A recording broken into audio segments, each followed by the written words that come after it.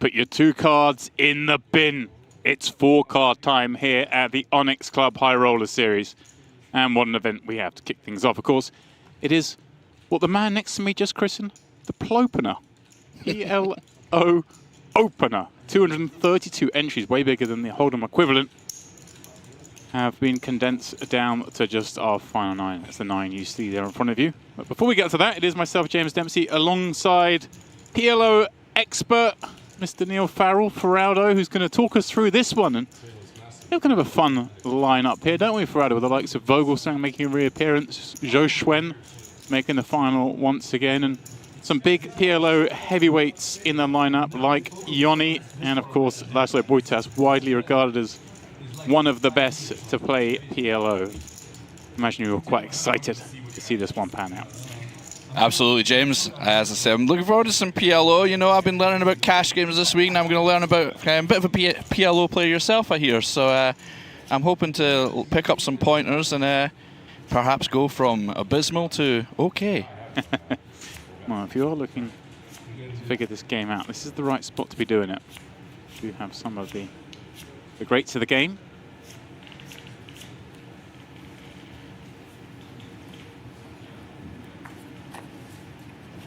Saw Mr. Vogelsang this morning, walking out of the breakfast buffet, just his robe. I feel like if you and I did that, it would be a bit absurd, but if you're Vogelsang, you can just swan around and resort in your robe. Yeah, I actually got an official warning for doing that the last time I was here, so I'm required to make sure I'm fully clothed at all times on the property, so it's a 2-tier system, isn't it? Well, yeah, it is. There's VIPs and there's jockeys. You, my friend, are a jockey. Welcome on and all. Thank you. This one's going to be a fun one. Do they both fit on the table? Again, just on brand for everything we've seen so far at the Onyx. We've got a lot of chips in play. 52 big blind average to kick the final table off. Okay, only a few hands left at that level, but nonetheless, it's no, just olive oil and balsamic. Maybe a little bit salt. It's impressive. I mean, it's a game that kind of gets the rap of being a gambly game and thus bigger pots, perhaps bigger stacks. But I think when you get down into the intricacies of the tournament format, best of shadow stacks, you find there's a lot more going on than just the, well, I had a flush draw and a straight draw, I'm all in. You say that like it's a bad thing, though, James. You know, I'm quite up to see some massive pots and some big action.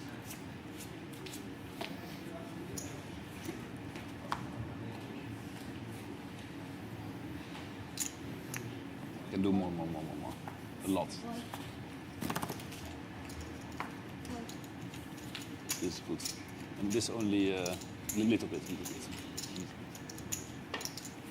What's going on here? What we got? Is that the oil, the vinegar, the salad? How does Vogelsang have it? Thank you. Thank you so much. Very polite. It's a nice man.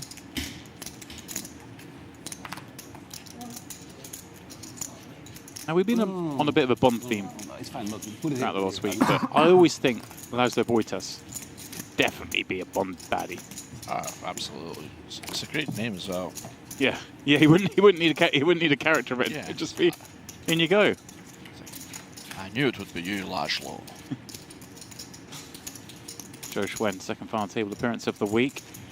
King 9-7, couple of clubs means its way toward Vogelsang.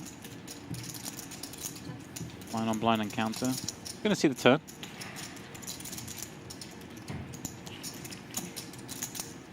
That's easy. Yeah, that kind of makes it simple, right?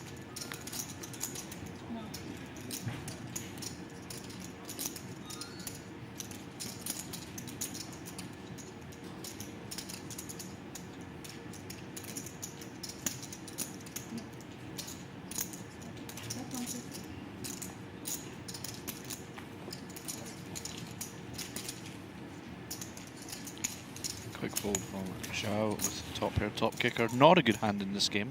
No. Certainly not. I mean, situations where it is, sure. Not one of them. So then, Fran, I realised something kind of not past me there as we intro this final table, saw the players involved. One thing we have not yet discussed is what they're playing for. And it's not just our love and adulation, appreciation of this phenomenal format of poker. No, my friend, I'm playing for some real money. Well, currently everyone guaranteed $48,800 for it. And when you tell everyone what's up top. First place in this PLO Opener, the PLO Opener. The PLO Opener. Okay. 450,000 American dollars. Oh, baby. 450K, 45 buy-ins. Sizable. Big chunk. I mean, I can't imagine how many PLO tournaments get this heavy a prize pool up top, particularly up top. You know, sure there can't be more than 10 a year, maybe, right. Something that with this amount up top. Yeah, a couple of the World Series, handful of some Tritons, and that'll be about it. Yeah.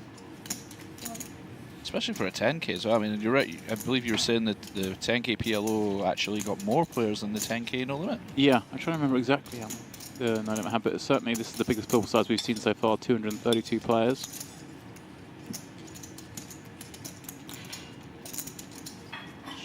The great game is getting greater. Now, I know you will say you're not the PLO specialist, but I think even you know those two aces, they kind of work nicely. Yeah, I know those two cards are good, so I know enough to know that Laszlo's hand was a little steely steel. So just, you know, I know there's a lot of calling goes on here with equities usually running so close, but you could see there Laszlo's hand only had 19% equity, which I think is just about drawing dead in PLO, right? Yeah, it doesn't get much worse. And interesting, actually, in PLO, again, you know, people were more perhaps aware of it. It's a cash game format, and I think even those players sitting down kind of the cash games are a little bit more safe fun. You get to play a lot more hands, get to get involved. But once you start playing tournaments and you start playing shallow, the hands that are good do change somewhat. So you saw the open there with the two jacks. Now that was it, Jack 10-3, I think, or something garbage like that. Not a hand you'd play in a cash game, but in a tournament you're going to play a lot more heads-up pots. Therefore, those big pairs just hold a lot more value than they typically would. Especially in a game like this where we're playing nine-handed. I mean, you don't often play nine-handed PLO. Yeah, that makes a lot of sense. It's quite similar to No Limit in that fact that you see the value of like the King 10 off hands go up and the 5-4 suited goes down in value when you get to the final. So I guess this is like the PLO adjustment version. Yeah. Which makes a lot of sense. You know, as I say, I wouldn't profess to be a PLO expert, but I do know my poker. You know your cards. A lot of poker concepts apply universally. They really do. The Souza raising up over the limp. No. Is he? Yeah, he is.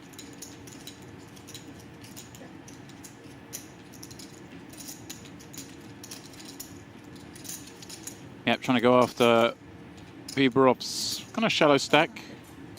Again, we sort of mentioned to say shallow, 30 blinds, but there's pressure to be put on these 30 big blind stacks because by my count there are 4 of them.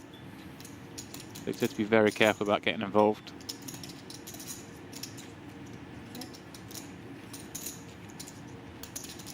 It's not out there with the 100K bet.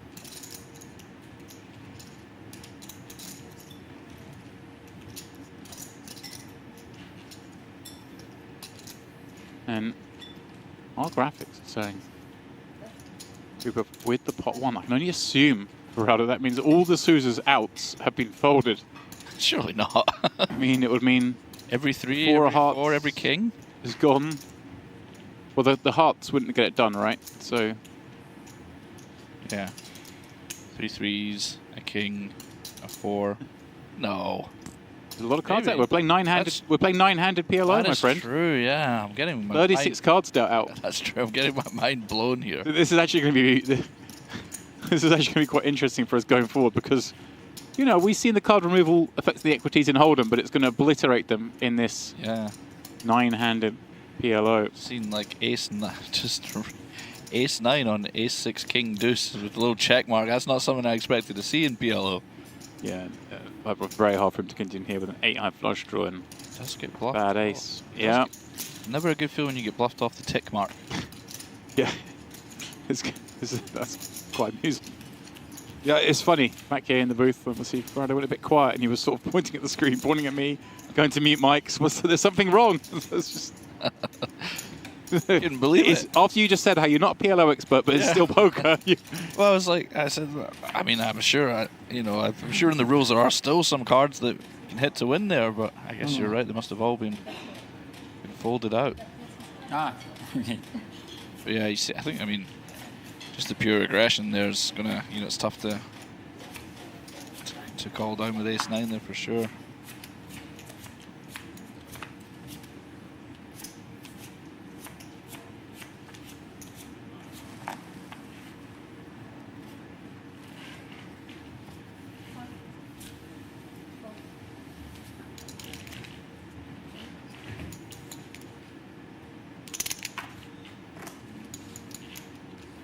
Laszlo double suited, queen high rundown.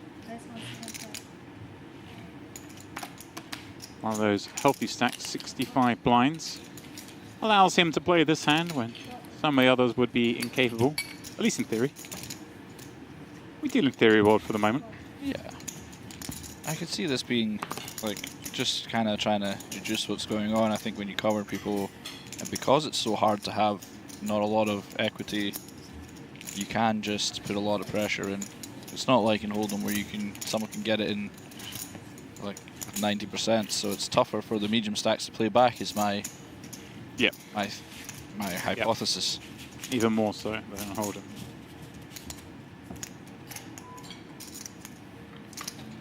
Perhaps makes playing aggressively in the earlier stages of the tournament even more important, so you can come in with a nice stack. You do see that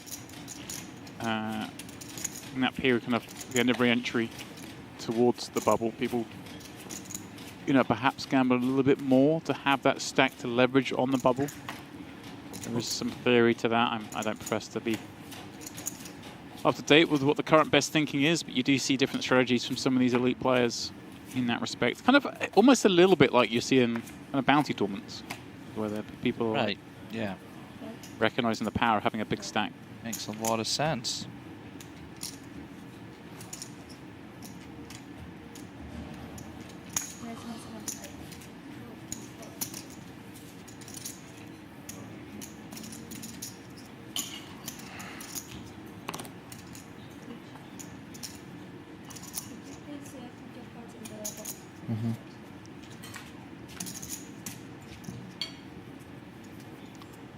Big hand for Bizanian? Bizanian,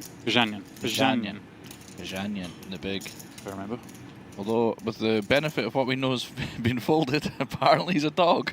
This is great. Oh, wow. Okay, guys, throw the equities out the window. Don't worry about them. It's cooling. Oh, wow, so it's playing it. Oh. There you go. Laszlo finds it. 449. You'll see that sometimes with especially like the offsuit aces, out of position, 3-betting, somewhat telegraphing his hand from the big blind against a player like Laszlo, who's going to be able to just exploit, to keep the bot small. So, I mean, so often you 3-bet ace, queen 8 without a suit, you never get that warm feeling. Right. Makes a lot of sense. Oh. Take you out of position. And against one of the main stacks that can hurt him. Yeah. Just a player who is so capable. Jack of spades completes the front door flush. So see now, I think Bizanian just with no real need to bluff this one. I was going to ask. I'm guessing on this run out that we're not going to have to go as strong as bluffing aces here. We'll maybe just bluff when we have the ace of spades, but nothing to actually show down. Yeah. On this particular run out, anyway. Yeah, I think that's fair. This is 4. And he'll be surprised to lose. He goes check, check for a second time.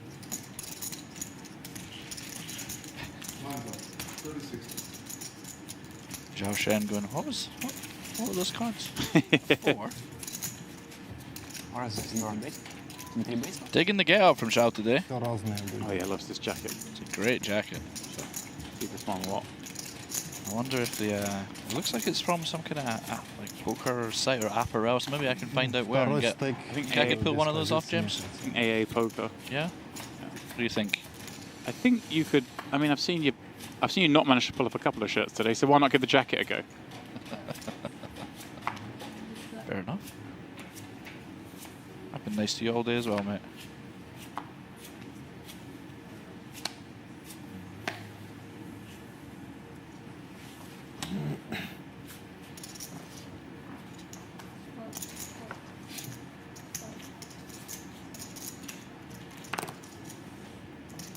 But you're going to have another dig at my shirt that I'm wearing now because you did yesterday and I wore the same shirt. I should point out for those listening, overshirt, changed to t-shirt underneath. Just, you know, I quite like this shirt. Both you and Worbs started throwing shade my direction. It's, you say it's an overshirt, but I think it would be best worn as an undershirt. Troyand, aces on the button. One of those sub 30 stacks. In fact, with the blinds having now just gone up to 30-60, is 30 blinds.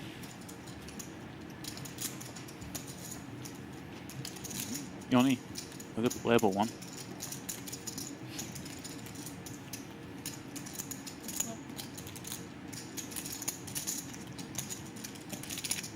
See, not in great shape.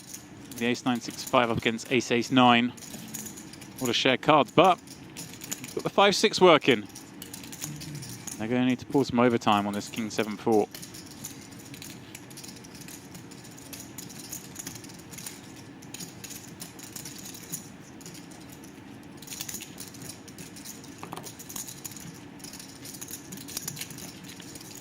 So James, are the 7 and the 4 bad enough for the Razor that we see a lot of checking? I guess he has checked back. Do we see a lot of checking here, or?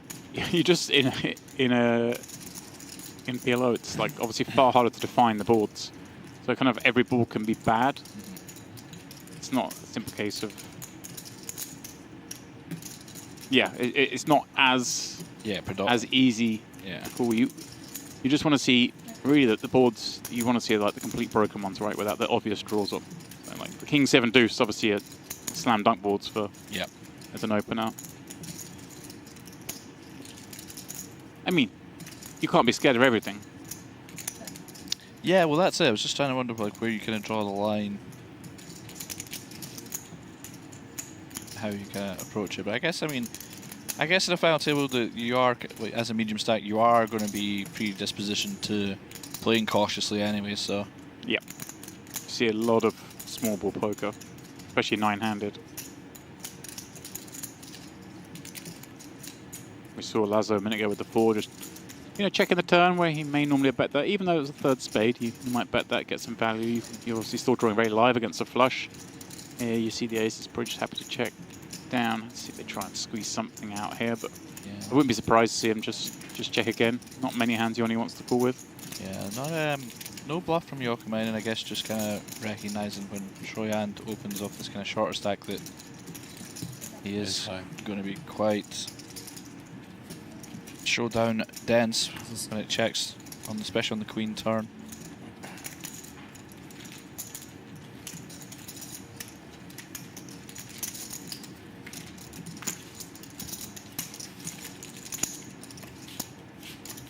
Yeah, rules, please. Thank you.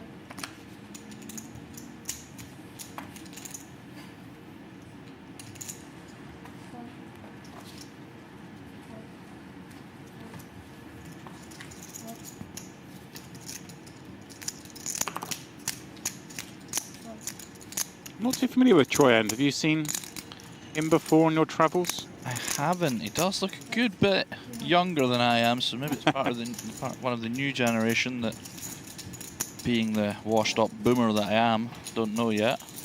I'll give you the boomer tag. What does that make me? My greatest generation? Just a very old man.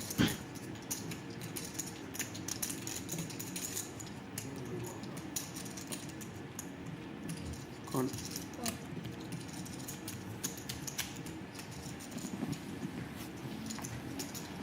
Oh, Bajanian. It's 8-7-3. Garbage looking hand, but that's the chip lead. Opening to those behind, and HN, the ace king 6-3, deciding his best course of action is in the form of a call. Again, if we were shallower, we might see some, shallower with less ICM pressure, we might see some straight up aggression. Does flop top and bottom. Shannon in pretty bad shape here.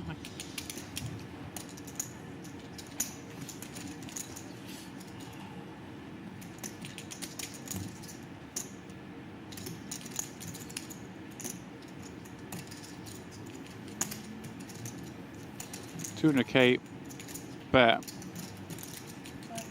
What? He's just going to go for it. I was kind of curious which way he'd go with this one for Radar. Obviously, there were, you just run the equity here. He's off that shallower stack. Bajanian is going to be, you don't know what the bad cards are, should we say. For Bajanian, he's going to be betting this really high frequency. Yeah. And we can just basically jam for pot.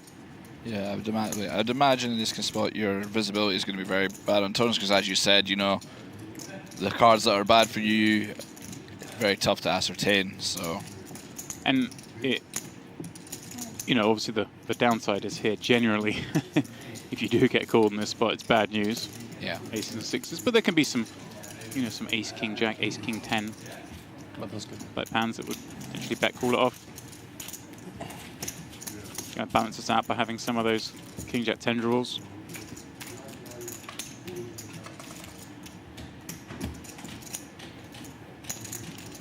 As you said the first day we were here, sometimes you just got to touch your toes.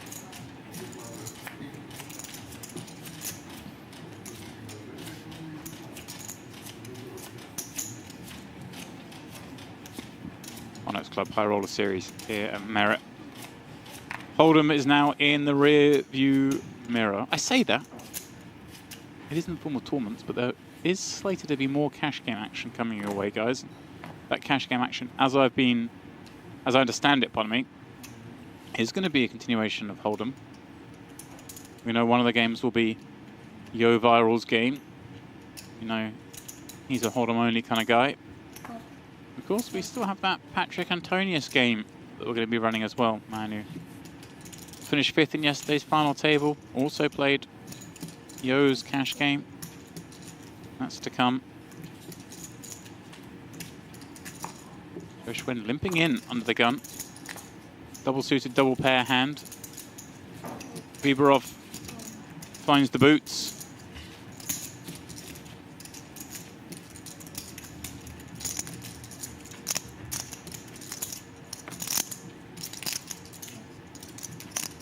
Schwen is going to call. So set hunting. Obviously, again, these are the kind of hands that the double suited, double pair, just 10 high kind of hands that actually play okay when you're playing kind of heads up because the flush draws have much more chance of being live. Not a hand that you particularly get too thrilled about if you're playing in a multi-way pot because it's very hard to make the nuts.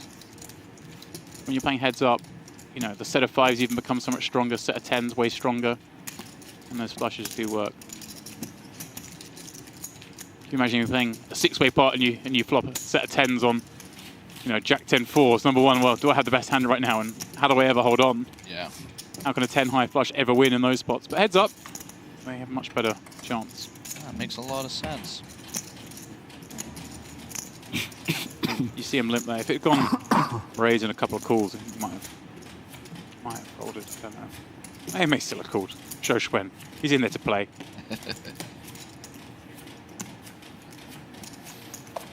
Perhaps the most interesting thing to note is that you do see a lot more of the limping strategy. So we saw him up front. Yeah, well, I was just thinking that, especially from under gun, you know, it's, you know, if you've got your 4 cards and you've got another 32 cards to get through behind, it's, I was just wondering if there are any hands that would be strong enough to raise. Yeah, I mean, Or he's if it's got... just all limps, I'm not sure. I guess Yeah. we'll find out, because this looks like a good... Yeah, and we do see the limp. Yeah. And that would make sense from a strategic point. But you see, James, you know, you give me a couple of minutes, I can work out the strategy.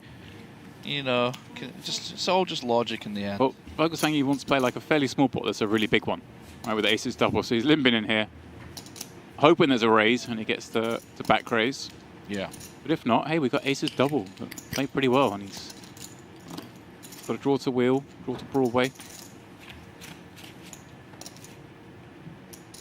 Okay. And that's not a bad flop. Yeah, I was going to say, and Shao might be in a bit of trouble here. Yeah, this is the other benefit, of course, whenever you play the double suited aces. Obviously, when you get flush draws, they are the nuts. Someone else has a flush draw. Checks back. Sneaks. Yes. Oh my word. Okay. Wow. Zhou Xuan gets there. Broadway on the turn.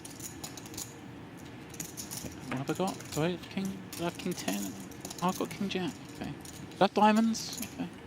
He must be over the moon. He has the nuts and a redraw to the second nut flush draw, giving him 42%. I'm going to stop bringing that up. But it just shows, like, you know. What I mean, he's not even, is he ahead? He's not far ahead if he's ahead, right? I mean, the funny thing is, obviously, any board change and Vogelsang takes the lead, right? Yeah. That's the strength of his hand. Exactly. So I don't see him doing anything but calling here. You want your opponent to be blasting away with king high flush draws, which are prime bluffing candidates with a king or jack needed to make the nuts.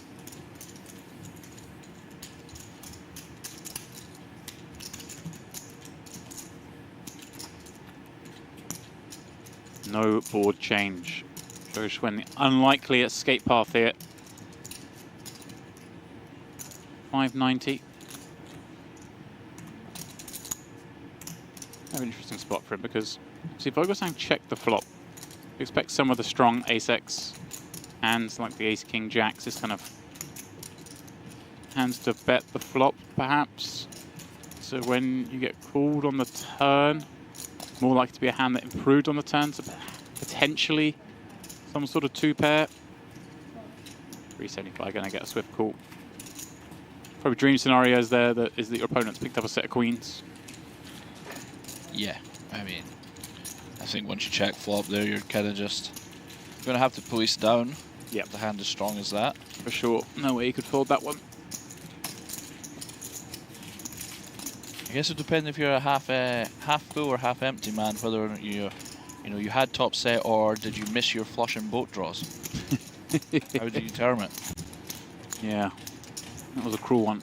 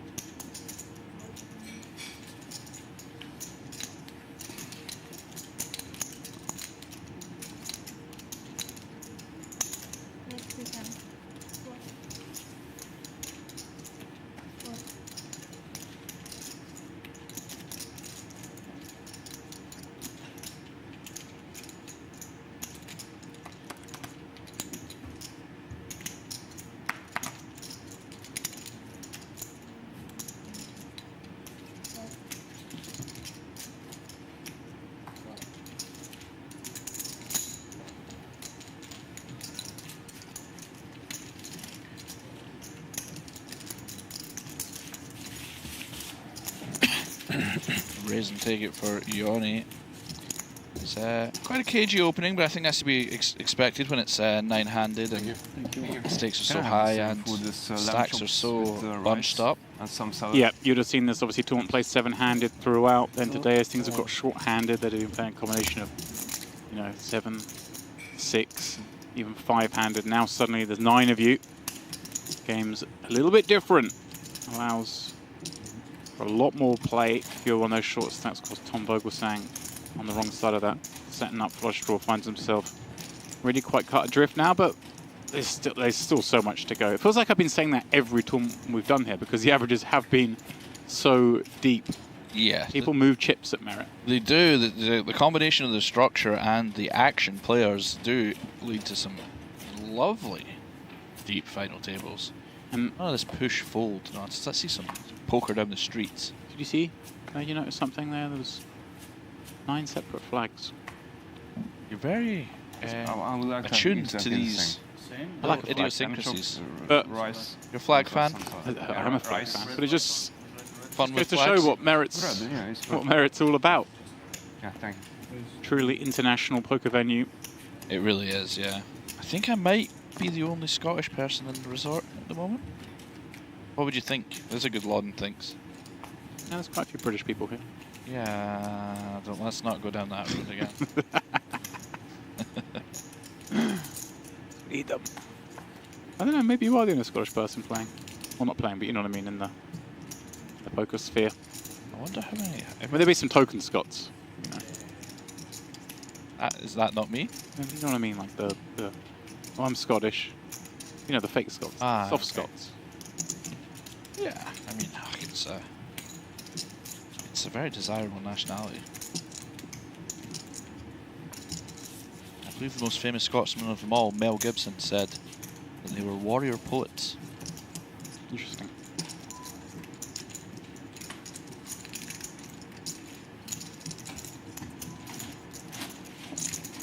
Yes, 9 different nationalities at the final table. Can't be too common an occurrence. No.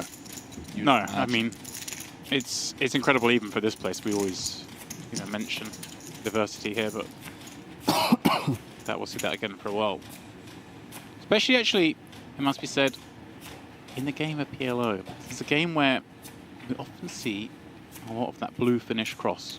I was going to say, I know the Scandies and the Irish are big on PLO in particular. Yeah. I know there's a lot of 6-card PLO played in Scotland, so maybe in 10 years' time we might see a resurgence of the Scots in the PLO. But you're right, I think it is a kind of geographical game almost. There's a lot more. The Finns are just way above their weight in the game. It's incredible. But certainly when it comes to these high stakes tournaments. Sure, yeah, makes a lot of sense.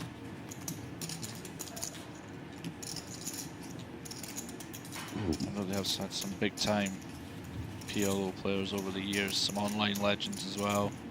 Larry Sahamis, all these kind of guys. Joni Jokamainen, who's at the table with us today. Well, you've got the likes of Samuli Sipala, a PLO tournament specialist, crusher. Joni, Eels Parsonen. you got Ellis He's Parsonen, finished as well, yeah. obviously very accomplished himself, and then of course the likes of Patrik Antonius, we've seen. Of course. Starpen. Likinen also. Yes, yeah. I actually know a lot of Finnish PLO players Yeah. randomly. This is good. I'd have to say the biggest PLO legend in Scotland would have to be Ludovic Geilich. There we go. Shout out to Ludo if he's out there watching. I'm sure he will be for the PLO. Never Might misses just be, PLO. yeah. Enjoy his PLO.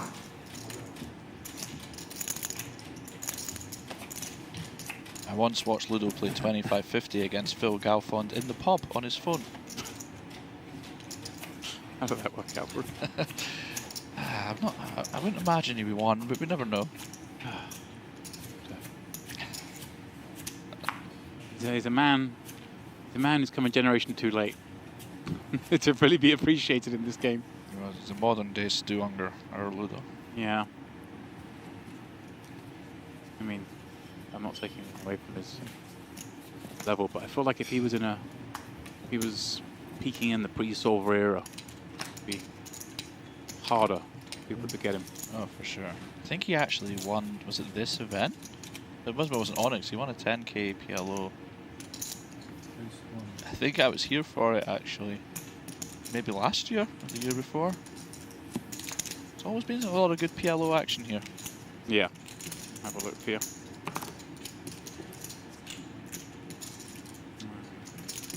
Actually did win last summer here a 1k mystery bounty. Yeah. Not sure if that was. Oh no, sorry. Where am I going? Get the wrong thing. Go. Alright, let's find something here. I mean, he's got a lot of first places, isn't he?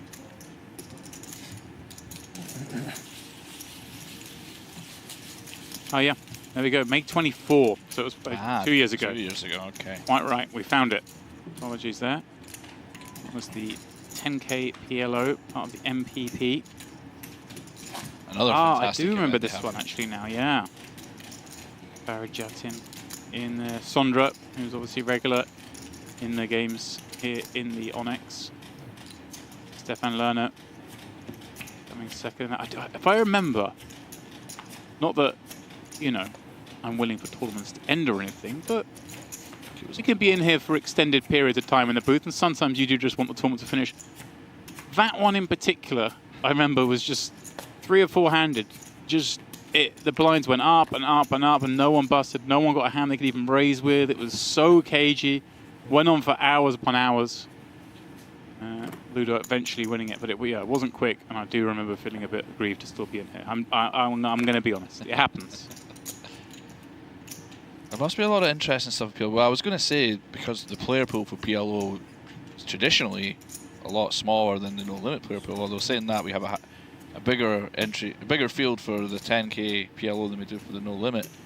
But it must be a game where you build up a lot of history with the regulars quite quickly, so you could see some really kind of wild attempts at exploiting each other, and you know, a lot of history coming into the decisions and stuff, which I think could make it really interesting to watch. Zhou Xuan raising up this ace queen 10-5, suited to the queen. You know, not what one would call a premium, but taking advantage perhaps of the stacks behind him. Of course, the stack in the big blind, Virginian, is the one that does cover him as the chip leader. But the ace queen 10-5, not the hardest hand to play post flop, so kind of know what the good cards are going to be. Yeah, doesn't look like these ones, James. No, it really doesn't. That's a nice looking card for Virginian to see, of course. Bets here. Certainly would expect it. If it doesn't really get to have too many fours. Although again, not like Hold'em when we can basically rule out fours bar the ace-4 suit combos, which you often can. There are many ways you can have a 4. Bet and take. Yeah, I get what you're saying. I was looking at Shao's hand thing. He's got ace queen 10-5. That could be ace queen 10-4. Yeah. Yeah, I certainly understand where you're coming from.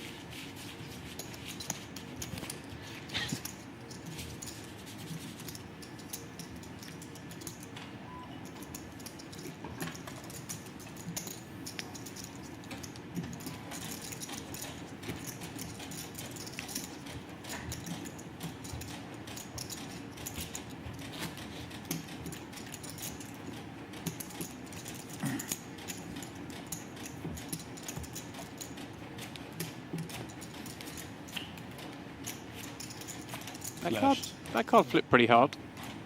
Yes. I would want to turn that over.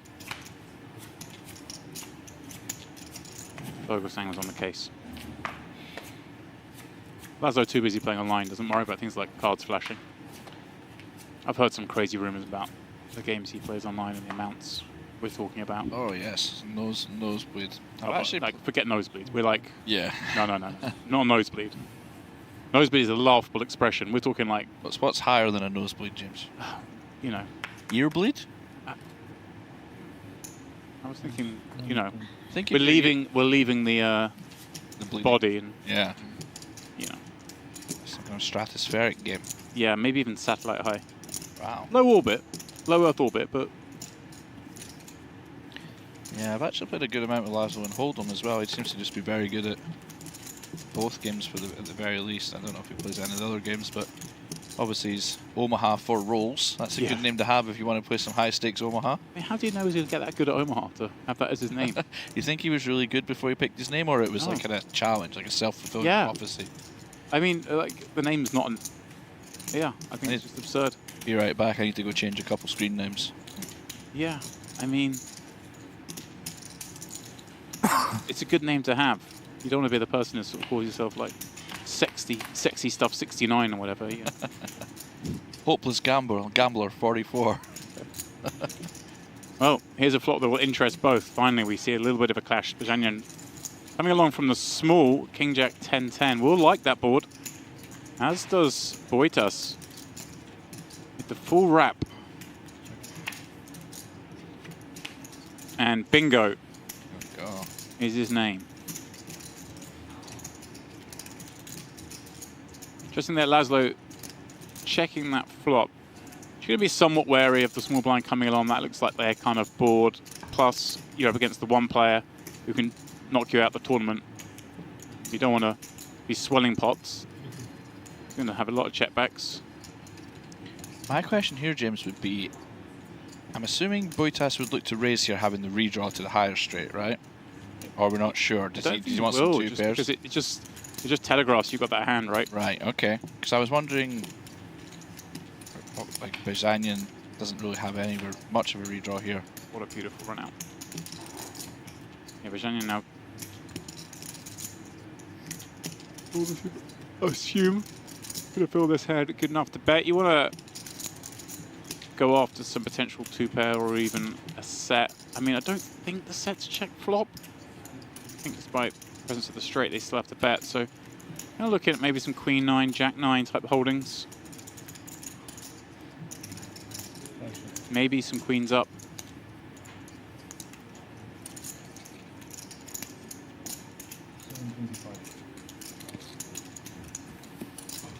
$7.25. He arrived at pawn number. Dreamy spot for Laszlo. This is going to be horrible for Bajanian when the raise comes in. They both have the nuts, James. Yeah. This is not going to be a horrible spot when the nuts comes in. Pardon me, I'm out of it. Pardon me. This is why I got brought in to be the PLO expert, James, to make sure that this runs smoothly. I'll tell you why I was somewhat distracted there. Because I was just delving into the archives and just checking. I said this was bigger than the 10K limit hold'em. I wanted to get the number. I can confirm it was 207 entries in the hold'em, 232 in the PLO. Wow, it's like over 10% increase. Yeah. 25 extra players or extra entries. Pretty incredible that the PLO is getting more.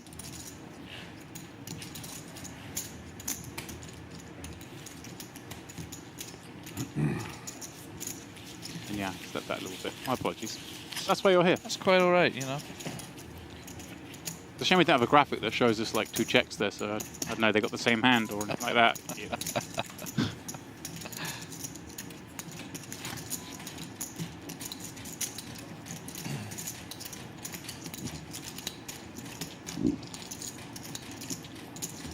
I was just wondering if perhaps there would be some kind of turn raise with maybe like if you had King, and then some, I don't know, maybe final tables has to be a little bit less Wild West than that. I'm not sure. I am just speculating as we go. Yeah, I mean, in my mind, I wouldn't be able to construct a bluff raising rage if I was Laszlo on the turn there against the guy covers, but I'm sure Laszlo knows there is one and what it would be. Yeah, perhaps just cross that bridge at the river and just play calls on turn. I'm not sure. I don't want to get too deep into the intricate strategy of a man who's been battling at the very highest stakes of this game for a long time now, you know? Yeah. I mean, there's one thing to be very good at a game for a while, but to be at the top for such a long time really just indicates your mastery of it. Make no mistake, though, if you were looking for the answer, he'd be the best person to call. Imagine so. when you hear PLO players talk about it, you hear his name banded around a lot. You hear the name of Ellis Parsons as well as one of those, particularly in this tournament format, being really well versed. As much as I don't play a lot of PLO, I still, I was still a poker fanboy. I still am, but even back in the day, we had like the Genes 89, Jens killing it. Used to watch all the back on the old Full Tilt days when they had the Rail Heaven with all the super high stakes PLO games. So you still remember the names of the heroes that fought in that Coliseum.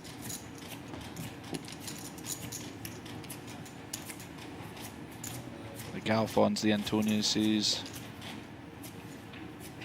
all of those gents.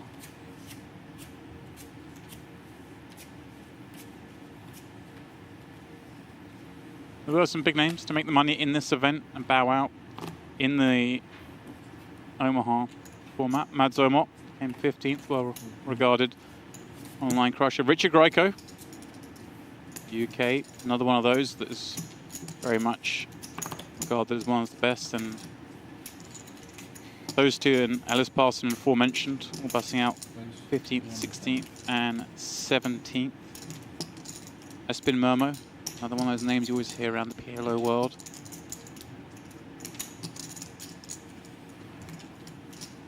A couple of heroes in here as well. Gilby Shkalukia, Gia, one of my favourites here at Merit. He made it to the money in. Another real pal, Ian Bradley. Wow. Made it in the money in this one as well. Loves his 4-card PLO. In fact, there are a lot of names in here who did cash, 35 players cash, that I'm not actually completely familiar with. Just going to show the breadth, depth of the squad here, gambling up in PLO. Perhaps we'll see some up-and-coming styles, or perhaps some live wires, and I know we love the live wires.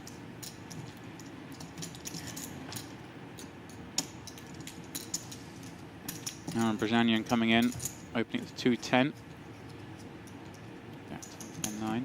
Wojtas checking in flow. Brezhanian is going to stab this board.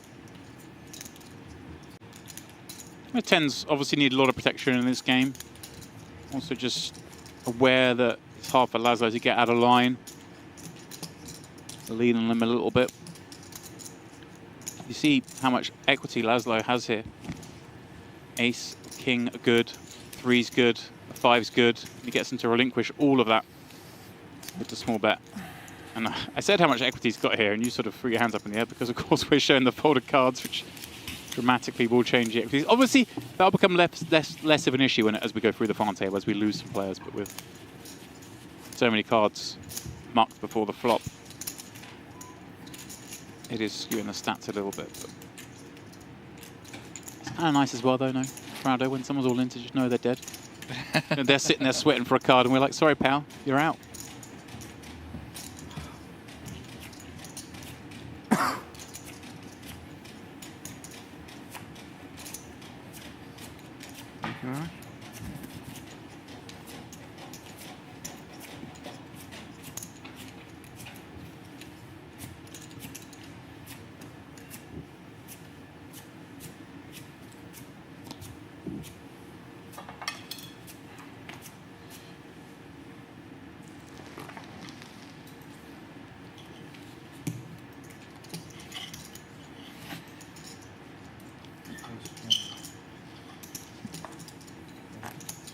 Viborov, King, Queen, Jack, 9. We like these kind of hands. I'd rather have some suit action in there, but beggars can't be choosers. He is what? Starting the hand with 1.9. Vogelsang shorter. Beishen around the same stack, and Troyand also around the same stack. So a little log jammy there. Got to be careful.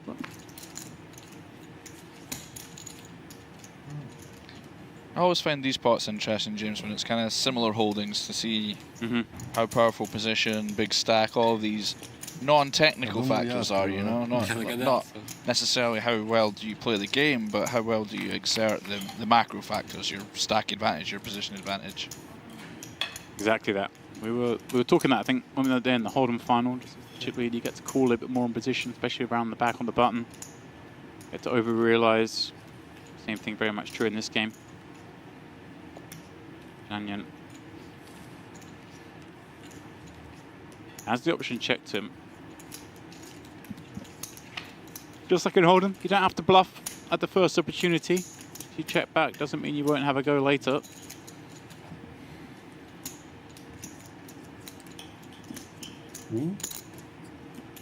Yeah, and I guess when you have a hand like King, Queen, 10, 8, you know, that's kind of what you want your opponent to have. I don't know how much blockers or single blockers are effective in PLO, but a little bit. Oh, Weberhoven does take it down, does manage to steal it away. Yeah, I kind of like that actually. Nice little stab, but hand that's just got no future equity. Maybe he can make some of the pocket pairs fold, and I'm sure would do. Still can have some ace himself, despite the fact he raised and checked. And certainly he can have, you know, the ace-5, he can have aces up there quite conceivably if he's got, you know, like an ace-king type hand with a wheel kicker. Yeah, for sure. And I guess, you know, you could just instantly get a hand like 9-9, 8-7 or something to fold, I guess. Just a little.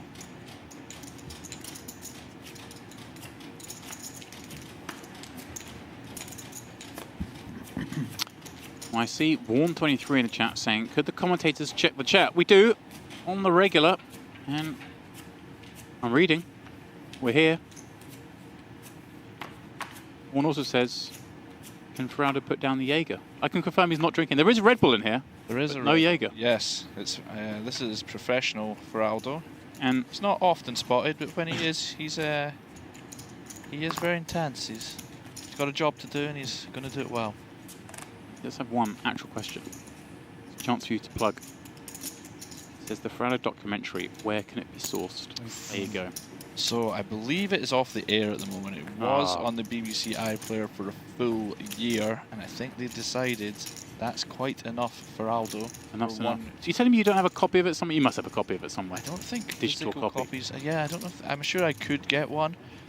Whether the BBC would put it back on in the future, I'm not sure. Enough of us requested. I was going to say if we bombard the BBC, I'm sure, you know, just demand that hour-long, heart-wrenching, fun, fast-paced, action-packed documentary, award-winning documentary, back on the air. I'm sure they would oblige. It's not like the BBC shows anything good anyway. So you're popping this one up from +3 to 200k. I'm actually surprised to see Joe Schwen just flat aces from the small, allows Vogelsang in the big, who 525. has made the most of this flop. Top 2. Leads 525. Now things get a little murky for Joe Schwen. I mean, we've got a gut shot, we've got aces, but what part of that's good? If he knew he was up against this hand, I'm sure he'd be very happy to continue, but he's got the call in his hand. He keeps going to put them over, but he just wants to take another second just to think things through. They do go in. Oh, pardon me, Vogelsang was all in. Sorry. Yes. I apologise for Adam. Doing a very bad job today. I'm going to have a word with myself. You want one of these Red Bulls? 8. What am I doing? James, you're the glue that holds this together, my friend. Don't worry. We'll get back on track here. Not a problem. I'm just happy to see that hand for the 525. Yeah, just hoping to be ahead, but we have a myriad of outs. That's one of them. Yeah. Vogel, Queen, 8 or 6 required. Well, he will be the first to depart this oversized final table. And that's what it will be, actually. Joe's been improving to the straight after turning the superior 2-pair.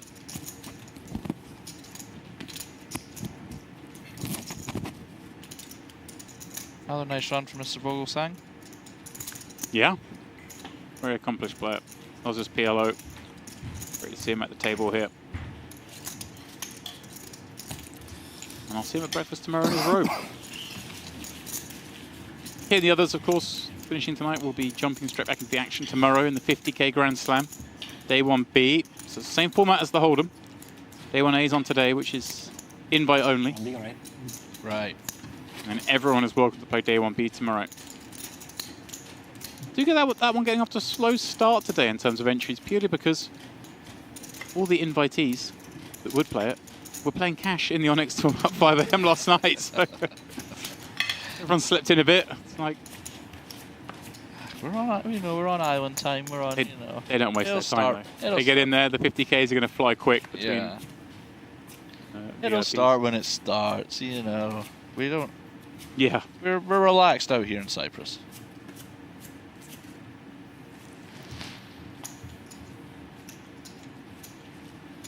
Souza going to kick that one away. Haven't seen much from him yet. More on him later.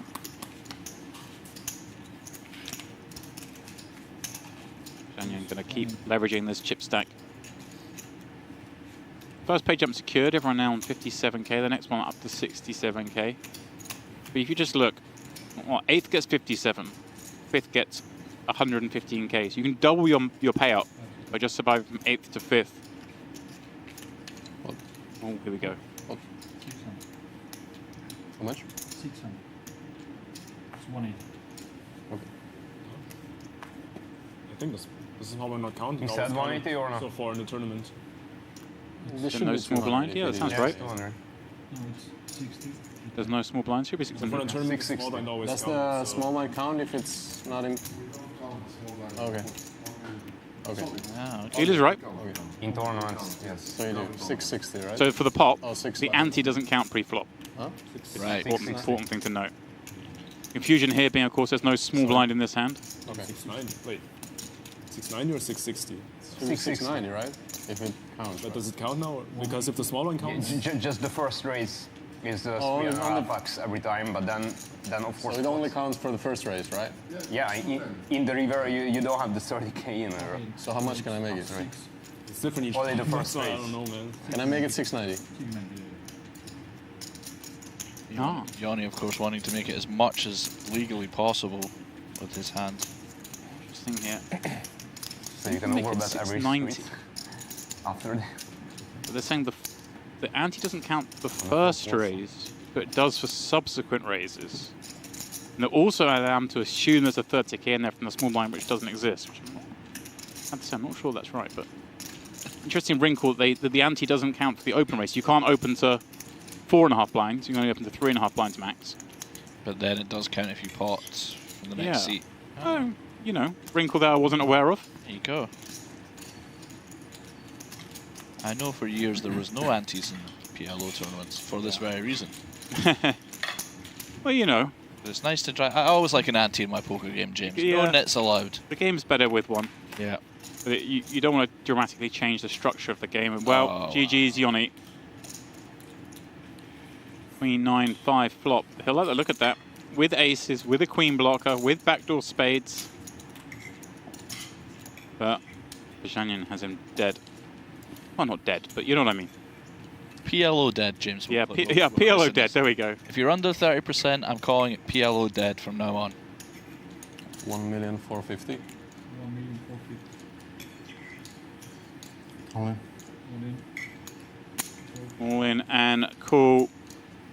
Only hoping to see some sort of pair and straight draw combo, but no. Both the queen and the 9 are residing in the hands of Bajanian.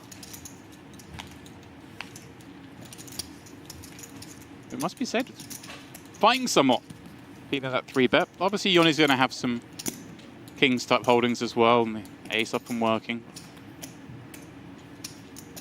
Yeah. Would have Give been us a surprised to space, see the please. hand fold the ace queen 9-4, but he's in the trenches.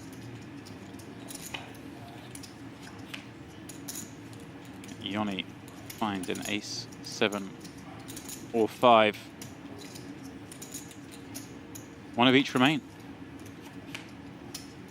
No, improvement to the full house. Good luck, guys. Back-to-back hands.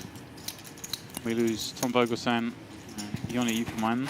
Pretty sure it's only for the first race, then of course it doesn't count. And that's how we did it before. I mean, you can't count it on the flop or turn. Only the first race. That's it. And Yanni will pick up 57K. Everyone now guarantees 67. It's interesting. So are they saying there's a dead small blind? I think they're saying you can still raise as if there was a small blind there, but only for the first person. But then the ante doesn't count unless you're the second person doing a re-raise.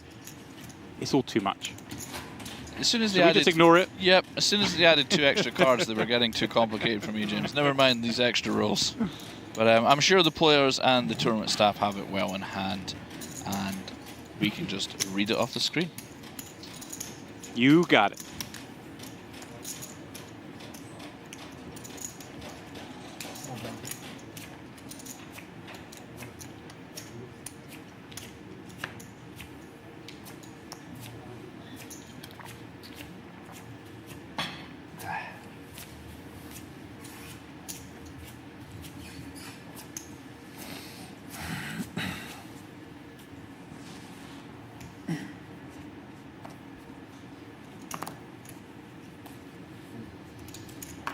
Bajanian now, he's been in most of the pots, as he should be with his stack size, and looks down at the aces. Yeah, he's cooking with gas now, James. Thank you. Feels like this would be a fun game to have a lot of chips in. Yes. It would put a lot of pressure on people. Especially in your lineup where people know what they're doing, as it were. Like, if you can trust them to, you know, make the folds they're supposed to make. And we've certainly got that lineup here. Everyone knows this game.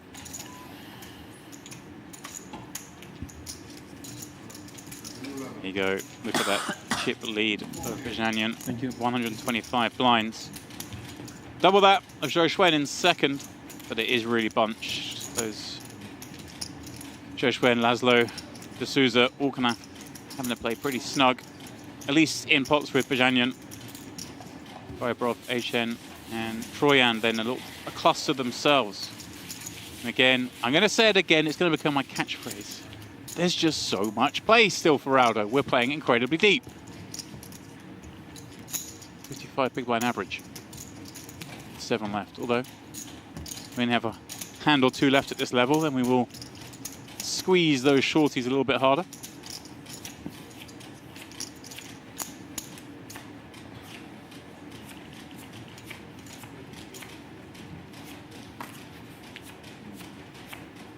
I don't know if you know this Warm 23, but he's very upset that there is no access to the Ferrado documentary anymore. It wasn't called the Ferrado documentary, must be said. It wasn't. No, it was called The 4 Rules of the Poker Kings. No, not what I would have called it, but not my, wasn't my call. I would have personally called it something that doesn't bring up a poker hand when you Google it, being kings.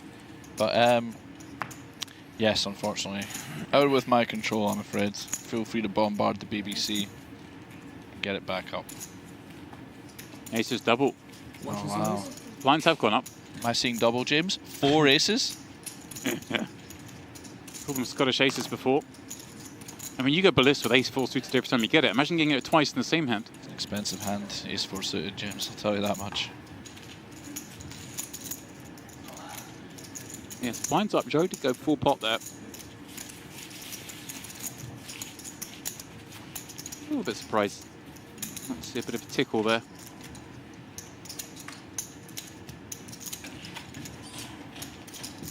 You know, whenever desperate to get it all in pre-flop on a final table, even with aces, just given the chip distribution. But that hand's a pretty good one, I like. Yeah. I'll raise it up. The kind of hands that are going to attack me, you know, like the ace-king type holdings, which are obviously in a bit of pain. That's a very pretty one, that one. 2 ace-4 suited, James. What more do you want?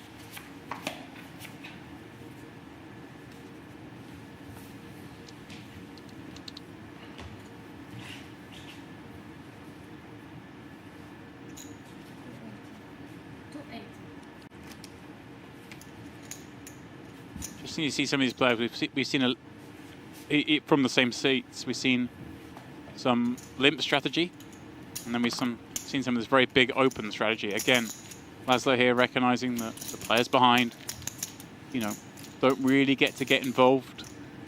Trust them pretty much not to be 3-betting liberally. So make it big. Try and get it heads up. Of course, the danger man is in the big blind, but we'll play our hand. Heads up, and another interesting ball between these two is Wojtas with the inside Broadway wrap. Yeah, this feels very actiony, this board.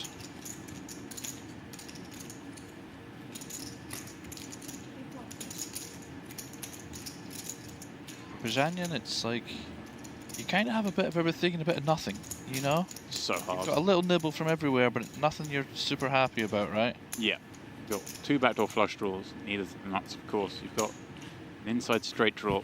Yeah, Not only, to the and it's the nuts. same gutter that, you know, it's not even double gutter, it's just the same gutter to make 2 different straights. Yeah. You know, it doesn't matter. And, Yeah. and it's not nutted. And then you've got second pair. Yeah. Looks a bit trappy to me, James. Yep. Just eyeballing it, of course. Does look a bit trappy.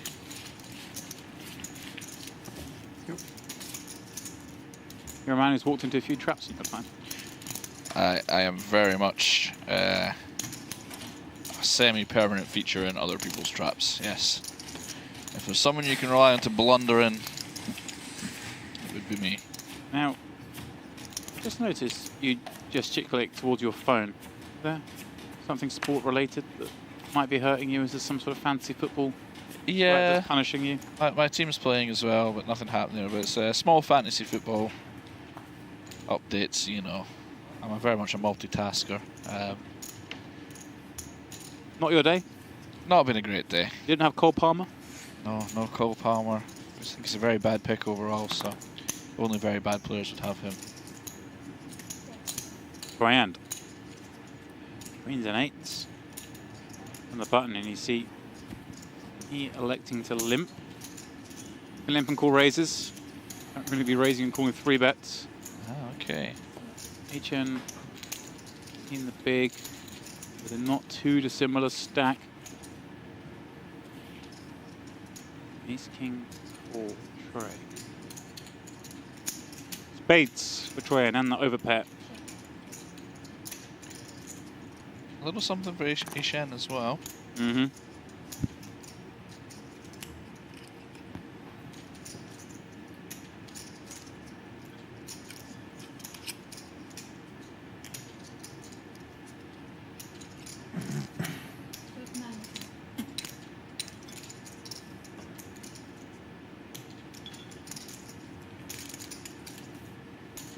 Things get a bit murky. Sitting in there. Got the second pair, you've got a gut shot. There's 2 spades on board. You don't have spades. Yeah, this to me feels like, you know, the spots where you're saying, you know, when people think of PLO, they think of, you know, big all-ins, big hands, wraps and stuff. But perhaps this is where the real skill edge comes, being able to navigate these kind of trickier spots, even in the smaller pots. Well, a small pot for now. Ooh, wow. The disguised set for Troyan. That's not a card you'd expect to have helped him.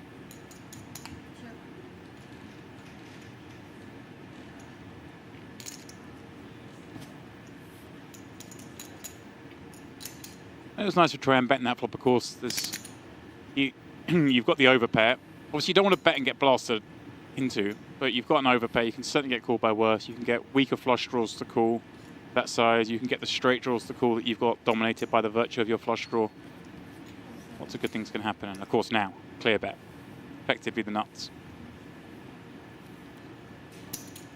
Yeah, very disguised turn set for Troyand, but unfortunately for him, Ashen's completely missed that turn. Does just fold.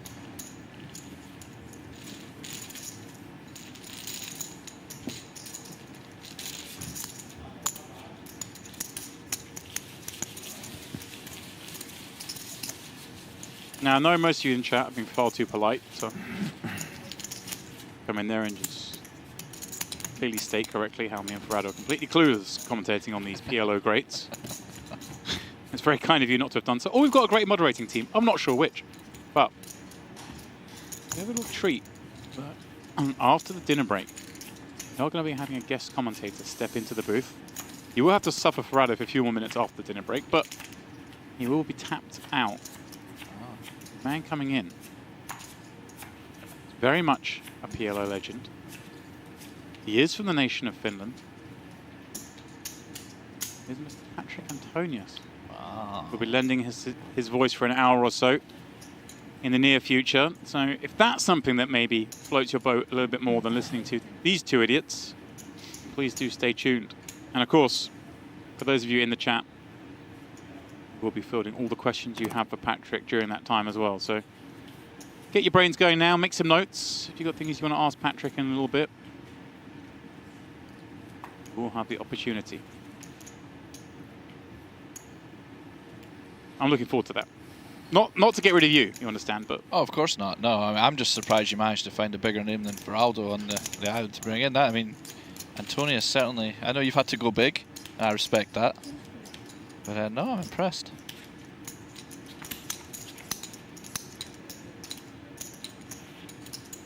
Sure.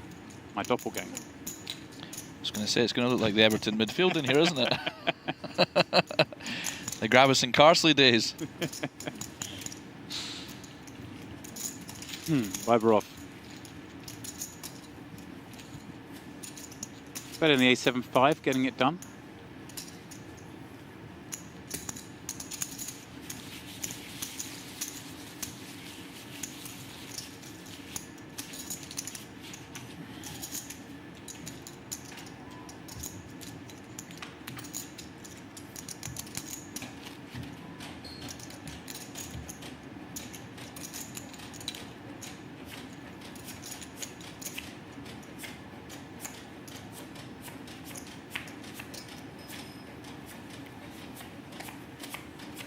Seven remain in the PLO Opener.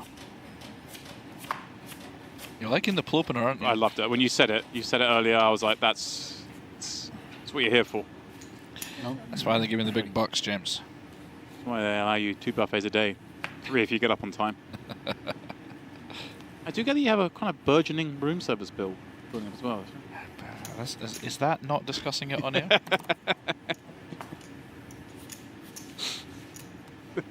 It's the first time I've seen you actually look perturbed in here. You know our bosses are watching this, right?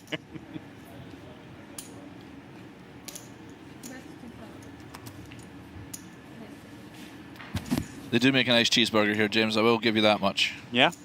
Very Recommended? nice. Oh, yes. Particularly if you know you've been commentating and you've missed the dinner buffet. Not that that's happened too often, but you know it's good to have a backup plan. Food is first class at Merit. Everything's first class at Merit. Really is. Very, very nice place. I'm always excited to come out here, whether it be to play or for the first time ever to commentate. The only thing there, we discussed this earlier, the only thing that needs changing is it either needs to build a golf course closer to the venue or a better road to the golf course. Snuck out earlier for 9 holes and it's just a bit of a trek. It's good 45 minutes away through a lot of traffic. I mean, I think we may be verging on first world problems just a little bit there. Yeah. I know we need to work on the aircon and the Rolls Royces that take you to the golf course. I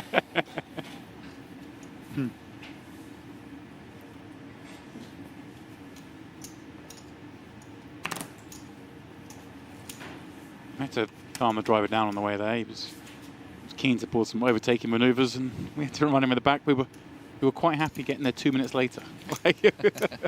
We just wanted to get there.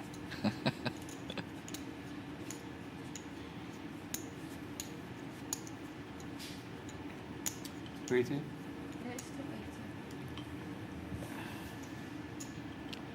Big hand for a Shan.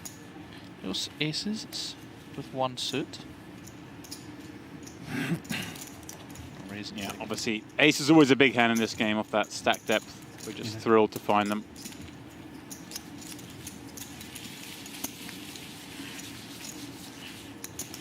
Gets himself back over 20 blinds with that takedown. Him and Troyand in that same boat. Viber off a little bit deeper. Tess, Joe, both over 40 blinds. D'Souza just south of 40. D'Souza, I mean, I don't think we've seen him put a chip in the pot yet. No, just been kind of dealt out for the first portion of today's final. Maybe he raised one hand, I think, and just... That's right, the blind versus blind. He made the nice, That was it. the nice 2-barrel bluff. That was it. I knew you'd remember it. These are the kind of things I do remember. It's, you know, family members' birthdays and anniversaries and stuff that I struggle with. Poker hands, not a problem. D'Souza, of course, huge result at the back end of last year, getting third that 25k WSOP Super Main in the Bahamas. Oh wow, that's a good one to get third in. Yeah. I mean, that's a...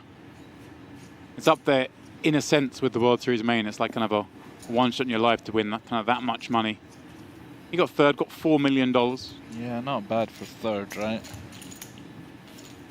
Not bad at all. Well, we were so close to getting the winner we really wanted there. Obviously, not taking anything away from Bernhard Binder. Got $10 million, but JNT, Mr. Main Event himself, Yes. getting second in that one over the grueling week-long series it is, or whatever. Yeah, a true legend of the game, Mr. JNT. One of the nicest guys you'll meet. I've played a good amount with Mr. JNT over the years, and you won't find anyone with a bad word to say about him. A very nice gentleman and a very good player. You know, we can be a bit guilty of stereotyping at times if you're a little bit older, a little, you know. But you know, you don't battle away in these super high rollers or an 8-day main event and come away with the results he has without having a bit about you. Yeah. You know, you can. I think sometimes, you know, you get this new wave of like super high rollers that the crushers come from online, and then you graduate up to start playing some super high rollers. And I think JNT just surprises them all when they come up, you know, and he gets a good. You know, it's always a kind of rite of passage. He always has that, just the sheer amount of pressure he puts on people. It's funny because I see him. You see the earlier stage of the tournaments, and you're like, okay, but when the pressure's at the highest, when ICM's at the highest, and he can just go, I don't care. Yeah. And I've just seen him terrorize elite pros. I think with that last 3 tables scenarios of the tournaments. Oh, it's a Rip through the field to build his stacks. It can be a scary prospect for sure. You're trying to keep the pot small, and JNT's just letting you know that's not going to be allowed. Yeah. My favorite actually thing of that moment was that week or that festival was there was a bit of a debate forming online about start times of tournaments and how players have to play so long. It was sort of kicked off, I think, by Jason Kuhn and a few of the other, you know, young, super fit, high roller crushers were sort of saying, yeah, it's a bit much. And then they sort of went, well, I think JNT's 79. Just play after, and he played the whole Triton Festival before that. Then he played that. It was like 2 weeks into this rolling festival, and he's able to pull it off. So like 14, 12-hour days in a row. Yeah. No worries. Jason was like, okay, I guess I should just shut up.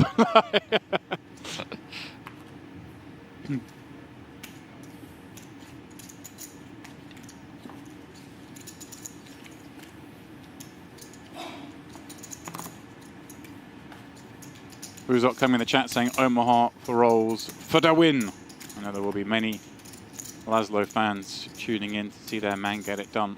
Yeah, he truly is a legend of the game, Laszlo. You get the online legends, you got, you know, Dwan and Galfond and Zygmunt and all these guys. I would argue that Omaha for rolls is up there. From that prestigious company for sure. The most famous of screen names, most dominant players.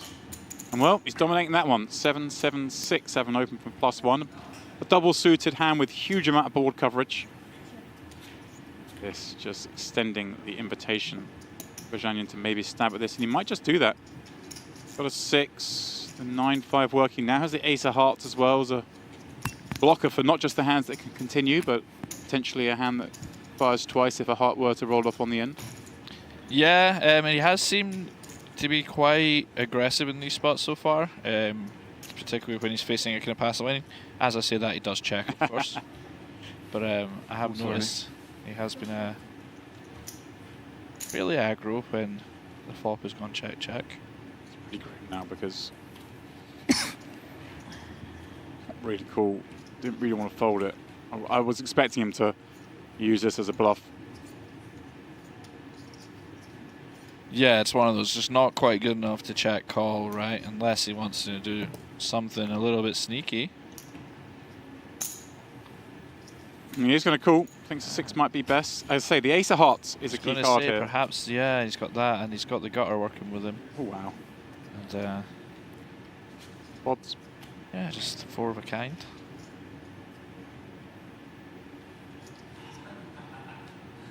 He does here because This has got to be a better card overall for Laszlo. I mean, obviously he's made quads in this time, but I would imagine range-wise, this will be better for Laszlo, right? I mean, it comes down to how many of the other pairs is Laszlo going to check back on the flop. I think the answer is quite a few, given you're up against the chip leader.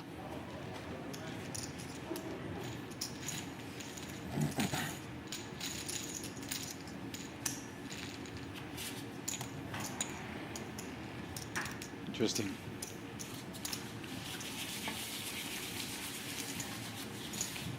I wonder if Laszlo would be surprised that Daniel checked all the 6 there with a gut shot with the bare ace of hearts. Yeah, he maybe had some devious intentions in mind on a heart. I'm sure that was going to be the play.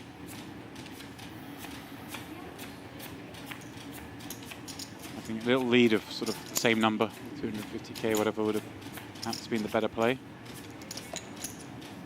Knock out some slightly better hands.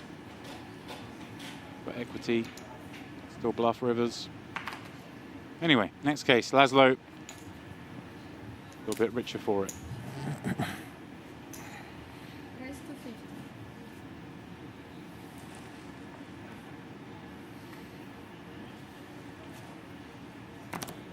Viborov's not been afraid to get involved in the action. Yeah. Opening a bit wider, and I don't think I hate it just with how a snug What? table kind of has been playing, but it does run into aces of Troyans.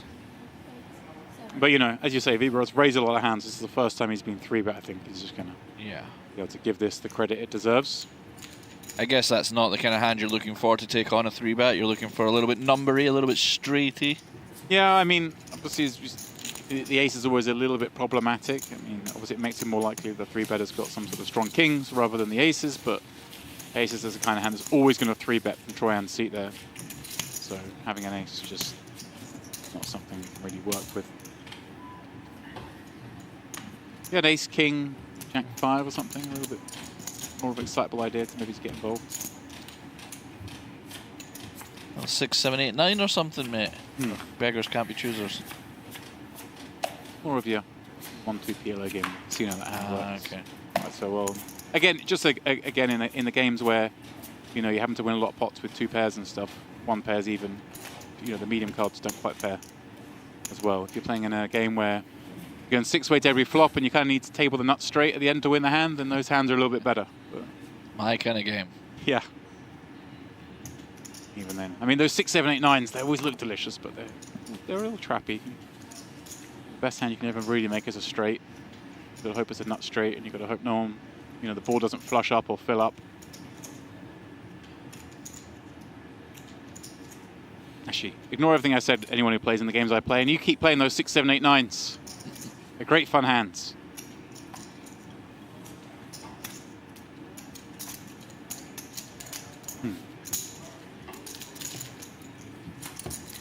Antonius keeping up the aggression here with his big stack.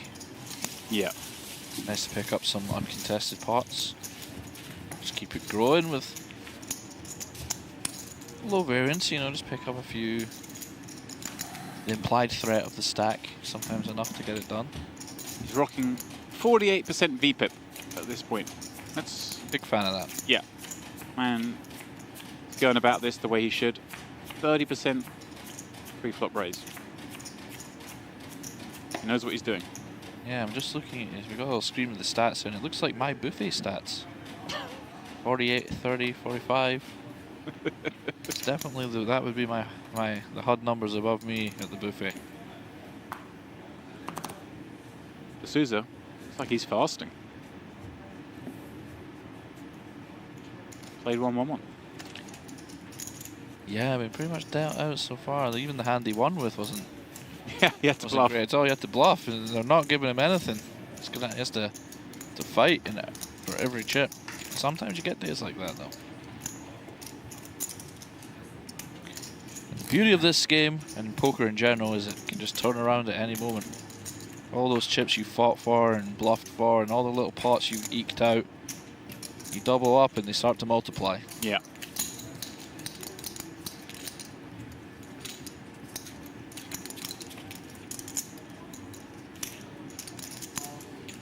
Ace, 8, deuce.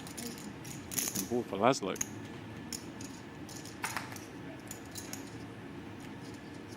think that's a quite baller way of betting the minimum.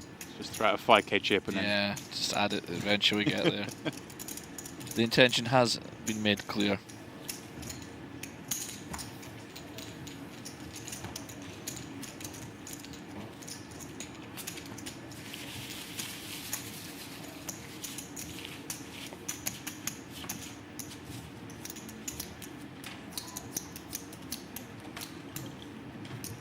If you are just tuning in, this is the PLO Opener, otherwise known as the Plopener Final Table. We began with 9, we are now down to 7. Tom Vogelsang was the first man out, and then Joni Jukumainen followed him in 8th. Reigning 7 all guaranteed 67k in this $10,000 buy-in event with the first prize. Well, that will be good for $450,000. Of course, one of those beautiful little Onyx trophies. Yeah, I do like the look of the trophies, James. I may, you know, have to hit the books a little bit. Maybe when they run I believe there's a summer version of this. There is. Oh, perhaps I can, maybe not enough time to learn PLO to this level, but I think I could maybe get up in speed and hold them enough to have a little dabble, perhaps. Get your toes in there. Yeah, I've been 10k, maybe the 25k, and see how we get on. Yeah, you know, I've been watching this week. It's, you know, I'm getting the itch. Okay, yes.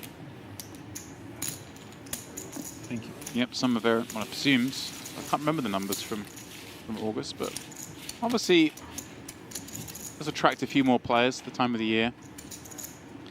Yeah, I mean, absolutely. You know, the weather in the summer here is great. For me, it's kind of the opposite, you know, because A, I'm not so great in the heat, but at the moment, you know, going from the Scottish summer's not too bad, right? I don't mind Right. it, but getting out of the Scottish winter to come here wasn't a difficult decision. Yeah. I hear you. Also, I imagine if we put you outside in the summer, we've got probably 3 minutes until medical attention is needed. Yes, I'm not built for the desert, or indeed the direct sunlight.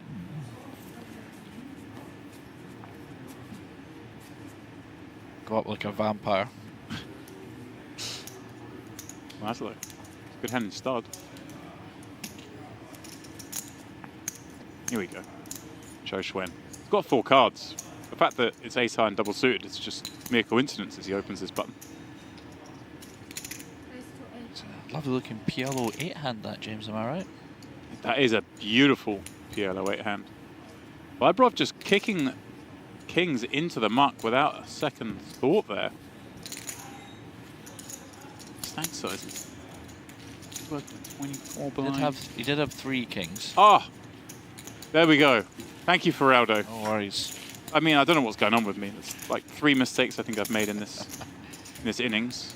Thankfully, we are going to be heading to a break shortly, and I may just put my head underneath the tap. A little cappuccino, mate, or maybe a little espresso. Maybe a coffee.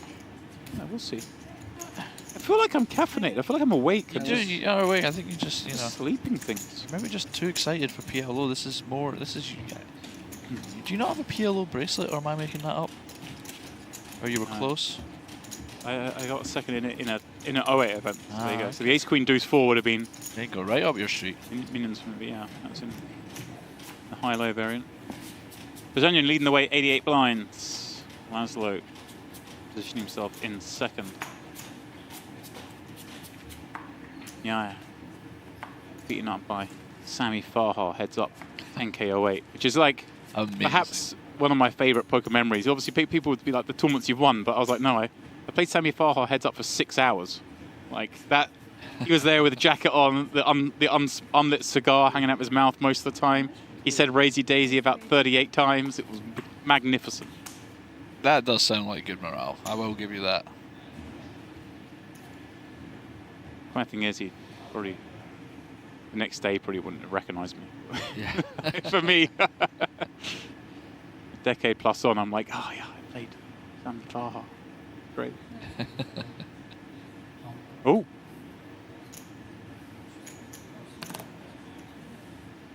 What's going on here? I thought I was opening a lot of cards, a lot of chips out. 960. He did. He's going after HN with Jack 10 9-6. Wow. He's just. This is a tough spot for Ashen, right? It really is. I mean, We've seen some 3-bets, but it's just always been aces so far. yeah, we've seen very few 3-bets, and they've all been aces. So you're sitting there with the kings, and there we go. Just, you know, is it the hand clasp we want to particularly be using? You know, we'd rather have an ace and block aces ourselves. But Joshua just recognizing the timing, the everything, he knows the way around the table. He says, this guy, this hand ain't having it. As we are aware, James, blockers are not real. And the flip of that as well is, well, the Jack 10, 9, 6, if we have to dance, okay, Let's dance. I'll take aces on. Yep. Zhao showing why he's one of my very favourite players I've watched this week. Himself and Jakubishvili, my 2 favourites so far. Jakubishvili, here's something for you. Obviously, we had 4 Oldham final tables we covered. He made the final of the first 3. The 4th event, the main event, he had a above average stack. He left early to go to dinner with his family. Okay, whatever, I'll blind out a bit of this 25k. He never bothered going back. So a nice dinner, went, you know what, I don't want to play poker for the rest of the day, and just blinded out the 25k. What a boss, man. Okay. Is there anything more merit than that? That is fantastic. Maybe a nice glass of wine. Family's here, the kids. I'll just play with them. Sit out. Yeah. Above average stack. Maybe A dinner break. perhaps a bit of him as well was like, I'll give some of the other players a chance to. Maybe they can make a final. So the only reason he didn't make the 4th final in my mind is the fact he didn't try. He just Oh, I'm going with that. Absolutely. he walked away. I mean, you did see me when I came in to broadcast the final. I was asking, where is he? What's happened? Are we sure? We were all a bit shooketh at his lack of appearance. As you see, the players here at the table getting up from their seats. We have reached what is going to be a dinner break.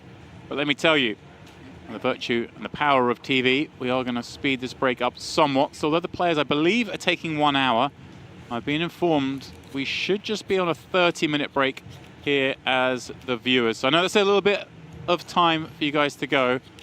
But please do just bear with us. Perhaps head off, get yourself some food, whatever it is, drink yourself. And when we come back, me and Ferrado will still be here, but only for a short while, because then we're going to tag Ferrado out and bring big old Paddy in. Patrik Antonius will be on the call. We'll see you in 30.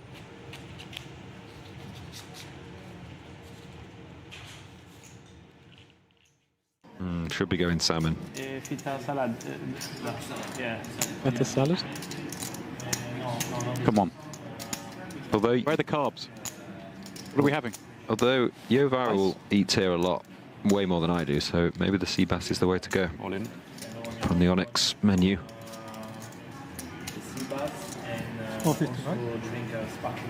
Sparkling water. Still need the carbs. Can't, Rest of the order, come on. can't have sparkling water. That's it.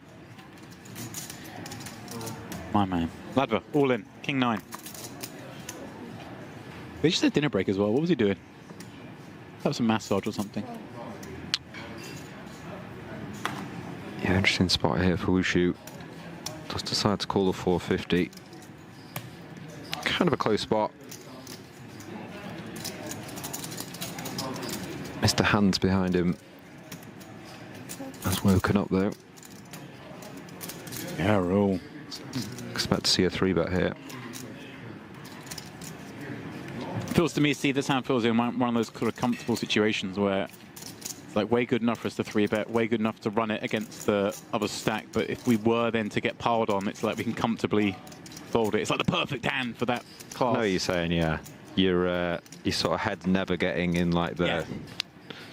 Whatever happens in the hand, I'm like, well, the hand played itself. Yeah. I won't lose sleep at night. I haven't been losing any sleep at night here, actually. I'm sleeping very well. Raise 1,150,000. The problem with what you're saying is, though, when you are playing live, and you play a lot live every single day, you have in your head, I'm going to 3-bet fold this, or I'm going to 4-bet fold this, and then you 4-bet or 3-bet, and someone does make the bet, and you're like, well, he might. He might just be... He might just go after you in a dead pot with 14 left in a tournament with 1 million plus up top, but no, I think you are right, yeah. If you do get any resistance there, you're pitching it on you. No. The nuts. Oh, that's pretty good. That's the nuts. And well, good news for Ladva, because not only is there dead money in there from Wushu, but the dominating King Jack has hit the mark. Yeah, that's huge morale. 29% to double now. It's a very good spot. Probable spin is on, but not on the 6-deuce-deuce board. A king R9 needed This is your hand. to convert that 120k up to 1.5. You're gonna win. 100k is the on-deck payout, and that's Right now. what's looking like heading the way of Ladver, and there is what he will have to settle with. But as we saw, when we picked up coverage, he had just 2 blinds left. So I'm sure Hands you well. just getting into the money will feel like a victory for him today. You get there on the river. Crazy. Down to 13. He had only 1 diamond. If he had 2 diamonds, Oh yeah. different story. Blinds up as well. 40, 80k. Okay, a little bit of a pinch. It wasn't expensive enough. People get a bit more reasonable. Just over 40 big blind average. I mean, this is an hour-long Slow last hand for you. level tournament. You do expect it to play deep, No, but still, because I thinking is Mera, I'm getting surprised every time. Maybe. Because I don't know. the sizing. Because you would have kings aces because you're so tight, you know. That's Yes, why, that's why yes, you think yes. like this. Yeah. Yeah. He's not that tight. Really? Wow. Then I must change my strategy.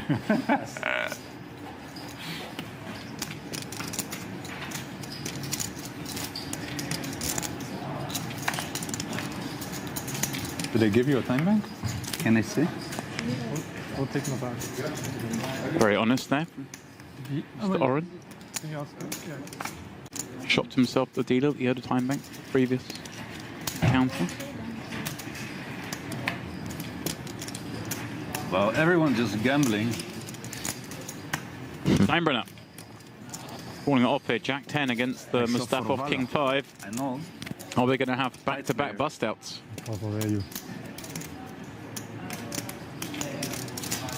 Non-significant pot for Mustafov. Covering stack, but that is a very pleasing looking flop, reducing his man to just 4 outs. Pretty decent. And the king high hold. 10 spades.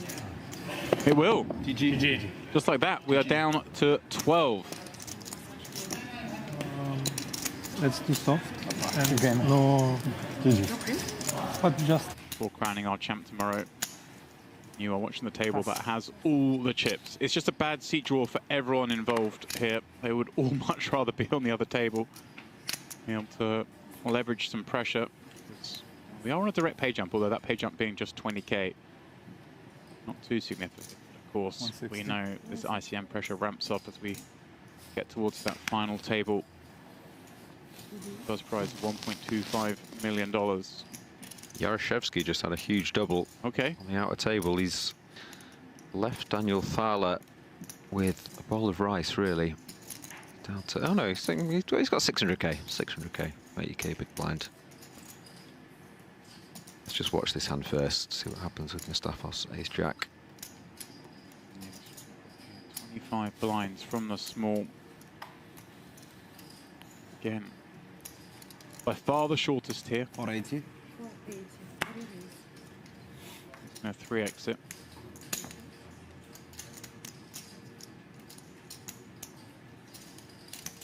How much you start with? About. I want to assume, Steve, behind. with the ace jack playing 5-handed, we're kind of just drawing the line here, right? 3-bet the ace jack, kind of have to go with it, or is there an avenue perhaps that we're doing this to fold? 25 bigs, right? Yeah.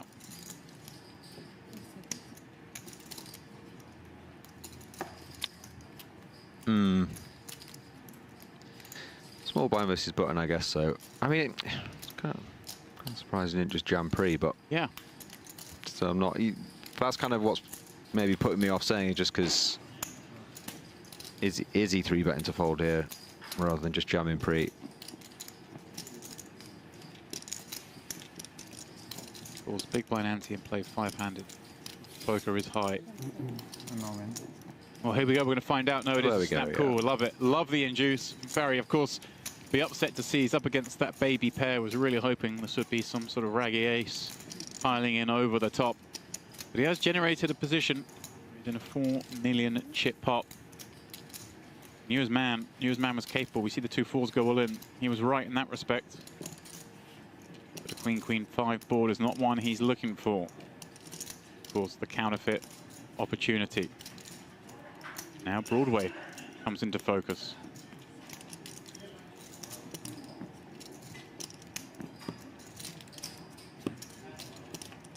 But no, for 9. It looks a rich card, but it is not.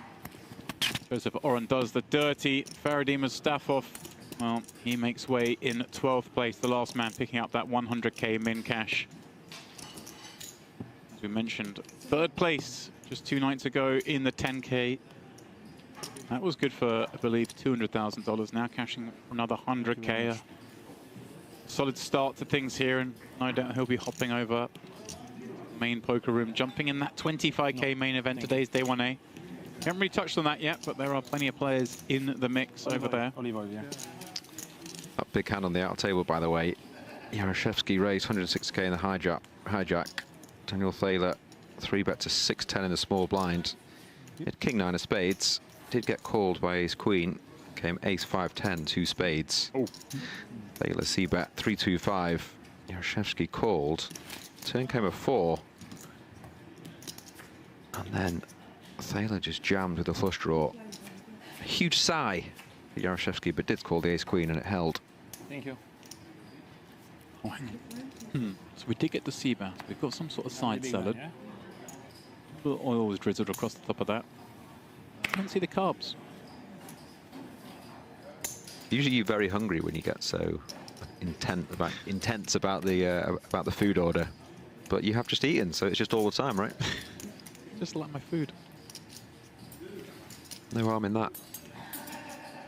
Like I was saying, 2 7s in the small up against the Murloc, a hijack open, a little frisky. Pass. The queen 9, but I suppose we're a dead button situation, aren't we? So that queen 9 suddenly becoming cut off. Huh? He's also realised it was finally time to zip his zip up. Yeah, I did allude to this and I was a bit upset. That's a strong play. Just let's play.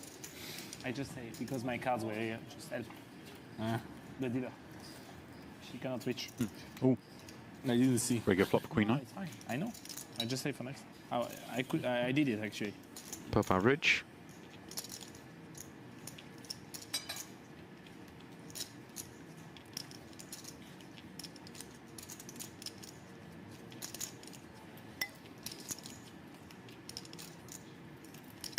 Expect to see him c-bet this one. He has all the queen jacks, king jacks, ace jack, all these Broadway hands that you would open from the hijack. A very hijack heavy board, James.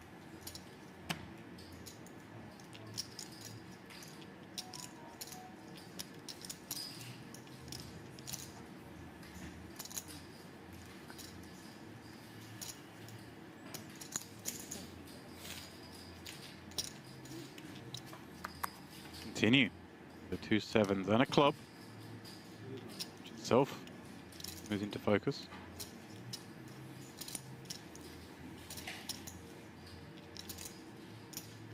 Yeah, obviously just 2 big blinds in the flop. Could have the best hand. Backdoor clubs. I imagine Wushu's going to keep betting here. Certainly deep enough, put a lot of pressure on a weak 10x. Even a deuce. No, he just checked back though. No club in hand, of course. I wonder if that barrel there would have dislodged those 7s. I imagine so. Yeah, sorry, my bad. He's against the small blind, not the big blind. That's a bit different. I feel like versus big blind there, he would have kept betting the turn. Small blind range a little bit stronger and a lot more suited hands.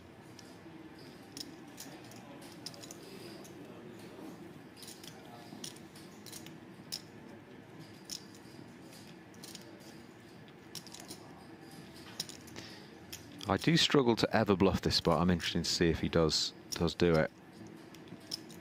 Check bet, check line. Yes, he's just like total brick river. Yeah. This is why this man's a much better player than I am. I find it really hard to find this bluff, but he does find it. Basically targeting the sort of hand he has.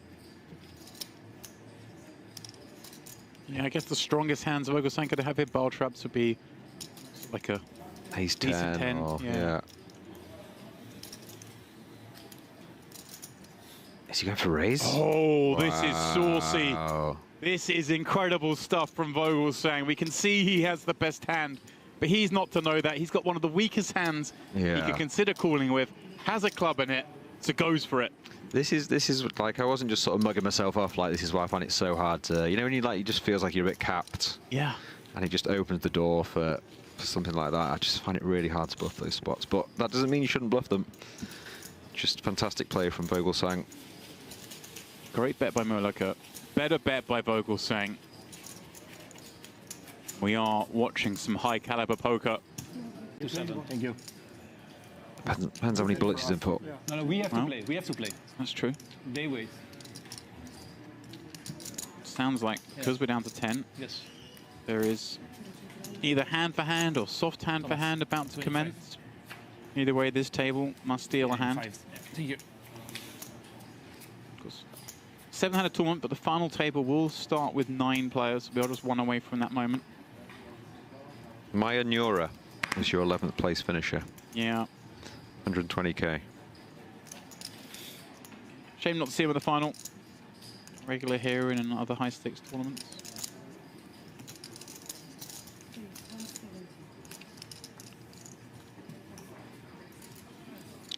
Just realised it was the 10th place finisher you were after, wasn't it? Oh, we need to find a 10th place finisher first. It's coming. Oh. Might it be coming here as Yo Viral lays the trap? Hello. Sneaky, sneaky. Raise Yakubishvili. Just a flat. And those are the nut aces as well. Look at that spade and heart. Oh my word. Oh no. Oh no. Go Viral. Yeah, Pain incoming against the man you've been battling with. interesting this deep. He did decide to flat pre. Yeah. Especially against Yakubishvili, who's not, he's not a huge folder, especially pre-flop. I remember Feraldo saying the other night in comms, you don't want to see a paired board anytime you have aces, just because it's less comfortable, isn't it? Certainly is, especially when it's a card that under the gun can have in the form of a 10. Yeah. Something if it was Queen 3-3. Just going to be in check call mode here throughout the hand, you'd imagine.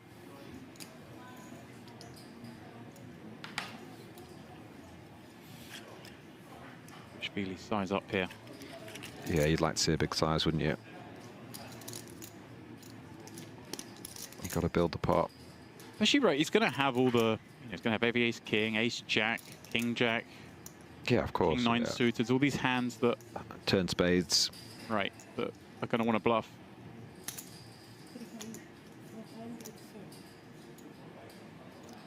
$430 the bet. Kind of size that would, I guess, make straight draws fold, but queen would always continue.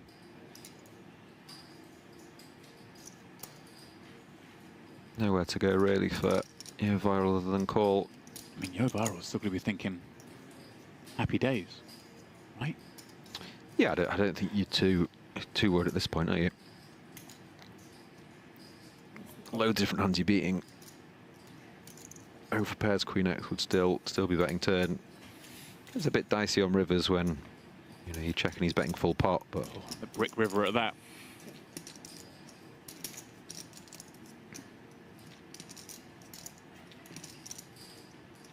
Shvili now, the crown jewels.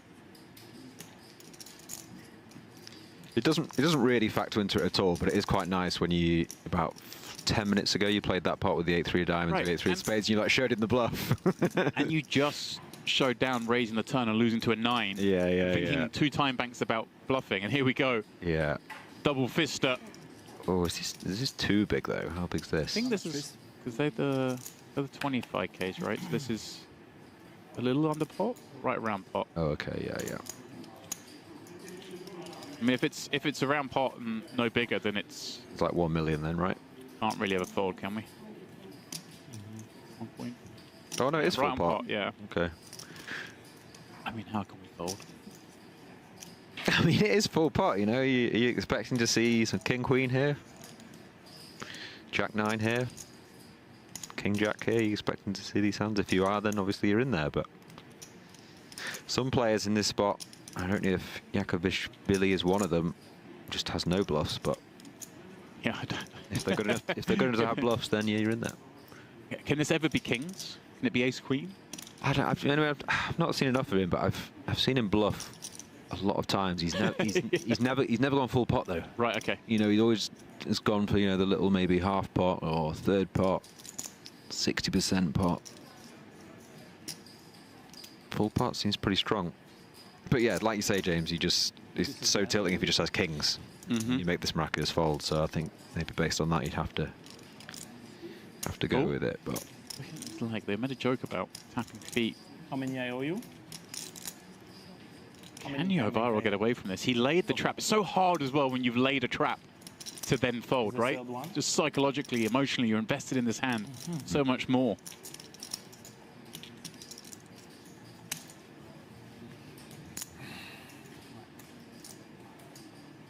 See, two aces, we do block ace, queen.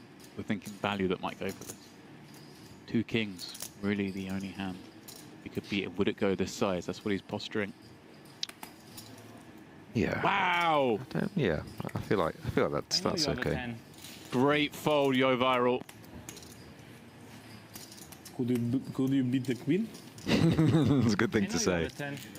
I had a better. Sizing's everything. You say you have better than a 10? Yeah. I say I know you have a 10 or at least a 10. Good for you. I mean, I will check on the stream, but I'm pretty confident on my read. What do you mean? Oh, I believe you. Oh yeah, I need to believe you, yeah. But the only time I ever got a massage at the table was I was playing. I think it was a cash game. Yes, it was. It was a cash game. Oh, hold up a second. Let's stop this boring anecdote. Yeah, I mean, sorry, I don't mean to say your anecdote was boring, but yeah, let's move on. Hooks, rockets, and the gun, and +1. Perhaps that seating arrangement, the one thing that may save Vogel some chips here. We are very deep. Yeah, I mean, Yakov's really just not got nothing as well.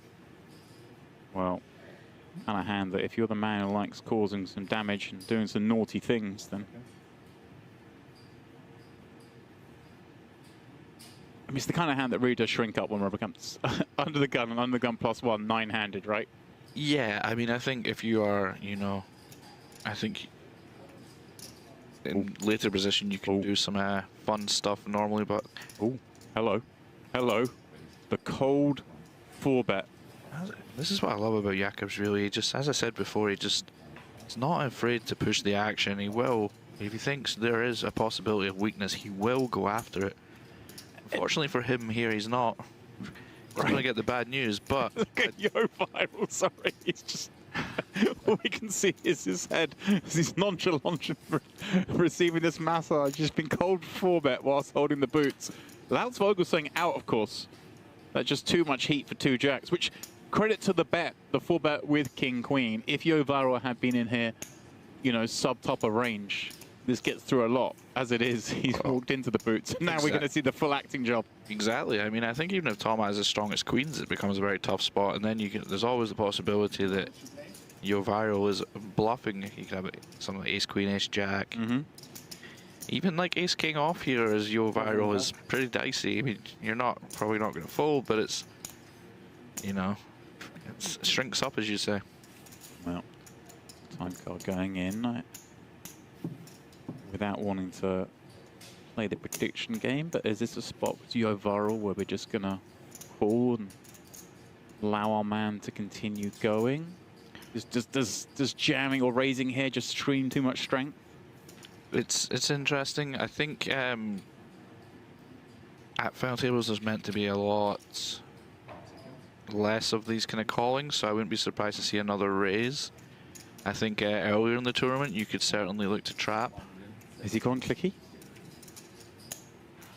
Oh yes! Here we go. Here we go, Feraldo. I promised you a treat.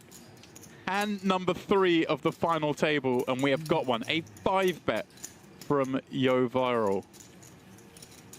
Oh. Yakubishvili just likes the price. It's a great, I mean, king queen suited with a great price. It's tough to fold for sure. I'm glad, when you bring in a 2015 commentator, it's good to get some 2015 hands on the go, and that's exactly what we're seeing here. It's all the 8s. May as well put 3 napkins out. Yes, very black flop. I just can't take him seriously. This massage. What is going on? This man's got aces in a 5-bet pot. 1.25 million up top for the winner of this tournament at the onset of the final table. Must be a dreadful life, that, James. You know, top full house, a wonderful massage, playing for 7 figures. Where did it all go wrong? Yakubishvili, how's he supposed to look over to this man and take him seriously? Like, how does this guy have aces? Come on. And it looks like he's about to get his hair cut. Yeah. I don't get the reference. 4 million in there. I mean, you just have to think Yakubishvili's going to have a lot of big pairs himself, right? Cold 4-bet and calling the 5-bet. It was like just betting out the order of the day for YoViral. Yeah, and because the stack to pot ratio is so shallow, I mean, both players have less in their stacks than what's in the pot, so it does make it pretty hard to get up to. There's not a lot of room for shenanigans with the king, queen of clubs. But that being said, if I had to pick a man that could find some shenanigans, yeah, could be the wonderfully entertaining Mr. Yakubishvili. Don't forget, did cold 4 this one. Thought it might just hit the muck against under the gun and +1. Gone for it. These two have had some banter.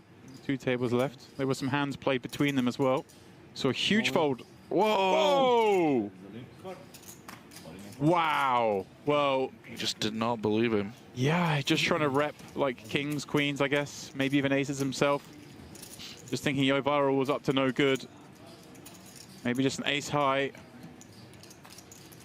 Has shoveled it in, and you see there 99%. I mean, we need running kings. We need running queens. Let me check. There is barely a chip between them. A 12 million pot. And the deuce seals the fate. Okay, so Wow, for Aldo. this is 2. This is hand 3, my friend. I mean, this is 3.7. You were right when they said they came to play. 3.830.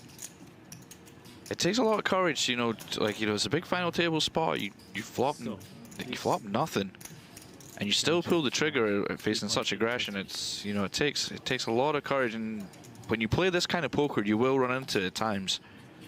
What you don't see is the times, off table where he makes this play and the opponent folds, and this is how he builds a big stack to come to the final. Incredible, really. We saw YoViral with aces earlier on with 2 tables left against Yakubishvili. That hand, he just defended the big blind against under the gun. Check called, and check folded. I saw that. 3 one, streets against the flop boat. Like, just, not want to take anything away from Yakubishvili, but it feels like YoViral's really got the better of him. Being able to find the fold there and being able to commit all his chips here. Yeah, for sure. I mean, the hands are the hands and it's dynamics, but that's got to feel good if you're YoViral. Absolutely. Well, Oren, who himself has been fairly quiet, we just saw him play the 7th moment ago, now finds 2 6s. And here we go! Oh, he called it. It's coming. Amazing. It's coming. The eye-finger aces. It's worth the wait. Now, do we do anything coy? Sub 20. I think we will have some 3-bet folds here, so I don't think we want to shove. I don't think we won't be playing many flats either. I think small 3-bet is the aim of the game. And we do see it. Spot on. And it's quite interesting to is the guy who says it's coming, then 3-bets the next hand, is he bluffing? Like, he just told Oren it's coming. A few seconds later, 3-bets him. There's levels. There are levels. Now, I think we can divorce the comments from what Ibinga's going to play and not play here. I don't think he's the kind of person that's suddenly going to what you started with? change his range. no, for sure. But it is still funny. in there. Oh yeah, it still exists. I mean, especially your hands. You're someone who plays these big cash games. Sometimes that kind of stuff does happen. I feel like in those games it's a lot less technical and it's more about psychology and how the player's feeling and stuff. So that may be something that will play into hands a little bit more than it would one of the kind of more online-based kind of technical guys.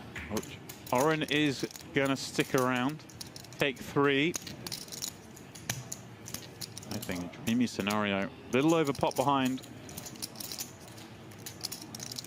And number 1 in his hand. Oh my no. God. Oh no, poor Ibinger. Finally gets the VPIP, does it in style, gets the aces, gets a customer, but gets outflopped. 2 clubs on the deck.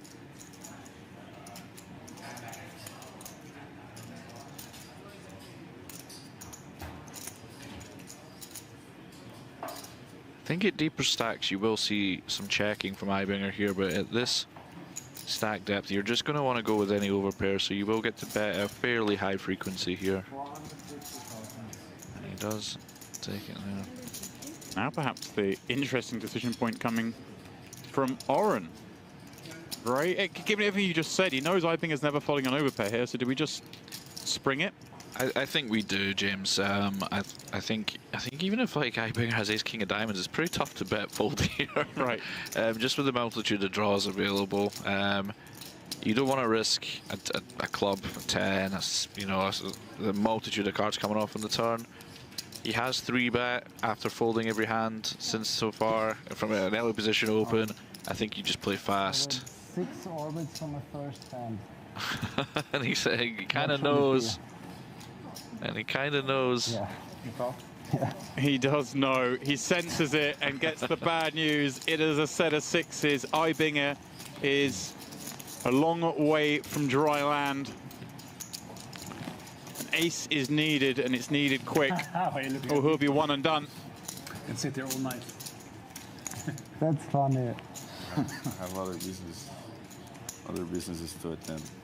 Now it's time to go tomorrow. Oh my word! Oh my God. Ibinger! The nits always get rewarded. Strikes. Said that very early. There was still the river to be dealt, James. Well, well, well. Good things come to those who wait. You guys have set and set, so what can you do? Ibinger spikes the miracle. Professional super nit. Hey. It'd be difficult to fall aces here. Oren, who came into this final table right, I believe, right atop the counts. Maybe he was second. I rack my memory. For himself, hasn't played many hands. And finds himself down to 40 blinds, the same as Ibinger.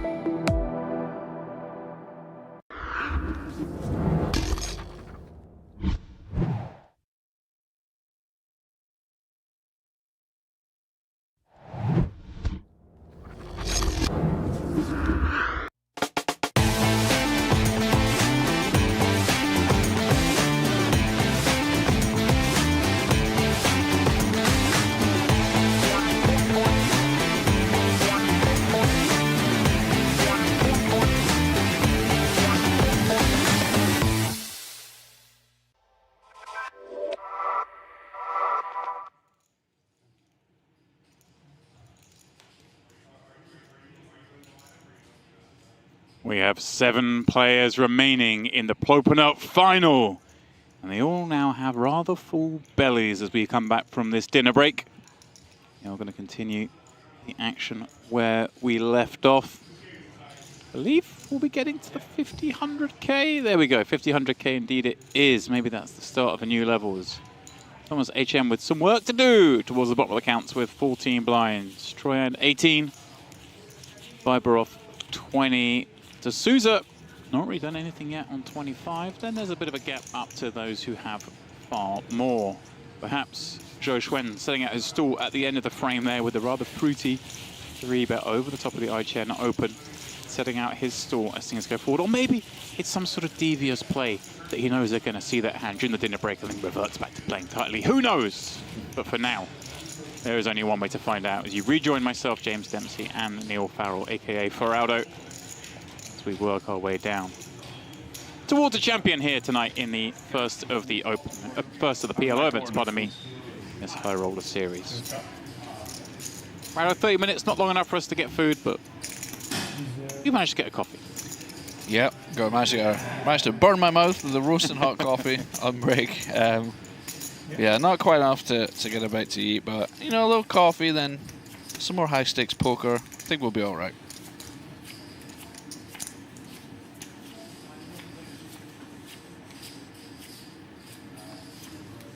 What do you reckon they all had? Ooh. Well, it's Yes. what can day I is have it? the lamb Saturday. chops with, Saturday in the with buffet. red rice. Oh, that's what you get to eat.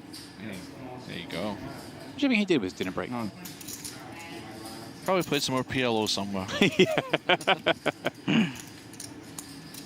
Done some high stakes action. I wouldn't bet against it.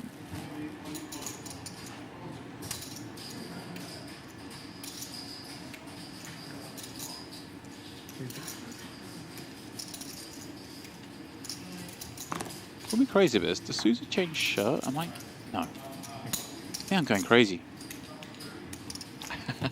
Help me. A little wardrobe change? I think maybe I had a hoodie on before and it's maybe a little bit warmer now. Maybe just a cap, that might be it. It's coming in disguise.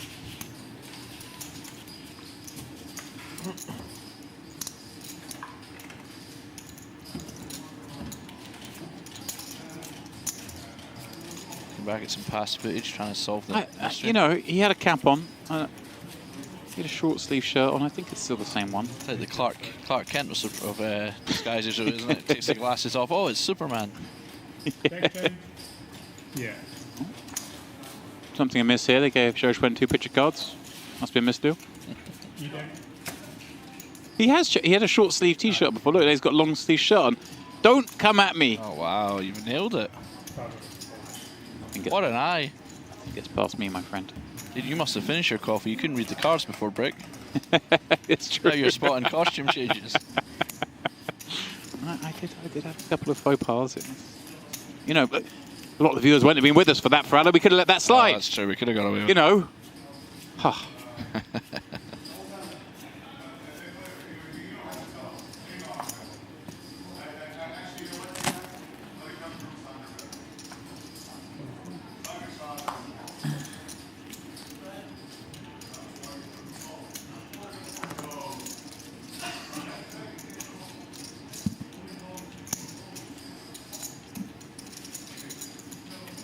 Now, of course, before the break, I did mention that you weren't going to have to listen to myself and Farado non-stop talking about this PLO Final Table. A game that we'd both confess not being fully up to speed on.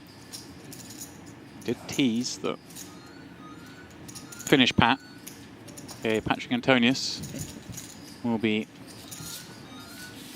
giving it a little go in here shortly, and that is still the case. Tidying up other matters before heading down here.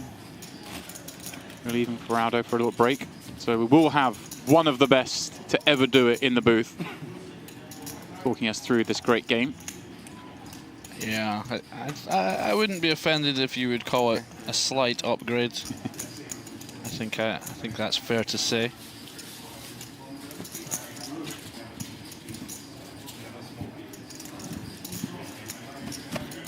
And again, that'll be a treat for all of you tuning in. And as always, we'll have one eye on the chat. So when Patrik does join us, please do have some questions ready. If you want to ask him anything, I'm sure he'd be willing to field most sensible questions and maybe some nonsensical ones as well.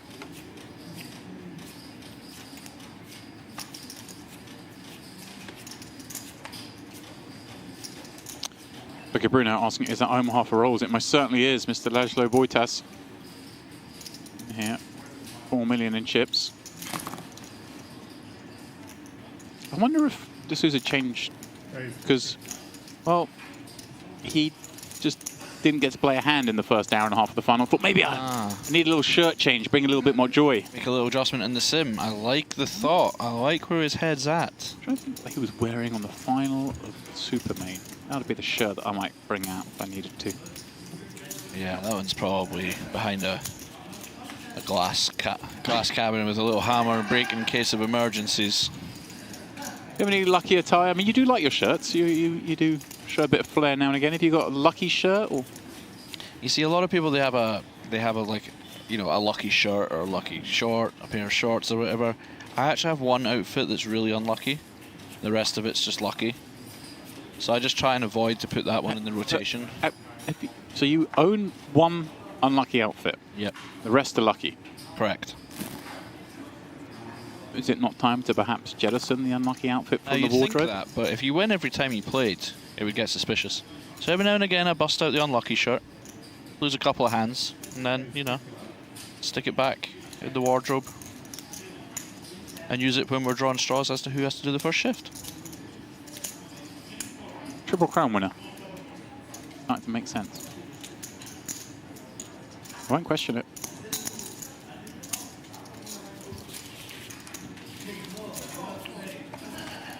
Bajanyan continuing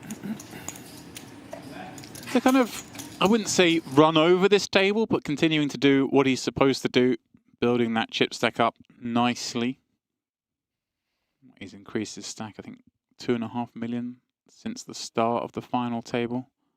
Yep, nice position to be in. Can just come in for a lot of raises and pick up a lot of small pots.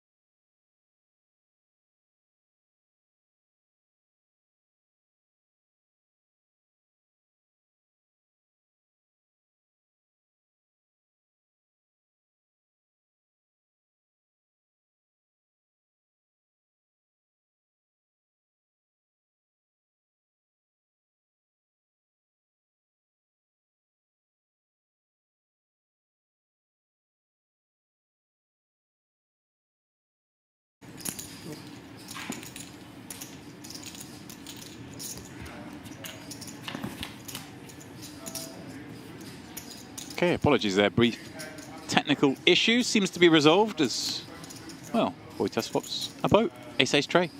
Yeah, sorry about that, James. I was just trying to reheat my coffee there and I might have pulled the wrong plug.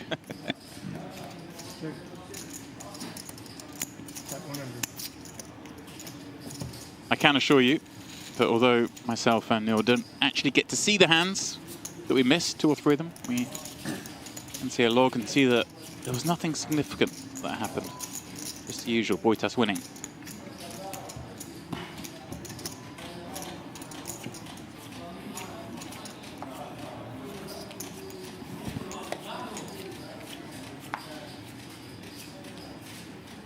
So welcome back, one and all.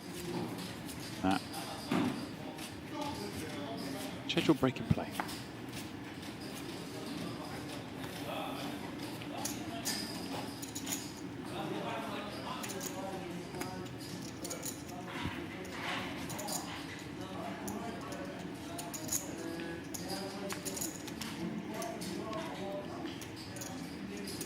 A little double suited hand for Zhou Shan. He's been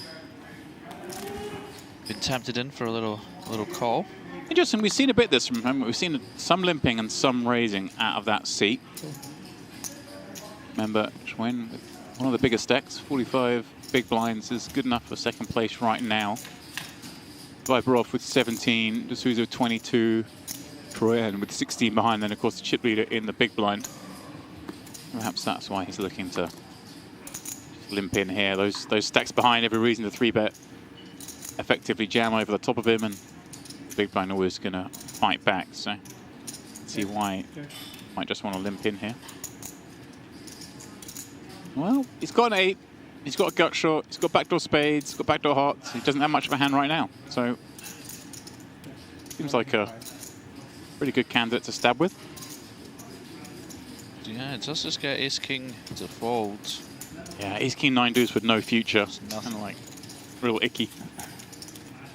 You probably think the Ace Kings are good there a lot of time, but a player who limps in on an Ace 10 8 board, there are so many bad cards, and as we mentioned in this game, it's not like Hold'em in that you just have such poor visibility in terms of what hands are going to help your opponents.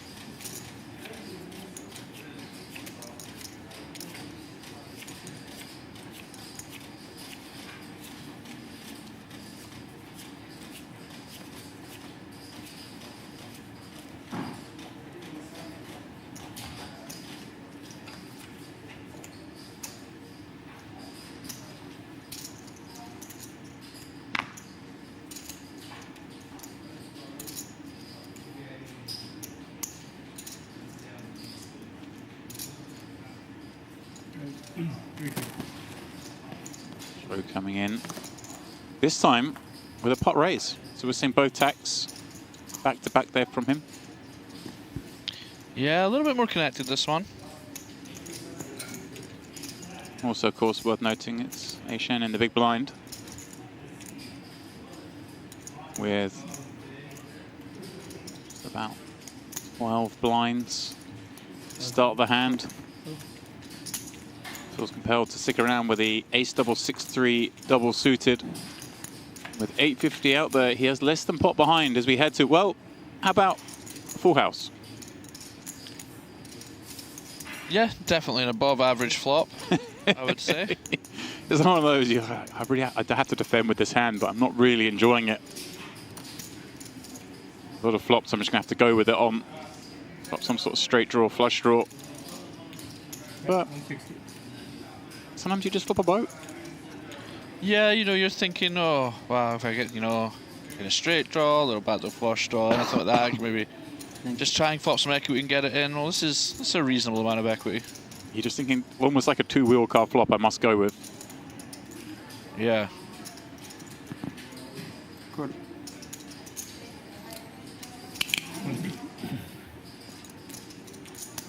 Well, Schwinn not going to enjoy getting called on this board. Just so likely your opponent isn't going to fold on turns. Of course, they can have some club draws, and we do unblock those. No. Check. Wonder if he goes for this Yeah, well, with the queen high flush draw. And a turned gutter as well. Only 570 into 1.2. Of course, the king's never getting dislodged, but we can make some hands fold. Checks back. Repeat 5. Yeah, not the disaster it is in Hold'em for the sixes. You're right. As of course, you're not counterfeited here, but Aishen could ever find the check here. Schwinn feel compelled. So hard with half pot behind and a full house. yeah, it's just. I think he just has these kind of naked club draws on flop, perhaps, or does he ever just have like? I guess you just fold this like 6, 7, 8 or whatever on the flop. Yeah. It's tough to have too much that's just air, right? Yeah, just the miss flushes, right? I think is the miss flush draws are the only kind of hands that make sense. All in? It does. How much of his range he just decides to jam with here? Maybe it is just everything. Everything that gets to the river. It might just be a jam, right? A king, 6 is full, miss flush draws. Yeah, it could well be, actually. So then an effective double up for the short stack.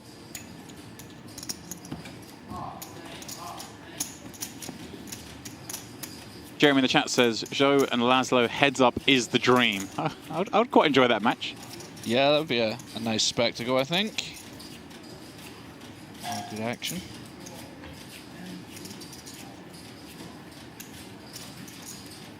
Then we could see a good bit of street poker in that matchup.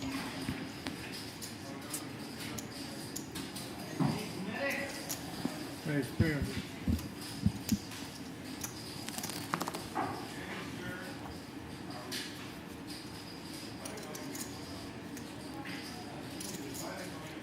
Well, we still have 7 players at the table, but there are now 3 men in this commentary booth because it has come time.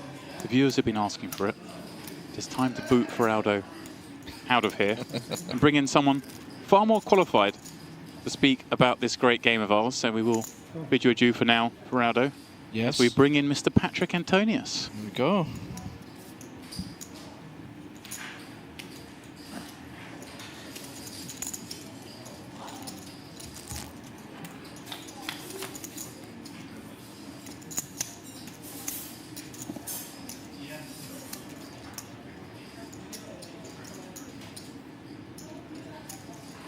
Okay, so very happy now to say that joining myself, James Dempsey, in the booth is now the man, the myth, the legend, Mr. Patrik Antonius, a firm, familiar favourite in this game of PLO. And Patrik, you joined us in kind of an interesting one here straight away. We've got a raise from Viberov, this Ace-Jack 9-5, and he's connected on the Ace-Jack 7.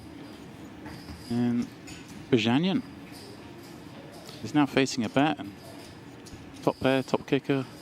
Over to the second card, a gut shot. Good evening, everyone. First of all, to start, I haven't followed this tournament at all, so everything is new for me, the players, the stack, so just give me a moment to like kind of tune in to see what's going on. But yeah, it's an interesting hand. Looks like we're gonna see a river in this one. Yeah. It's too strong to fold either of the hands. Yeah, Bajanyan now picking up that flush draw to go with those overs to the jack. Here we go then. As soon as you come in the booth, we get some action. It's been rather dry.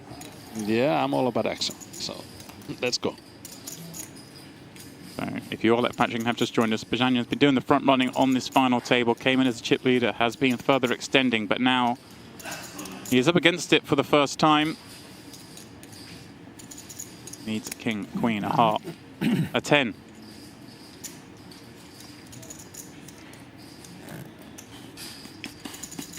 Viberov made to sweat. 67,000 is the guaranteed payout.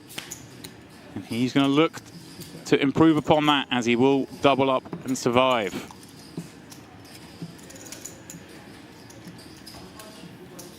Yeah, so Ubers just joined us. We lost Tom Vogelsang in 9th place. Yoni Ukamainen in 8th. As I say, Bajanyan's been doing a lot of the leading here on this final table. Coming in as the chip leader. Yeah, you can see the stacks there. Patrik just pointing to our little stat screen here. And you can see actually Bajanyan with a 46% VPIP, 30+% PFR, because he just had that big stack right in PLO tournaments. So valuable, is it not? Yeah, in PLO, you can take a little bit more advantage of a chip lead in certain spots because of the ICM, and just because hands play more closer to each others with the value, and yeah, that's so. Yeah, for sure, all of these players understand all that, and yeah, it's interesting game, PLO, playing as a tournament game. I always used to play it as a cash game more until the recent years.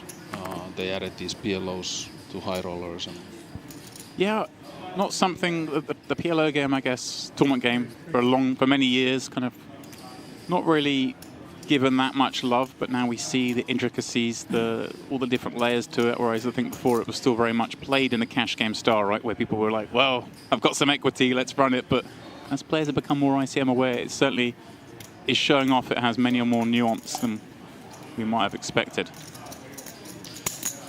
Yeah, PLO also has changed quite a bit what we know now about the game than what we used to know 20 years ago, since the solvers came to play, and so we have a little bit adjusted our bidding sizes, and we are taking more cards as blockers to the considerations, how to play your hand and where to call and where to bluff.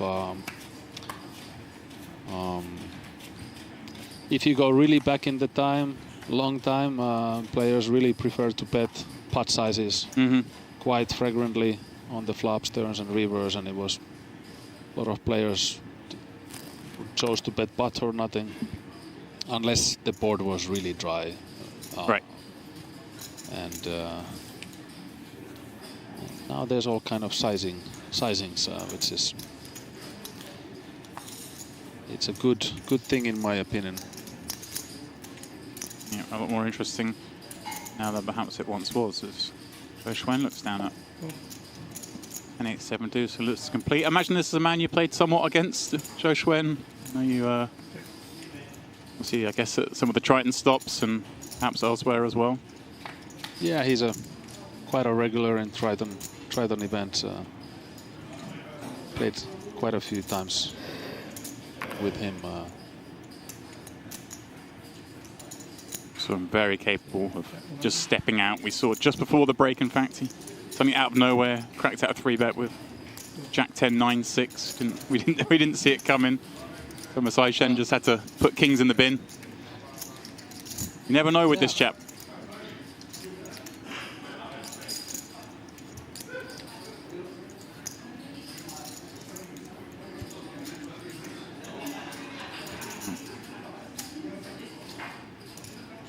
Nines and deuces working right now. Of course, presence of the fourth club slightly better for Vibrov.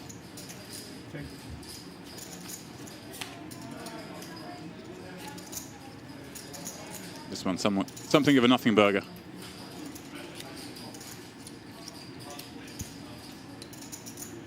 So this man, you never know. Does have the 7 of clubs. Does block a pair, I suppose. Not impossible to bluff with this one. Yeah, he blocks the bottom. There's not so many aces and kings what the opponent has from the big blind checking, I guess. One blocker. He went for it. He has gone for it. Is he bluffing the right guy? That's the question.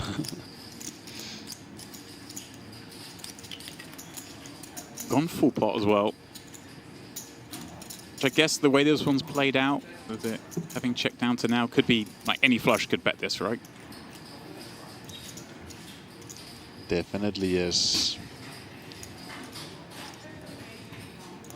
Also straight, even a set. It's they can all go for value. Of a guessing game for Vibrov then, and he does go for call. Zhou Xuan caught at it. It's always pleasing when you call someone and they start shuffling the cards, right? Yeah, well, he had the 6 of clubs. I wonder if that made the difference. Like we know nowadays, this one blocker is much more important than we used to think of it. Remember, guys, I did say once Patrik would join us, please do fire in the questions, and we have some already coming through, so we'll try and get to them in between hands as and when we can.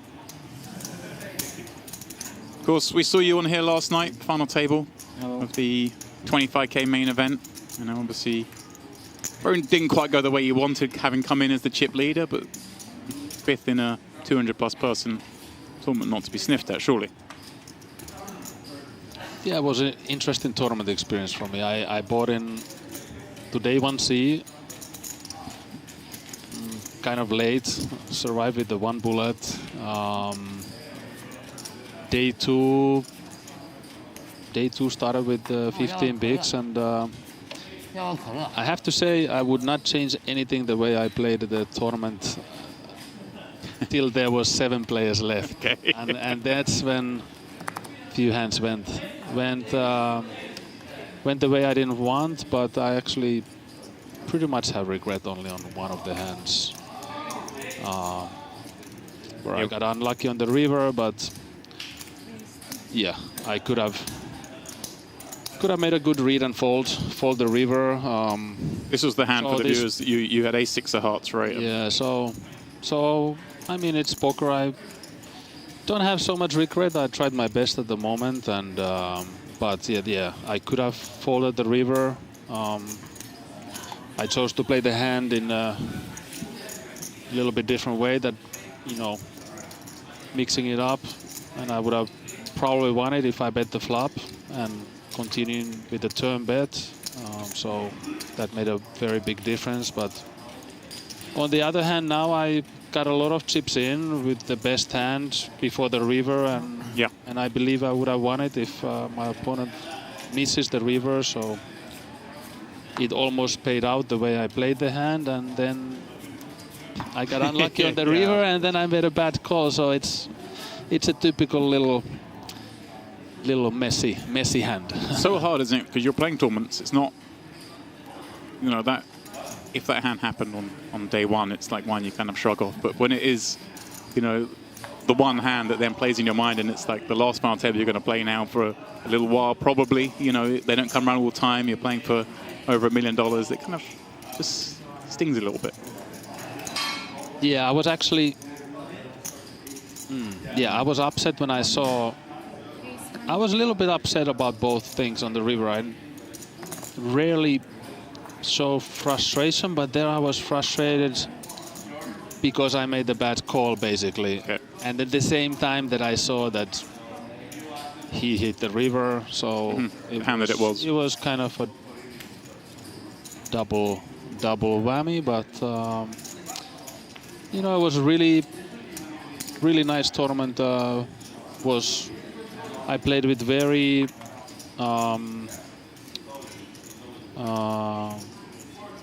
very entertaining players, very nice players, had a lot of enjoyment and fun of the time I played the tournament, and left eventually with a good taste and on to the next one now. And the next one for you, one presumes, is the 50K Grand Slam PLO tomorrow. Is that what you? Yeah, you know, tomorrow I'm hosting a high-stakes cash game in the evening, so I cannot play a tournament tomorrow, but I am assuming that I can buy in on the next day, on the 9th. I haven't checked the schedule, but there should be 50K PLO the next day on the 9th. Yeah, I'll have to.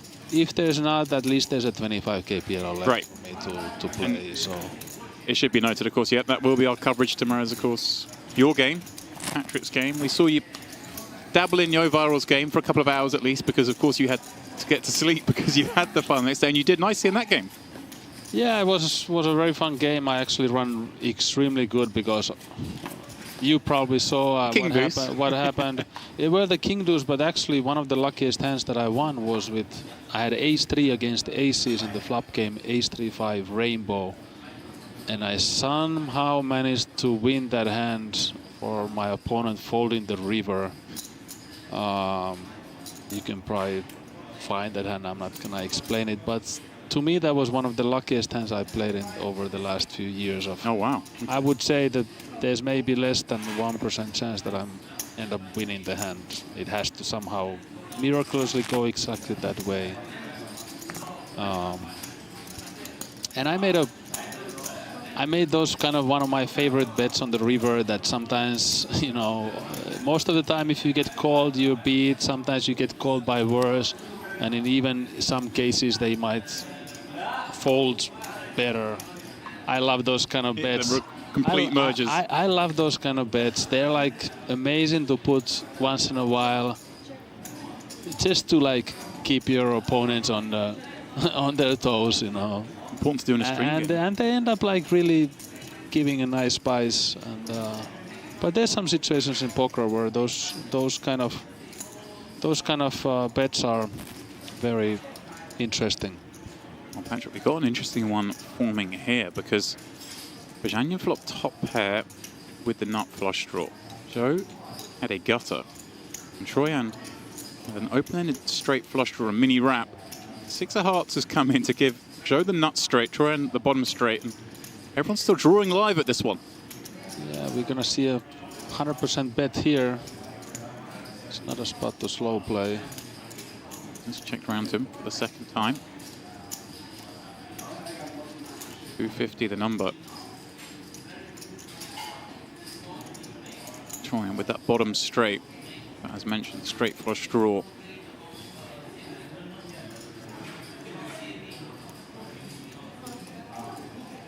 Keep going with just 1.2 million behind. Yeah, it's almost impossible to fold in this spot with this flush draw with the straight. And now, obviously, nut flush draw has to call for the pot odds. Joe actually improves to a higher straight, although not that. Yeah, this was a great card for Joja. How you say his name? Joe Schwen. Huh? Joe Schwen. Joe Schwen. Now he's probably gonna get away with it.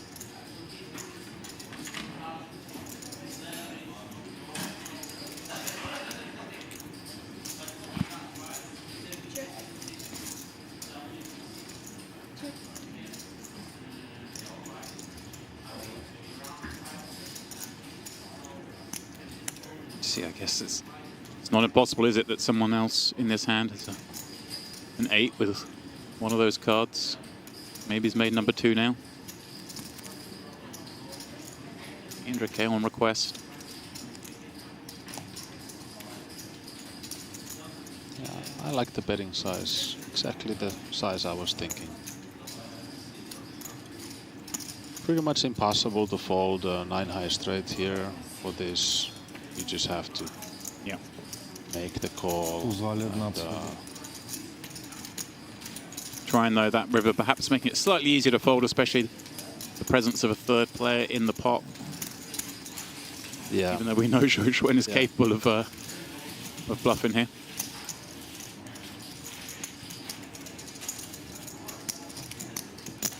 So then we continue on 7-handed. A couple more hands at this level. And as all tournaments end up, eventually the blinds raise, eventually these guys have to put the chips in. We will see some fireworks.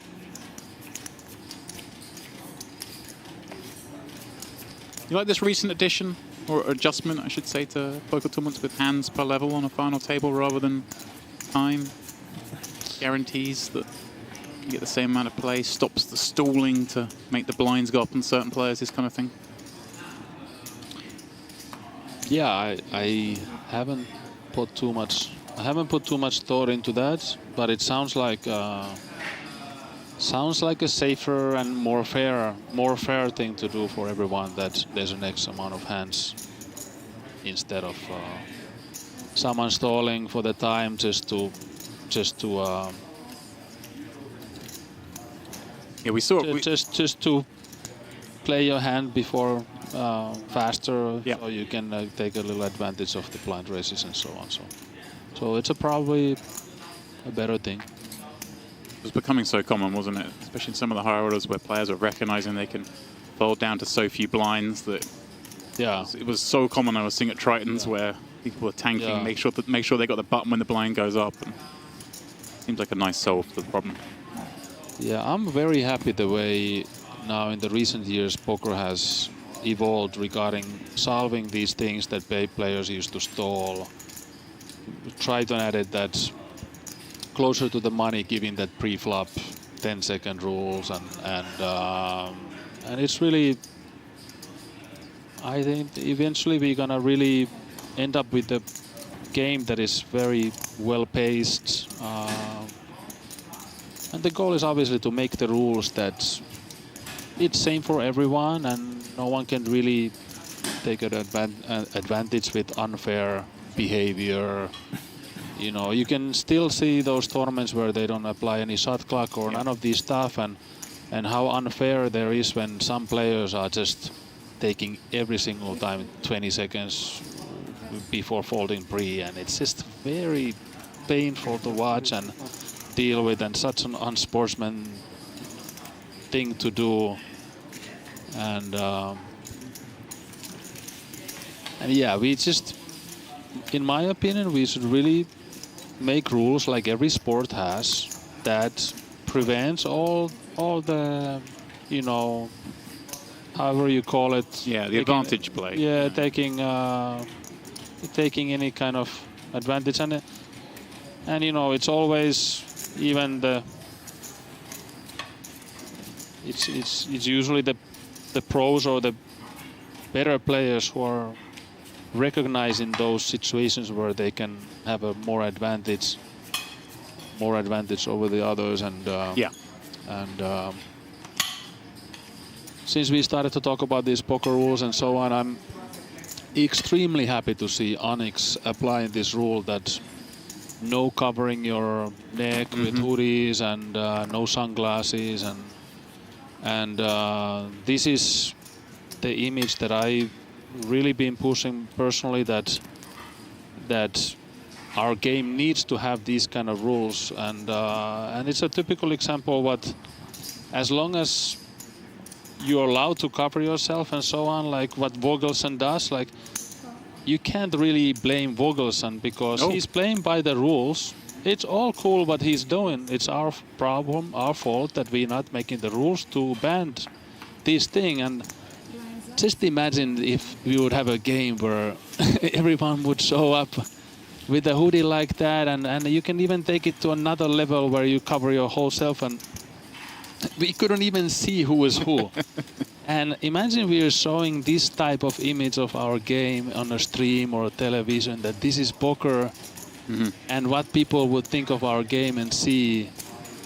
So it's just horrific for our image. We have such an incredible game, entertaining game to watch and play. Like, poker has such a amazing potential from here to even grow, become mainstream. To me, one of the best, most entertaining things to watch is high-stakes tournaments or tournaments or high-stakes poker on stream with good commentators, good players, and what you don't want to see as a spectator to watch on TV, that players would play extremely slow and especially like cover themselves fully and so on. Like, who wants to see that? So I'm so happy about Onyx. Big thanks to Rob Young, and I hope that Triton is gonna follow up with this with same thing pretty soon. You need someone, don't you, to take that first step. So Onyx have taken that step, proven that it does work. Players enjoy it, like you're saying. Yeah, no one has any issues, complaints, and yeah, it's really. And with the sunglasses, like this is always wearing glasses, but you can clearly see the eyes and so on. This is completely different than having black sunglasses that you cannot see eyes and so on. Completely fine.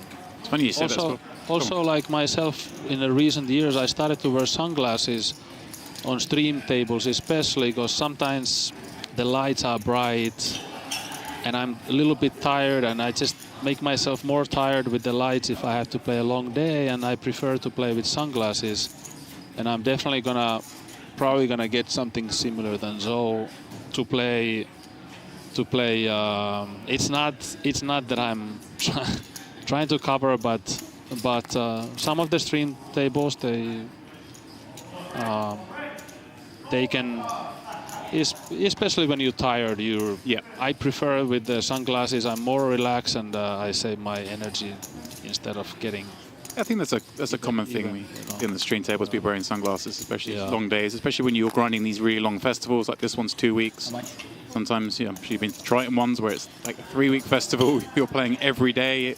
It does get tiring. It's understandable why you want to have those sort of glasses. You see blue light glasses becoming more popular as well as Troy hand. Well, this hand's quite popular. Ace King Queen 5. raising from +1 here, and he's opening off one of those shallow stacks, Patrik, so just making it the full 3.5 blinds. Oh, that's a nice flop.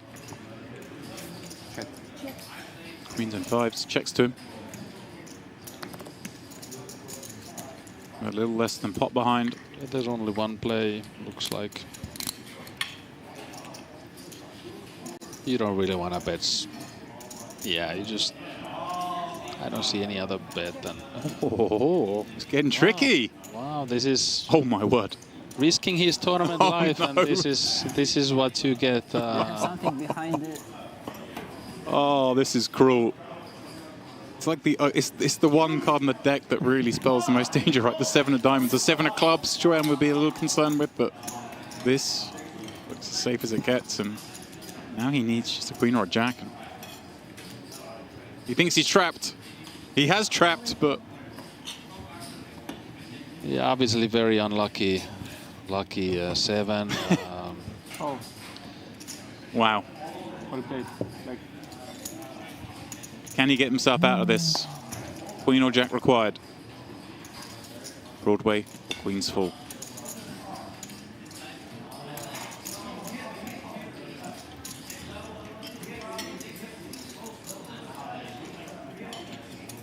Плохое предчувствие. 67,000 is guaranteed.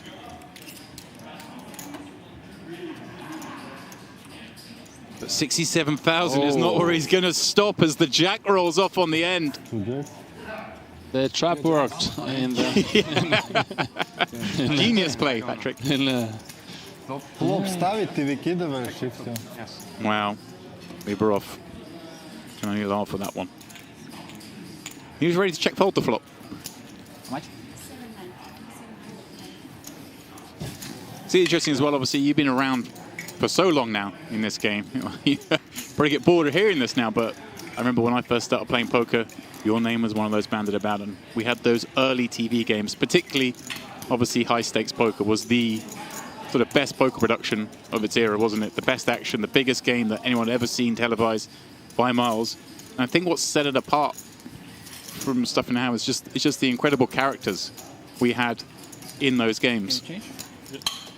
The likes of, you know, yourself, Daniel, Sammy Farha was always in there, and the thought of them being all covered up, it just wouldn't have worked, would it? Yeah, big thanks to Maury and, well, everyone who was involved, all the players also for high stakes poker. Obviously that made poker quite popular. It's still a lot of players thinking of how entertaining, how nice that show was to watch, and I'm very happy I was part of it. It was a lot of fun to play, and yeah, that's where the high stakes. I guess that was the first high stakes poker, pretty much televised cash games, and then I used to stay up till sort of 6 in the morning in Europe to wait for it to come out to watch it. It's amazing at some point how many people came to ask that, hey, like, we have a bet, or we've been thinking that, are you guys really playing for real money because we have a bet? You know, like, is it just for show? You know? Yeah, there are sickos out there. Yeah. That was incredible stuff. But again, well, made by the people in the game, like yourself. We had, you know, Durr running those crazy buffs. Sammy, you Barry. I was watching a hand just back the other day from those early games with Illyrian as well. I forgot he played in that game for a little bit. Oh, hang on. Here we go. D'Souza. Now this man, we've barely seen at this final table, has basically been dealt out. He's though now going to have a look at a flop. Fibro, interestingly here, just flatting the small with the ace-9, 6-5 over the Zhou Open. So, flop the flush. How is he gonna play this? He can probably do anything, small bet or check. See, yeah. Bad thing for him in terms of sourcing action, of course, being that he's got an 8 and a 4. It's not, when you look at the stack sizes, that, you know, the money is gonna go in with 2 streets. So the check is fine. in my opinion, small bet would have been fine also. And now it's pretty much mandatory bet to get money in. You gotta get money in at some point in the hand.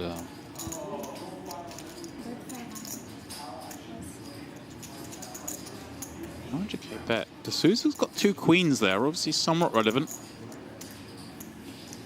It's hard to call, no matter what hand you're against.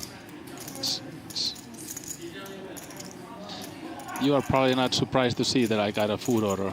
I was about to bring it up, Patrik. It's something we we do talk about quite often, and the chat love it. There's always speculation because you are always eating at the table. Let's be honest. And we just had a knock on the door, and we've got. So I got 2 orders of chicken curry and a fruit plate. Here we go. Well, but I have to say that it's quite late, and last time I ate was breakfast. Okay. I had a really long we don't day. believe you, but sure. Yeah, I'm bluffing sometimes, but this one you can make your opinions. But yeah, I had a long day. Went to the gym, went to play some paddle tennis, and I did podcast just now with Yo Viral, and I just didn't have time. I took a protein shake, and when I tried to find a way to eat without making noise, I probably had to plug my mic. Yeah, I mean, feel free. Pick up the action in between bites here. It's just on brand, guys. I know chat will be loving this. Patrik does indeed have... He does have his 2 plates in here. What? How many pinks behind total? D'Souza. Okay, now getting dangerously short. Queen Jack 9-4. Going to raise it up from the small into Trojan's big.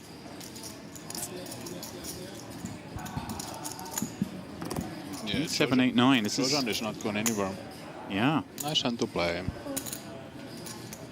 You familiar with D'Souza? He was 3rd in the Super Main. How is D'Souza favorite with that? 58%. We've got the removed cards okay. showing up, so yeah, it sometimes throws up some funny numbers for us. Oh, King high flush draw, Queen high flush draw. This is race run. This could be it, right?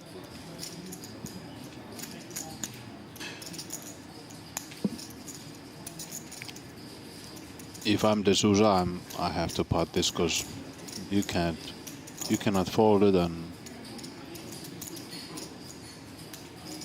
I don't know how much the 4 blocker makes a difference in this one, but yeah, check folding this would be or check calling would be not good. He's gone with the smaller bet, 275. I'm with you, Patrik. I feel like this almost invites some action, and at the end of the day, we've just got Queen high. Yeah, it's interesting. So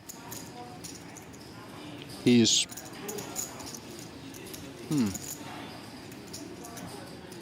he chooses a smaller bet that maybe he can buy it later on the street, later in the hand. Maybe this might work if it now bears the board and he goes all in. Or Oh, wow. well, GG D'Souza. GG. I feel like it might be GG's on the flop. Certainly going to be GG's now. Funny now is may look to get trappy with this. Of course, 850 back. The flop bet did look pretty weak. I feel like Trojan's going to have plenty of weak stuff himself, so no surprise to see him check it on over, try and get something going. Now it's a case of acting jobs from here on out.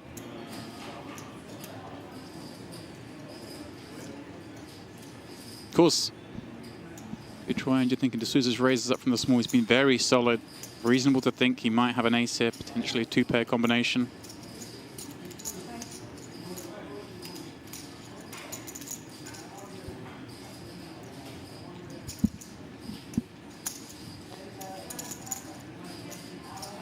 Souza has just like a 70% left. You can check this behind. You can bet very small. You can possibly like induce a check raise bluff if you bet really small, like a 200k. 150k, 300k. Yeah, I kind of like it. 300k, D'Souza with 845 total.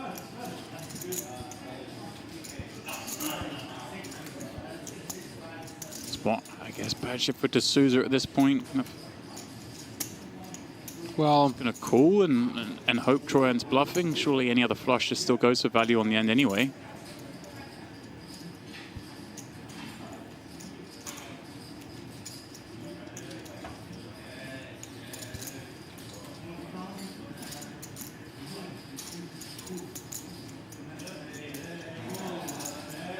This is cruel on D'Souza because he really has just been dealt out of this final table, has barely had a chance to get involved. Now he calls here, has quarter pot behind. Ooh, board pairing deuce. Yeah, it's not gonna save D'Souza here. At least what I think. Yeah, seems impossible you could get away from this surely for quarter pot.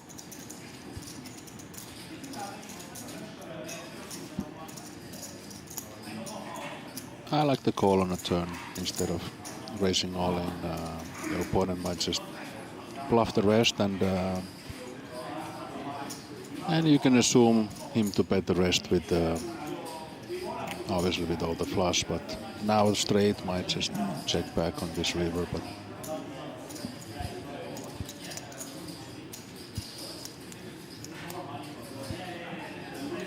he's going for block. 225. Second nut flush. Will this keep him in the tournament? well, it's easy to say now with the hands, but I'm pretty sure I would raise the rest with the king high flush. I just don't see him betting this amount with full here. You wanna just get it paid all. Right. Seems if he had the boat, he's betting quarter pot rather than eighth pot, right? Yeah, it's. I would be surprised if he doesn't raise the rest in. Not much can go wrong, you know. It's not like you can get 3-bet after and be in a lot of pain. It's easily the most intricate pot we've seen so far on this final table, as they've managed to find a way to have this many decisions in one hand.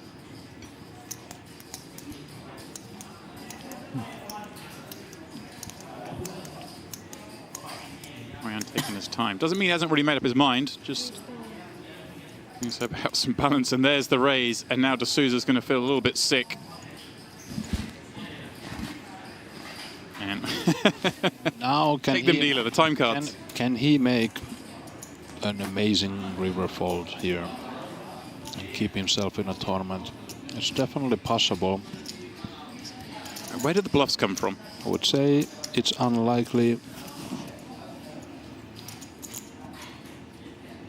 Is it just the king of diamonds? Is that the bluff? If Jojan has like a blockers like a 3-5, he would have raised the flop.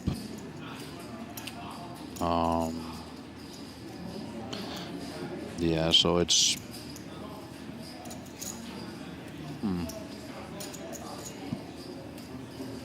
It's. King of diamonds with a deuce. You can ask a question that would he ever raise with the smaller flush here? In some cases, that's what he's thinking.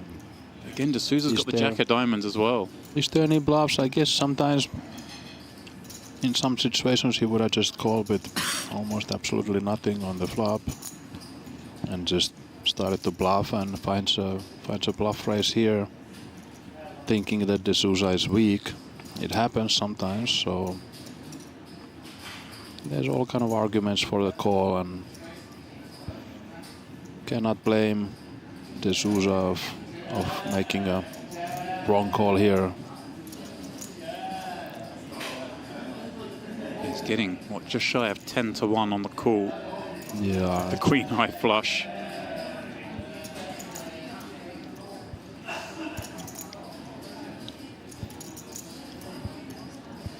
Pretty incredible considering this hand started just 12 blinds deep. We've had so many decisions.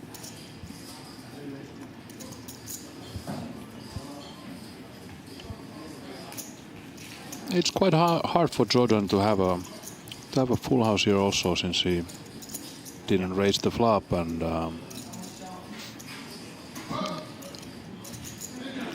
would be quite an impressive fold here in this way. Is it? I mean, I guess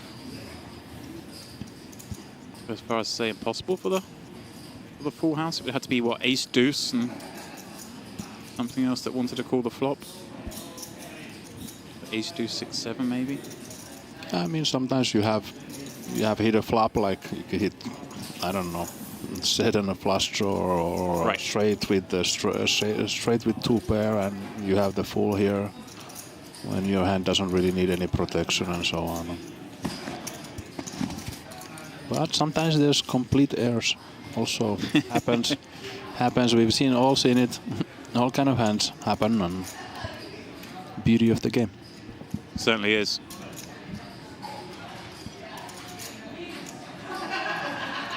Running out of time bank cards. Also running out of chips. So he's using that last minute or so of time he's got left to study his opponent. See if he can get anything, but my mind, Troyan giving away nothing.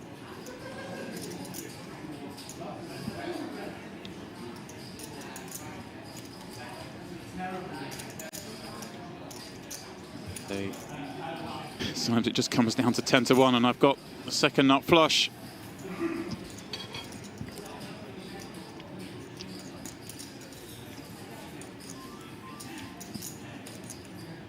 That's 6. Well, he does make the call. Not flush. It's shown that nut flush. GG's to Souza. Good luck, guys. 67K for his efforts. Again, not really a fair ride at this FT. Barely got to play a hand, but at least secured a couple of ladders along the way. He starts off the PLO portion of this festival with a final table.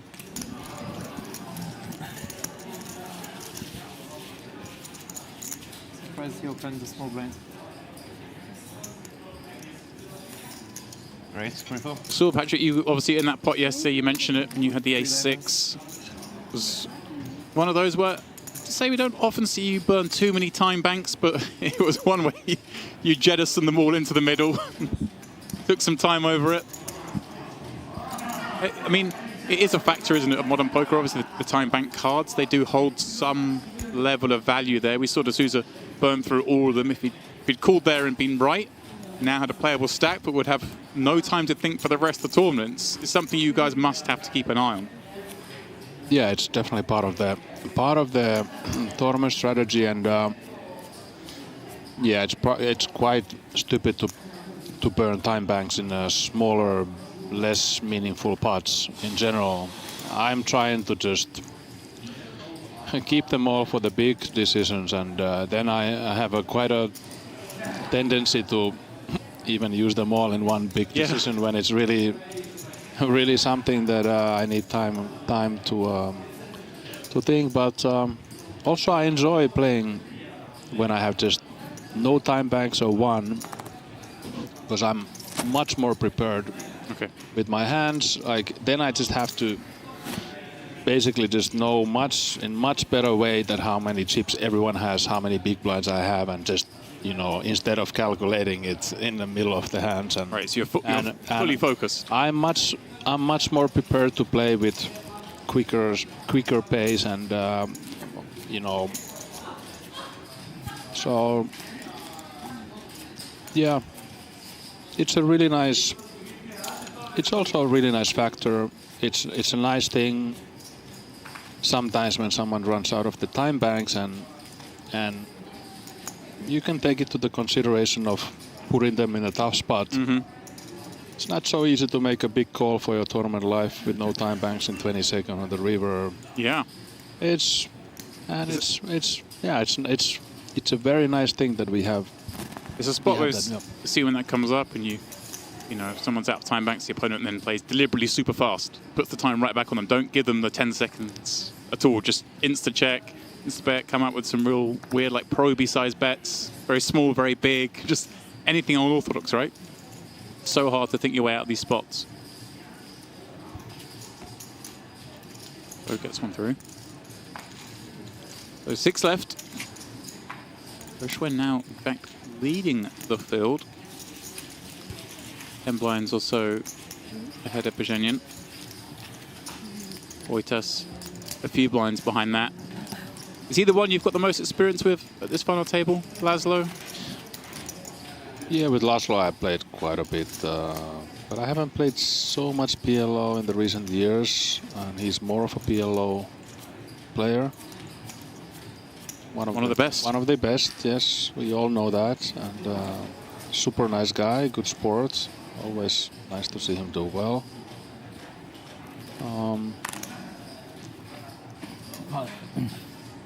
Yeah, I play with him and Zoe, and who else is here that has some experience? Well, Vogel, some Bastard, and Jokkimainen out. Yeah, you must have played a fair amount with Joni, right? Yes, yes. We always see the Finnish contingent so strong in PLO. Samuli, you, Joni, Ellis. Yeah, it's crazy. It's hard to come with the explanation why, but yeah, Finland has produced long winters. Yeah, it's long dark winters, which means a lot of PLO.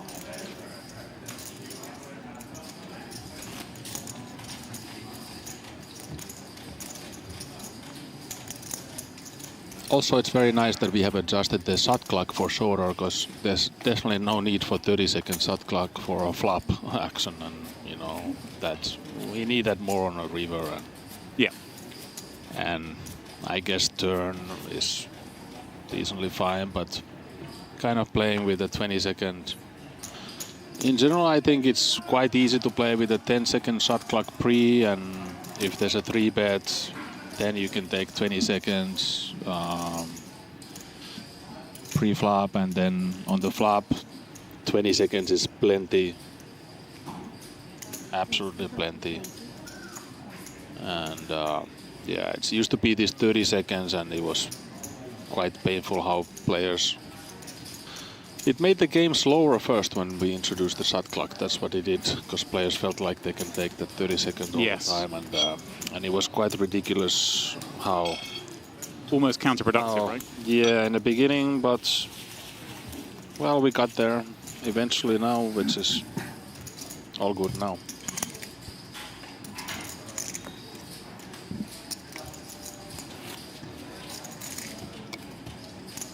Welcome to everyone who has just joined us on the Onyx Live YouTube channel. It is myself, James Dempsey, calling the action, and I'm very happy to say that the guest voice you are hearing this evening is none other than Patrik Antonius, one of the biggest names in high-stakes poker over the last 2 decades, lending us his thoughts as we watch this PLO final table. Just 6 remain. Everyone guaranteed $85,000, 10K buy-in. He's a first prize of 450K, and I do see a little note in the chat here. Let's go back to it. 1 second. I was curious because Inak in the chat says tennis is better than paddle. You mentioned you were playing paddle earlier. We know you're obviously a very keen tennis player. Any thoughts on that debate? Well, my personal preference, because I'm a tennis player, so naturally tennis is my sport and my preference. I enjoy it more, and but I have to say that paddle is really amazing game for as a racket sport game. So much fun, can get really physical, and the best thing about it is that kind of very new to the game, low-level players, they get a very nice game going and a lot of exercise and fun pretty quickly. So yeah, you don't have to spend crazy amount of time learning it, practicing, taking lessons, and it's a lot of fun. The only if you start listening problems, is that you need 4 players to play, which is not like the easiest to organize always. So it's much easier tennis. You go with 1 player, let's go play, and paddle is gotta get 4 to play at the same time. A little bit more difficult in this way, but Gateway drug, perhaps, for the full court. But paddle I played with really good players, and who are you with today? And it's been sometimes so much more physical than tennis when you play with good players, because they're gonna put the ball in the places that you have to stretch yourself all the time and sprint, and you cannot relax, and the rallies can last crazy long rallies because it's hard to kill the ball, and there's less anticipation. Like I've had really physical games in paddle that people don't always view it, that it can be like that. But with good players, there's a lot of sprinting, a lot of diving, just stretching to get that. In tennis, you can more of choose your shots to give yourself more time and more anticipate, and it's physical in different way. Obviously, when you play against a better player, then you have less time, and you're going to be out of breath quite soon. Who are you playing paddle with today? Was it some players we know? Yeah, today, I had a extremely low-level game, but we still end up making it a fun game. We had Joe Viral, who has just played like 1.5 years, and he's not really a sportsman. But his level was decent, and I played with my co-founder of Flop, Iceland Poker, Idris, and then we had one girl who works here at the Onyx, who has played tennis, and so it was 4 of us, and she was very new to paddle, and we still managed to get 4 of us. Fair game. It was a fun game that was enough for us to get some exercise and enjoy our time. So typical example that the level wasn't high, but we still enjoyed and got good exercise out of it. Well, that last pot going against Zhou Xuan. Try to work those jacks. Liberoff was really there with trip aces and took that down, and looks like he's calling here from the small with this queen. No. Yeah. What's going on here? Did he think he was raising from the small? Yeah, this is unusual. I don't know if he made a somehow mistake of. Yeah. It's very unusual to call with. Yeah, rainbow hand.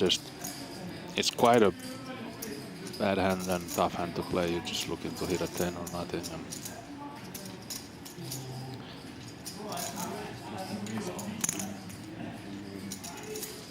And right away you're in a very annoying spot. Yeah. Get punished from that mistake by finding a queen, and yeah, I think he was raising small to big. He thought missed the open. Тогда я 200 калировал, а ты 400. Can happen. You're not paying attention. All right, though, on the tennis scene, on the poker scene, who are your good tennis matches with? I know there's some stops where tennis is played.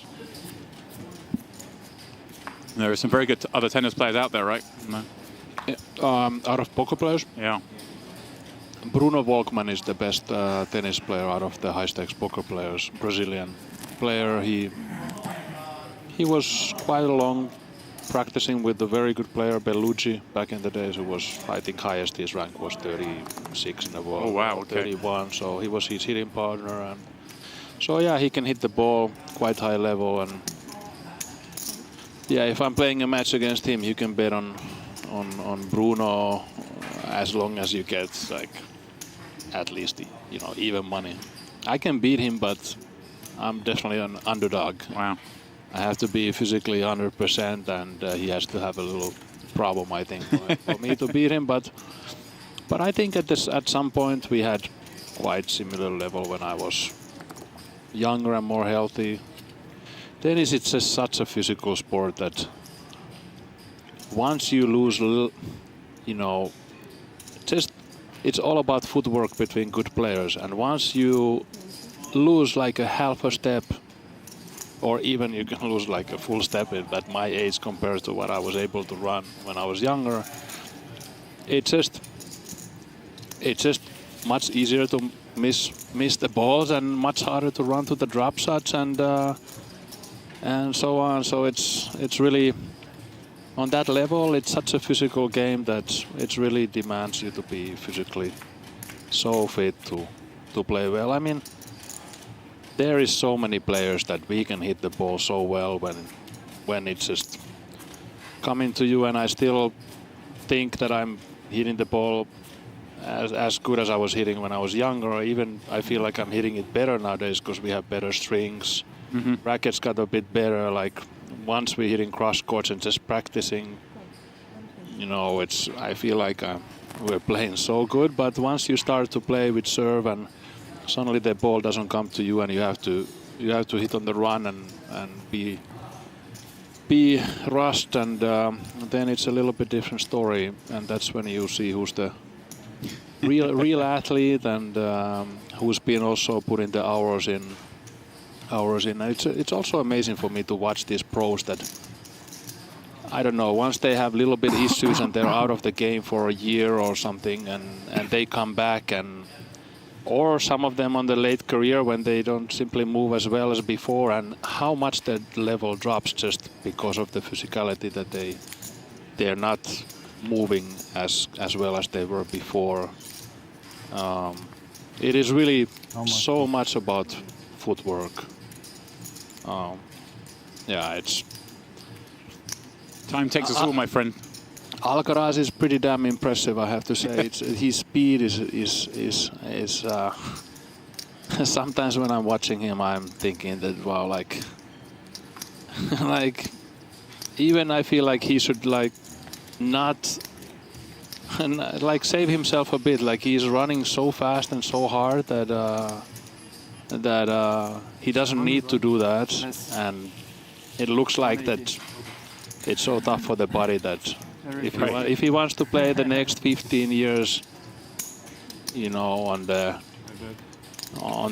top, that it's a lot of wear and tear with the style he plays. But he's also extremely relaxed when he plays, and amazing player to watch. I mean, we'll see if he's gonna break all the records that almost everyone expects him to do. It's crazy to think that's possible given the era we just had in tennis. But yeah, but anything can happen. I mean, there's always chance that there comes another player who's incredible, and if he's just better than you, then he's gonna win more slams at the moment, block you, and obviously the worst enemy for players is that if they get a injury, that there's been many unfortunate cases of stupid injuries of wrist or something that ends up your career. And well, it might be the end of this final table for Thomas Echen, who in the small blind been forced to run it. Jack 8, 6-4 double suited up against Joe Schwen's aces.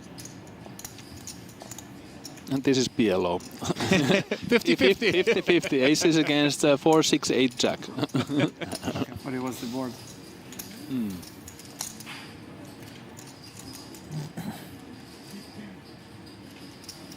Joe looks really bothered. He's forgotten he's in the hand.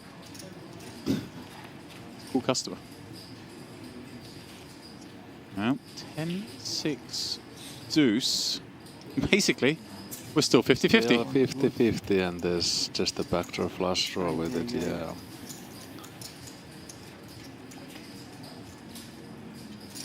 Now, the door is starting to slide shut. Okay, 6 or a 5 now, of course. But no, 9 on the end, a tap of the table. And we say goodbye to Thomas in 6th place. $85,000 for his efforts. Meaning the final 5 all now guaranteed a 6-figure payout. Meaning as well, of course, that Joe Schwen has extended that chip lead ever so slightly over that of Zhenyan in 2nd place.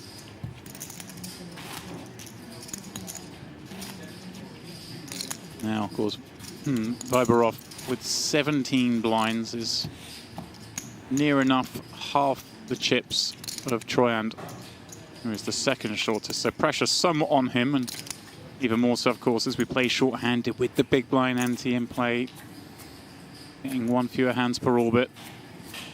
Does feel that pinch, but 115k new lock payout.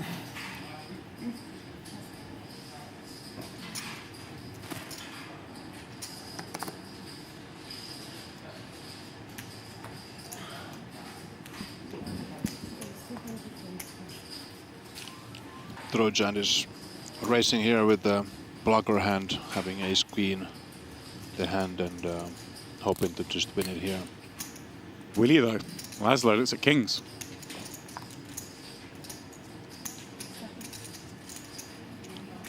Yeah, it's race spot.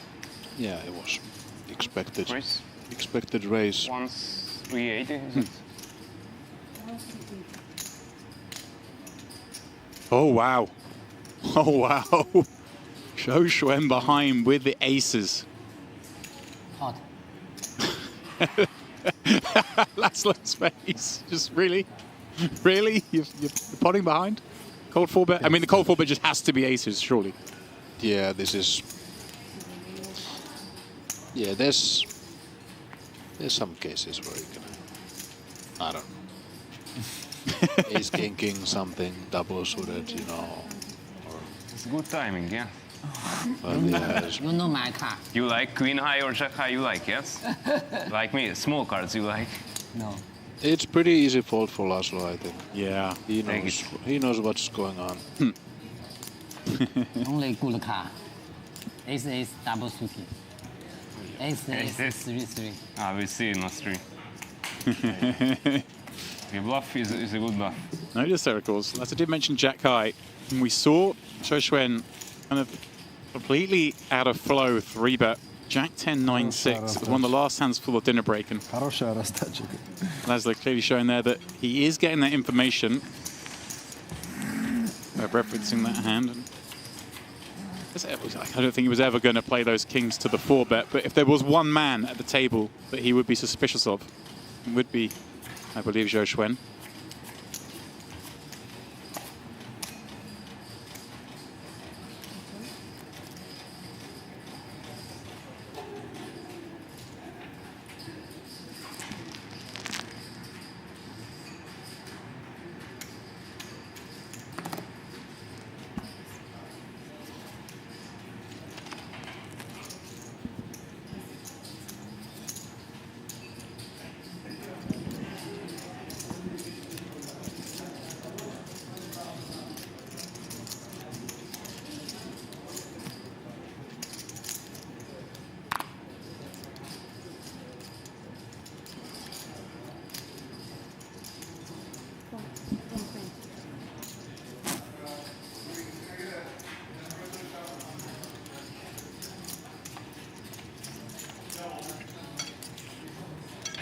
Ten, 3, deuce. Viberov the shortest stack. Those tens and deuces. Is Zhou Xuan with the 3. Gonna snap, and he's in especially bad shape given Viberov covers that queen. 500. The raise will do it.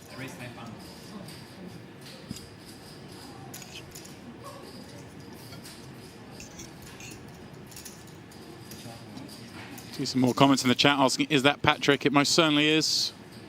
Patrik Antonius lending us his voice. Some of this PLO Opener, or the Plopener, as we christened it earlier. Final table where just 5 players remain. Patrik, of course, fresh off the final table of the 25k Holden main event. Obviously staying on to play some of the PLO action. And, of course, hosting the cash game. And we mentioned that you've got your cash game tomorrow night. Any sort of insights into the lineups? Anyone we're going to look forward to seeing in there? Yeah, I can reveal a few players. It's going to be a fun game, like most of these stream games, and a little bit similar lineup what we had a couple of days ago at the Your Viral game. So Rob is gonna play. Your Viral is in. Sinan is in.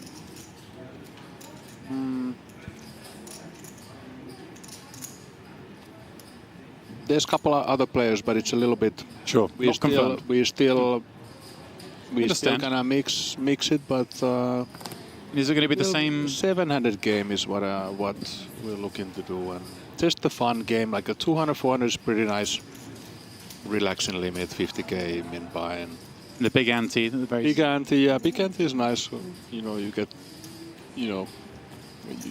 to play a bit looser, and I'm a fan of these 7 deuce what we had couple of days ago. 7 deuce game, if you win a hand with 7 deuce, you get paid from everyone, and I have to say that incredible hand happened.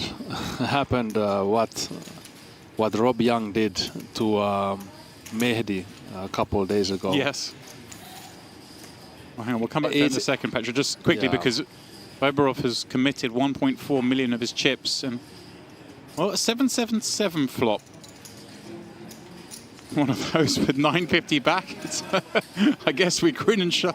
We sort of hold on. He's not in a shove. He's going to go for a small bet, but either way, sees Wojtas relinquish. Yeah, the 7 deuce game obviously caused a big. Whoever haven't seen the hand or heard about the hand, it's almost hard to believe that it happened. It's like a setup movie scene.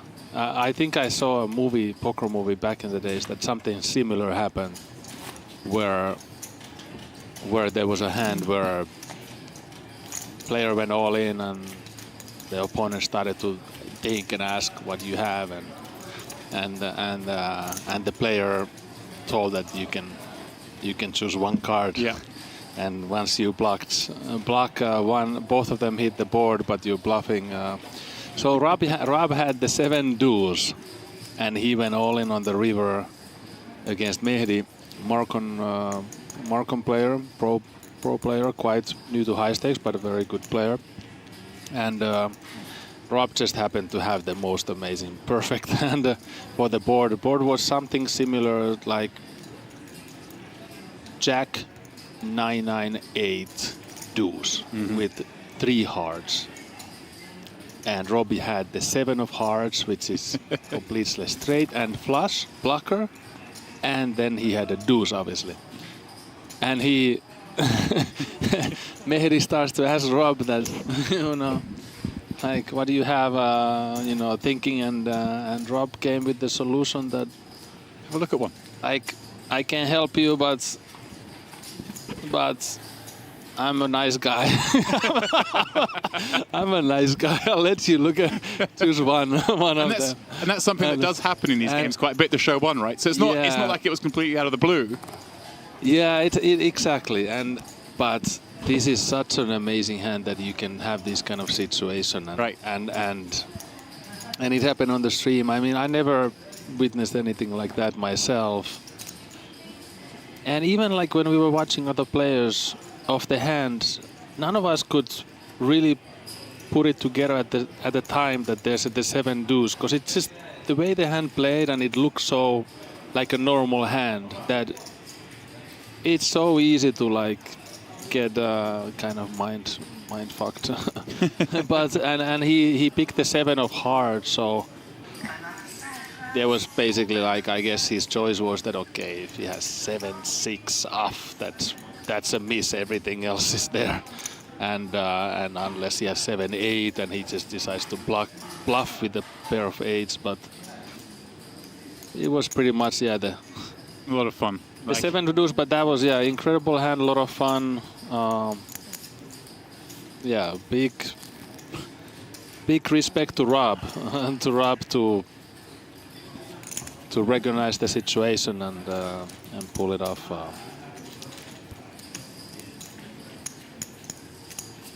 Yeah, that was a lively game you guys had. Obviously, we had the other night with the stand-up game as well playing. Saw some funny pots, like the you obviously call limping in with the king deuce and calling the race and flopping trip kings. Hands couldn't let go of the 2 7s. Yeah, the do 7 and the stand-up game, they're a pretty good mix to make all kind of things happen on you know, how you say, non-standard hands. Right. Hands happen a lot, and stand-up game is nice as long as the stand-up game doesn't play too big that it's going to take over the whole poker game. But once it's small enough that it's really not that big of a deal if you lose it, but it still, you know, plays part of the strategy. But like once we played a Triton live stream, a stand-up game where it was no longer poker. I mean, it was whoever loses the stand-up game was gonna lose about how much? It was more than 100K for the loser, and the stacks are 100K, 200K, and it's you just played the stand-up game. It was really. But yeah, you gotta adjust to all kind of strategies, and it's same for everyone. Well, Laszlo's going to be standing up here. He's all in Queen 5-3 from the big over the Troyan Open. Troyan with a very attractive looking Ace King Queen 5, although there's some level of domination given the hand that Laszlo has turned over. Boy tester one at risk, of course. Troyan covering him, but only by about 10 blinds. These other 2 shortest stacks left in the field.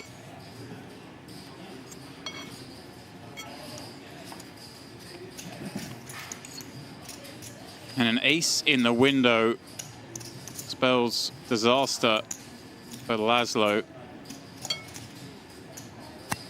5, of course, covered as well. Needs that queen. Queen only.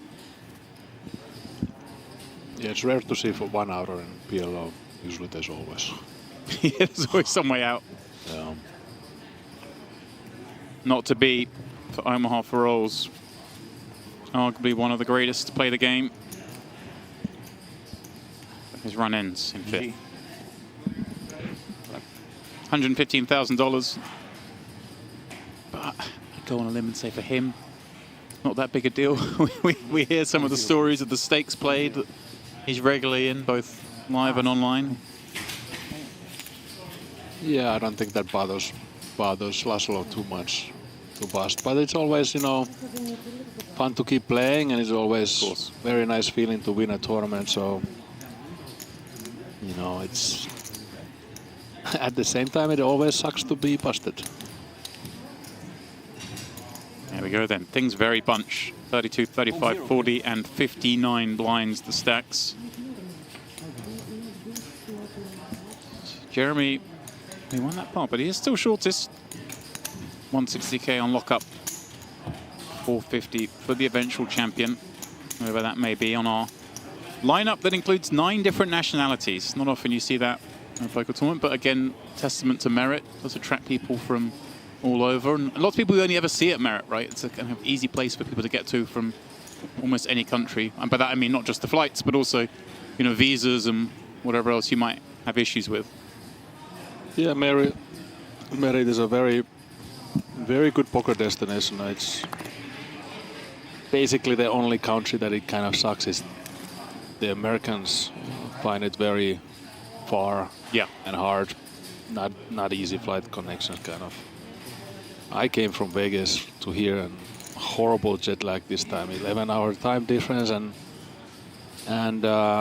even after I got over the jet lag, but they're still getting like a proper sleep, deep sleep. It takes quite a while when you're stuck with that schedule, and I guess the age is getting me a little bit on these jet lags nowadays. It used to not be the same when I was younger. Patrik, you're painting a picture of a decrepit old man in here. You lost a step at tennis. You can't get over jet lag. I mean, yeah, that's the step of tennis is big. that's what I'm. That's what you're upset about. I'm trying to work on that to get back, at least to get to that half step. But it's a lot of work. Oh. What do we have here? Just the nuts. There's the nuts, and pretty nice to block even the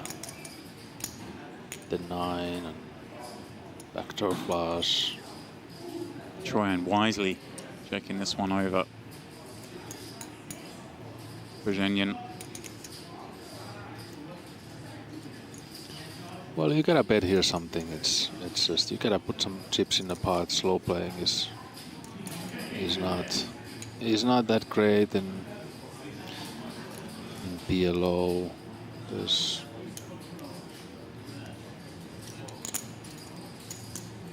still quite deep.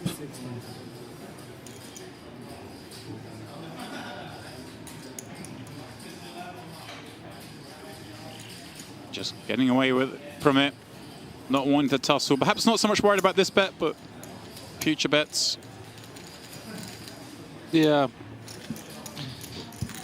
Yeah, it's quite difficult to play just pocket quiz with nothing.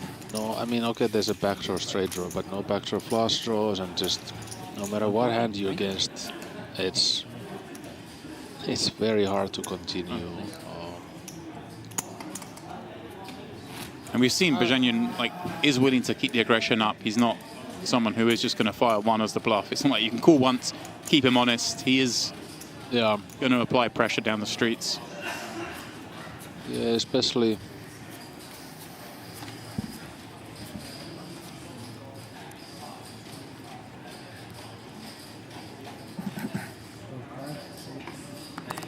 Sure.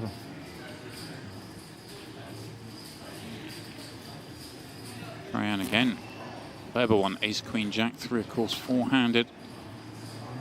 Every hand climbs in value. Virginia with very similar hand to the last hand.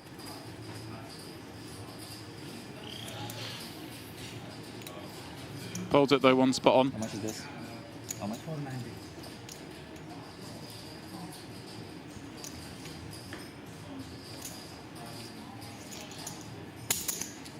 Yeah, it's probably a good small blind fold, but it's close. Has to be close, covering the player.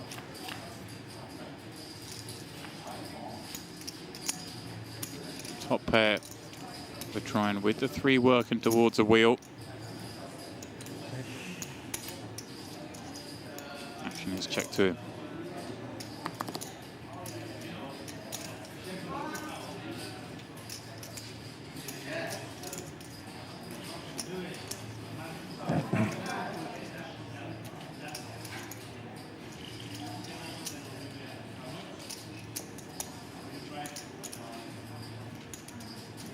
So things can get tricky, isn't it? You've sort of around 3x pot or top pair. Don't really want to be giving free cards at the same time. Very hard to stand serious heat if you were to bet and get raised.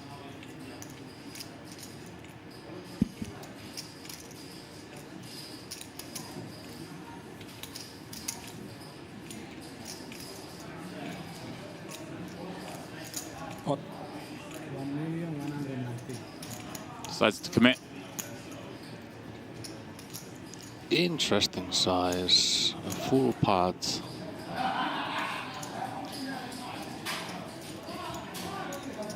I don't know if I like that. What is he gonna do if he's facing a check raise all in? It's. I guess he's thinking, hey. It's not a. He can have a lot of regret. I mean, he has cut shot and 2 over cards if there's aces up, and but I guess he committed himself. I guess he was gonna call it off then.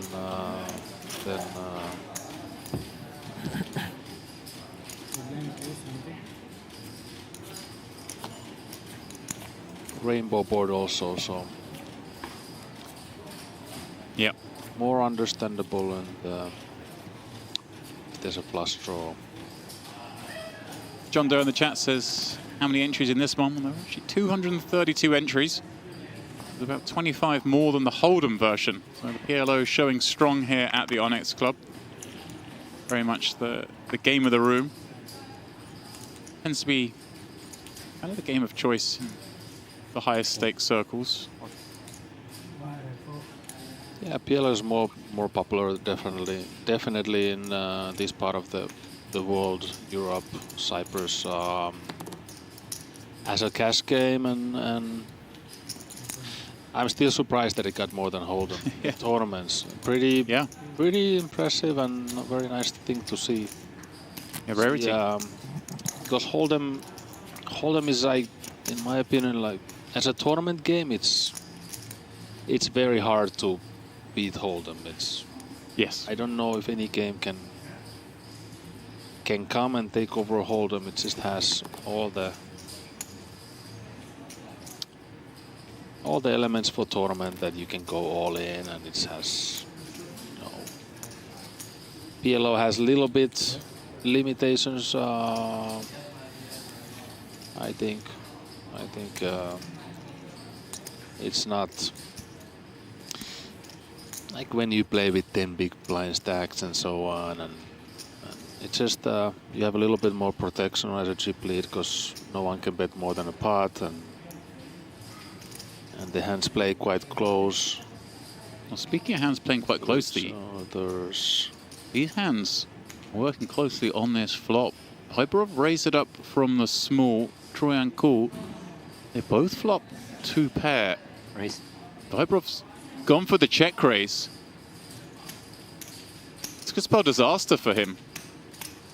Troyan with top 2 and a 4 working. One of those that certainly be behind, but the presence of 2 hearts on board, higher straight draws available.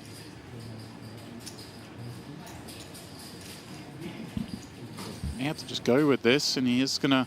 How much did he raise? It just says 350. Yeah, I think he just potted it. Yeah, that's what I thought, and now it looks like it's. Is the call? So is it around 2 million? Quick confirmation in a moment. But Troyan does make the defense.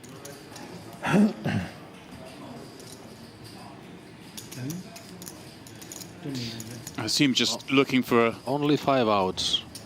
Must be looking for. It's kind of a non-heart here. One assumes to continue for Troyan. Bit of an ugly card. There was a nut flush draw, perhaps in a pair in there. Here we go then. 2-pair v 2-pair. Viber off, as Patrik says. A few outs. 8, in fact. A jack. 3. 4, of course, we'll give him a straight.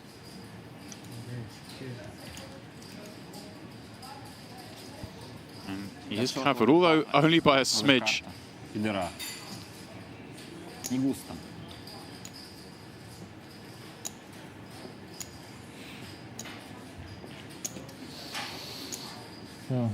Джек. Валет, да. Pretty cool flop given the pre-flop action. Валет 4. 3.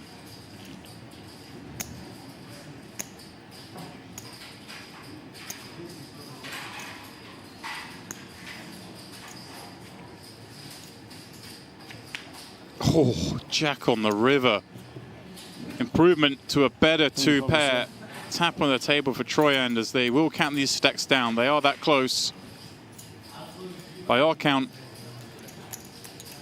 Troyan is still in with what, a couple of blinds. Как тогда, да? Very unfortunate for him. How does it feel, Patrik, when you're at a tournament like this and you do someone dirty like that on the river? And then even worse, they have to hang around and watch because they're left with a couple of blinds. Do you hide the smirk or do you let it show? One. I don't know what to say. It's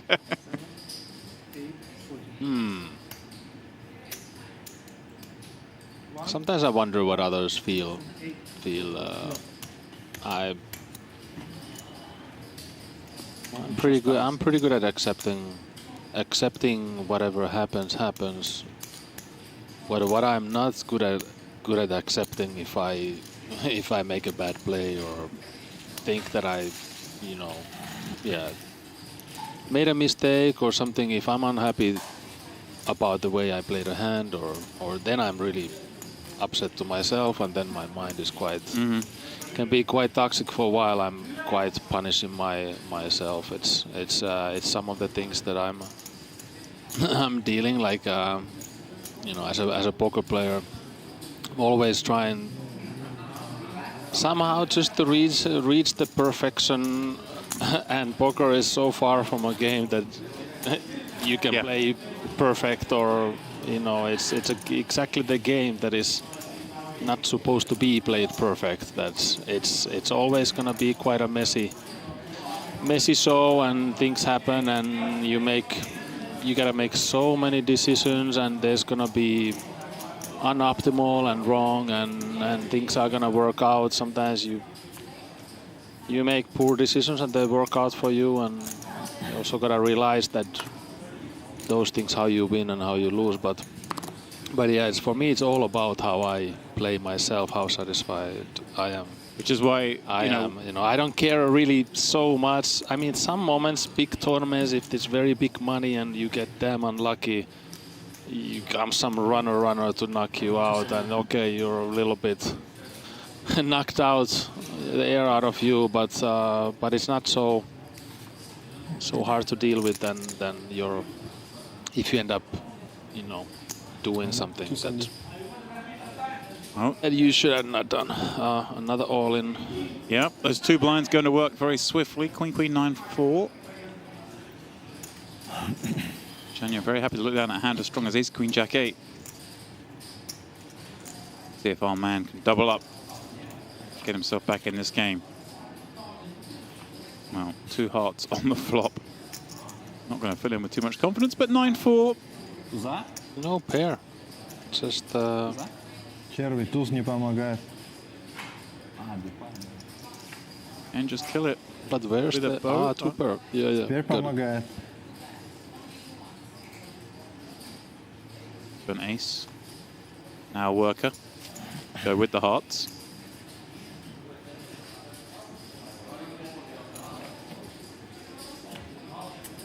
Safety for Troyand. Yeah, it's interesting because we mentioned, I wasn't actually on the call in that hand yesterday in the 25k final when you had ace 6, but I did see it. And it was, I don't want to say rare emotion from you, but it's not often we see that reaction from you. But you're saying, obviously, as you mentioned earlier, but for those who are just joining us, it's more about the decision process that you think you got wrong rather than just the absurdity of how does he have that hand. Yeah, yeah, it was. Yeah, it was. We were talking about the hand where I had a6 against 7-6. I had the best hand before the river, and I raised the turn. I got called, and then opponent hit the river, and then he bet, and I made a wrong call in this time, and yeah, I wasn't happy about the about the getting unlucky on the river. Plus, that I realized right away that I would have won the pot if I played the hand other way.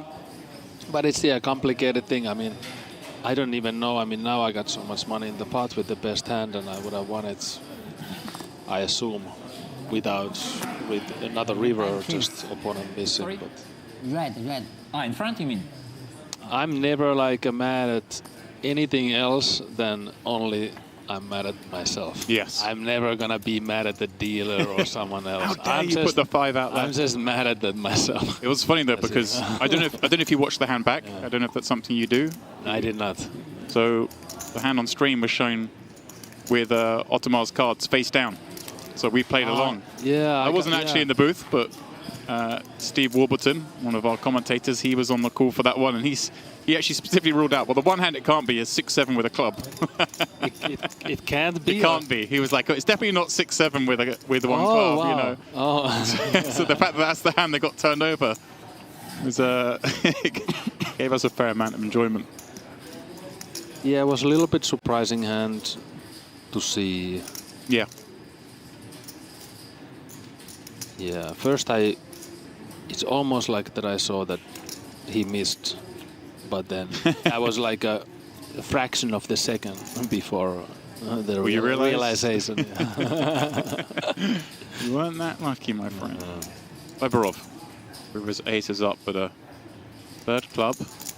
going to try and squeeze something out of it, though.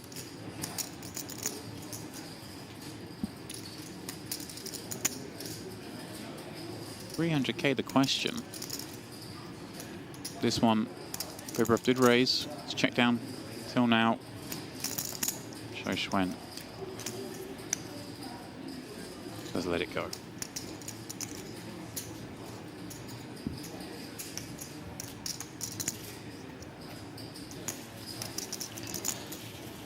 The structures have been quite good. It's crazy. It's been deep, quite deep all the way till the end. Very nice for the players. You get to play a lot, and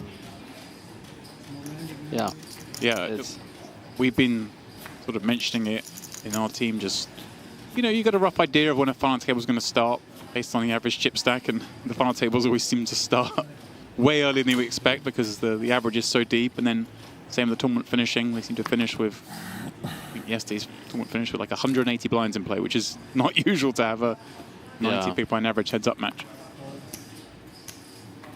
Yeah, it could potentially go really long. Long. This one as well. Average stack of 6 million as we play the 140K big blind level.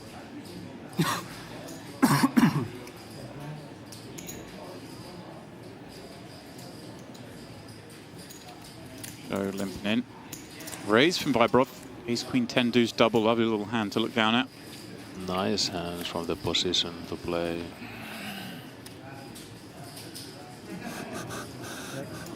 What's the best of it?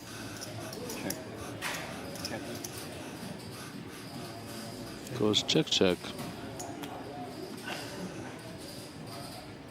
Ah. I don't mind the check on the flop because there's 2 backdoor flush draws and backdoor straight draw and up pair pot control. Kind of, you get check raise, it sucks, and you can play from the position. And look at this. Even though he falls behind on the turn, the presence of that straight draw on a pair does bet. Yeah. That's the better hand to fold. Yeah, he played it well. I like. Yeah, Zhou cannot continue with that. No draw, nothing. I mean, what is he gonna do with just 1 pair? Such a nice spot as well. Currently, at the exact stack distribution the way it is now for Vibrov with that newfound chip lead. Of course, with Troyan with just 4 blinds, the other 2 are somewhat handcuffed, aren't they? They don't really want to be playing big pots when this man is on the chopping block.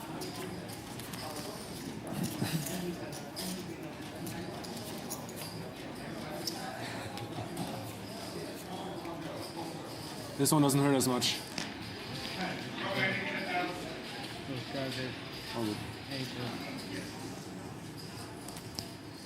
Well, in PLO, when you're so deep and the stacks are like this, like you can always just lean from the position and you're quite protected. Desinayan decides to raise. Well, I would have probably preferred to call with this hand pre. Encourage the others to come along and maybe knock out the short stack. From the... I have a little bit hard time, so he was under the gun, yeah? Yep. Yeah. And Zhou was bottom. Oh, Troyan flops trips. Backdoor spades for Bajanian. Maybe. Backdoor straight, not even possible, pardon me, with the cards Troyan has. Yeah, what does he have to hit, a 9 or something? Spades. Backdoor spades. Yeah. Backdoor boat, not impossible.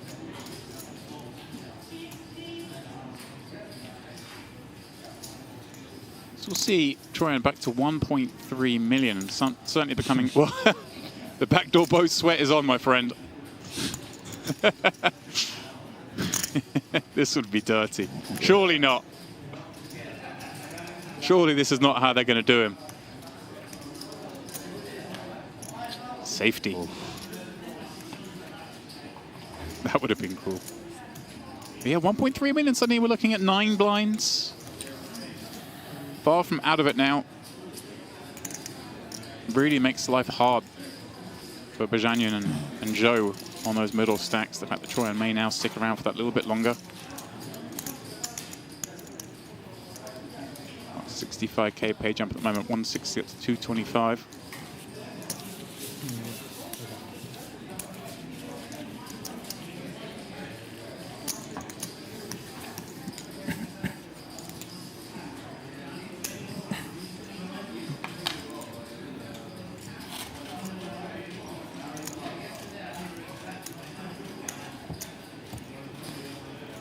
So then still 4 remain in the PLO Opener. 10k PLO event kick-starting the Omaha portion of the High Roller Series here at the Onyx Club.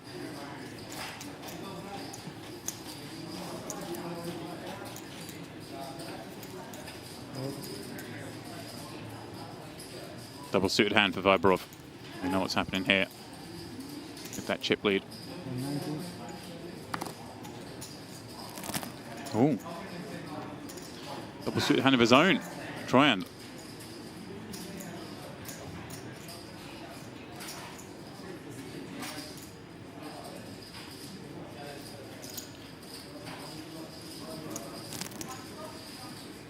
There's a big blind ante, right? There is. Yeah, okay.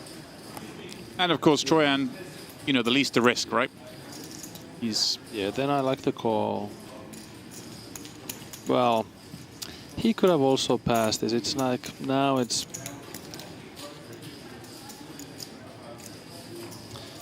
Yeah, well, now he's not in a great shape, but he could have been in a flush against lots of random hands. Yeah, I guess he's probably recognizing Viborov just going to be super wide here.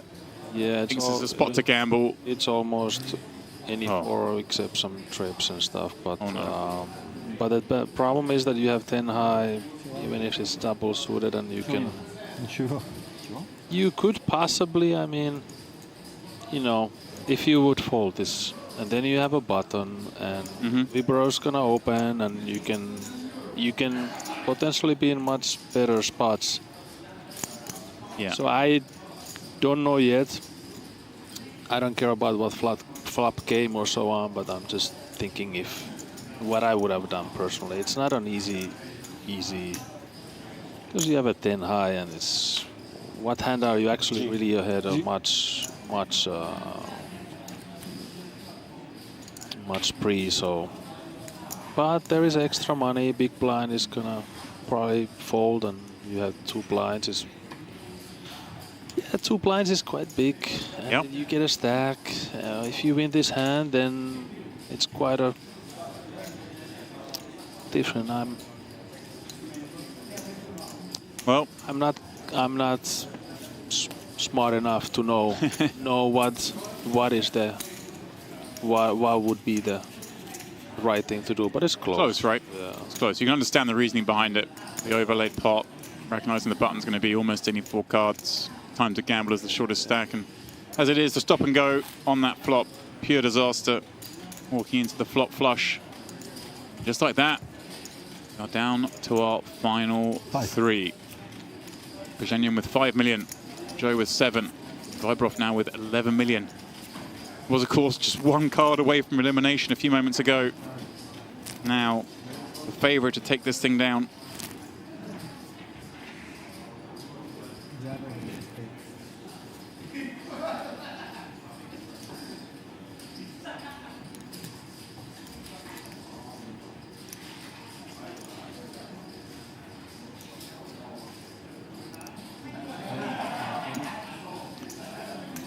Brzezinian going to play this spot coy against Joe, and suddenly the dynamic changing a lot with the empty seat Troyan, now meaning we're playing Brzezinian's stack as the shortest 36 blinds. Going to try and probe their way through this match. Viborov going to be looking to make the pots big. These two ideally trying to keep them small. There's a King 10-5 board. Does have some interest. Brzezinian betting out the nut flush draw. Gut shot raw flush. In fact, go with a pair, an open ender, hanging around. That pair still Remarkably, still the leading hand. It looks like a second barrel incoming.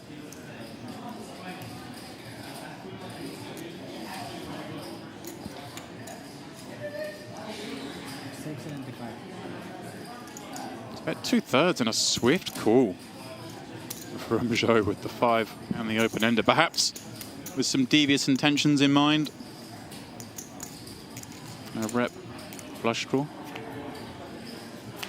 And well, if he tries to rep a flush draw, he's in trouble because Patrik, that, my friend, is a royal flush.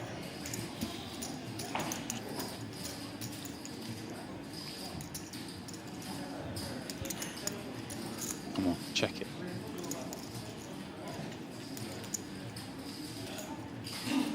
Behind the check.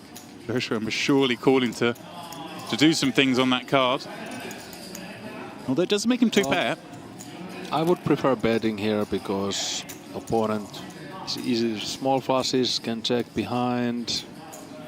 I mean, there's some missed straight draws on the low side that you're gonna face bluffs, and 2 pairs are gonna should check behind and think that they can win on a showdown, and so he decides to give a little an invitation. Yeah, this is. I like this. Yeah, I like this. The problem here is that you have the key card, so there's no naked ace. But it shows when, my friend. But yeah, exactly. So he's aware of his client. And here it comes. Look at his face. You're sitting there with a royal flush, and your opponent announces 2 million. 2,200,000. Oh, what a moment! What a moment!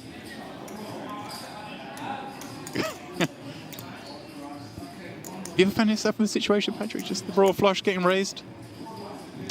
It's hard to get one. Respect to a perfect play for Bezanian here. Yeah, and I mean, you do all the acting you want.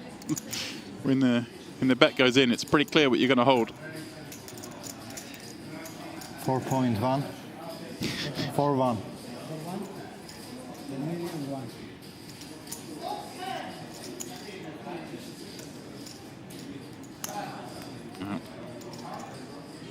А, нету столько нет.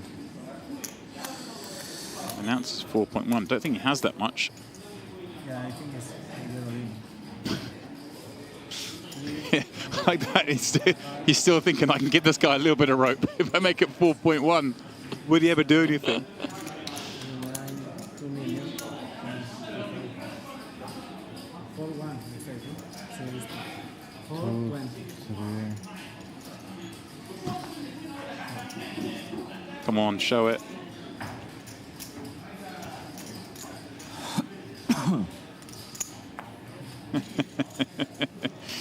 That was very nicely played. Knew his man. The invitation, the 325 on the end, just red rag to a ball. Very significant pickup now for Bezanian, up to 8.5 million. Not too far behind Biberov. Joe down to, what, 3.4, equivalent of just 24 blinds as they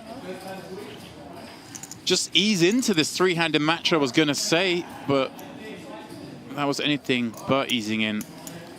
Joe Schwen going for it, as he tends to do. This is, of course, the 10K PLO Opener. 232 entries in this one.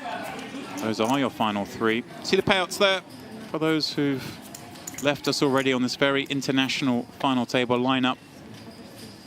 And Vogel saying, Yoni, you can both busting up before dinner break, what seems like an eternity ago. D'Souza never got anything going.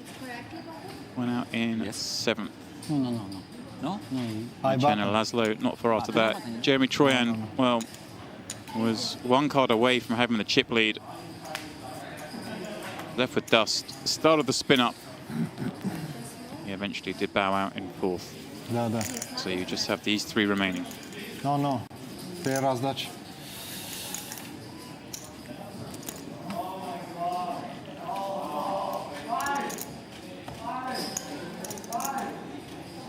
said as well, but we've got time for just a hand or so more before our next break, where we will be saying goodbye to Patrik, who's been joining us. But again, remember, if you do want to see or hear more of Patrik, it is your cash game tomorrow night. Isn't it? It's going to be a lot of fun, that 200-400 game. 200-400 doesn't make it sound big enough. It's 200-400 with a big ante, 50k buy-in, 7 deuce, stand up, the whole lot. Yeah, there's going to be some action. It's yeah, it's. I think it's a sweet spot. This kind of limits for tomorrow. We will start at 7 p.m. 7 p.m. local time at the Merit. Well, play 6 hours or so, 6-7 hours. We'll be streaming that, of course, on our customary delay as January flops aces full after having a royal flush. But of course, if you want the exact start time of that tomorrow, then the best way to do that will, of course, be to subscribe here on the YouTube channel of Onyx. You will then, of course, get notified when we go live. Or also, alternatively, I'm sure following Patrik's socials, he'll be announcing the moment they go live in that game tomorrow. Дорого еще крейзить себя. I, for one, am very much looking forward to it.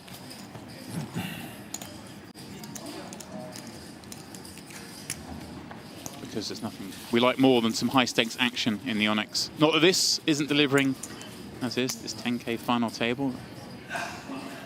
Does it look like Знаешь, что было? players a break. are heading off on break. So, Patrik, thank you very much, my man, for coming in. I know the chat and myself have very much enjoyed hearing your thoughts on this PLO final table and just Onyx in general. My pleasure, and see you guys tomorrow. Here we go. Some more high-stakes poker action. Patrik, Yo, Rob, and crew. Some other unknown names at the moment will be taking to this very table. But for now, we will be heading off on a break. Around 10 to 15 minutes. I'm also going to leave the booth with Patrik and be ceding the action back to Feraldo and Warbs, who will be back with you as we play this PLO opener down to a champion.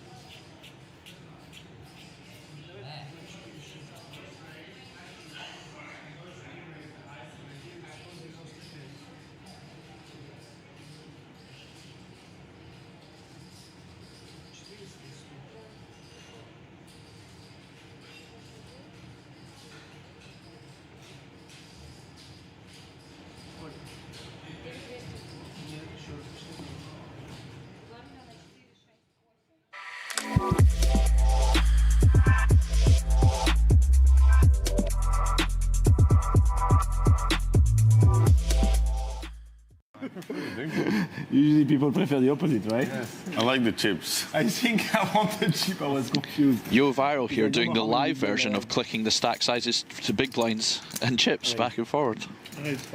We're all school, Johan. He picks up. But in the big blinds, Cowboys. no 20 big blinds. The butchers.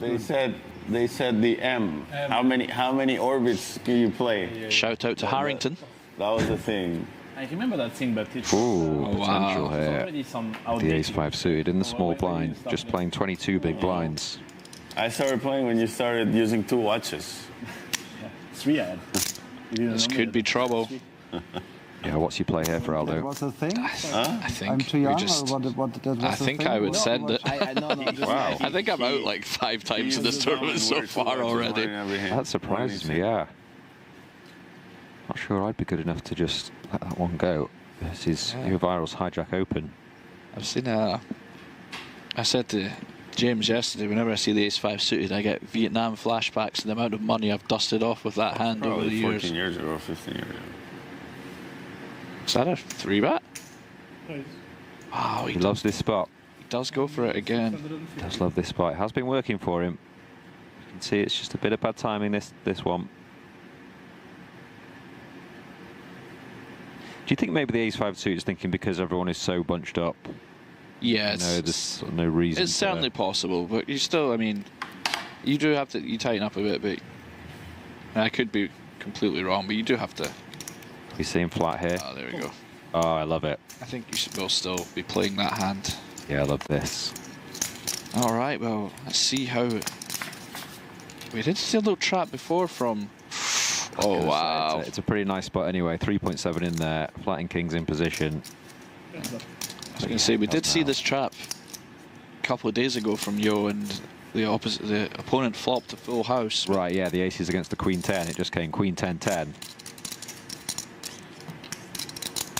I thought maybe we might see a check, but it's disastrous flop for sure. Flopping top pair here. You're so shallow as well. Yeah, we do see the one-third pot c-bet. There's 5 mil in there. He's only got 4 million back. Does Yovaro want to go for it now or just call? I think I like just call. What do you think? Do you think a lot of the money's in there? You can just. I'm trying to think. I think either's defensible. I think 5 seconds. maybe call was nice, just because when you flat here, you do have some traps, but maybe you just have like 7s and such. Yeah. That don't really want it, but then you kind of want to protect those as well. Even. Yeah. I think if you've watched the stream last night as well, you might have seen him do it a couple of times, and let's just keep in that absolute trash. Yeah. That 9-3 or. For sure. I think the commentators cop out here, where I think either's fine. I think that's fine to say. 5 seconds. Lots of spots in poker, you'd do some things half the time. He does call.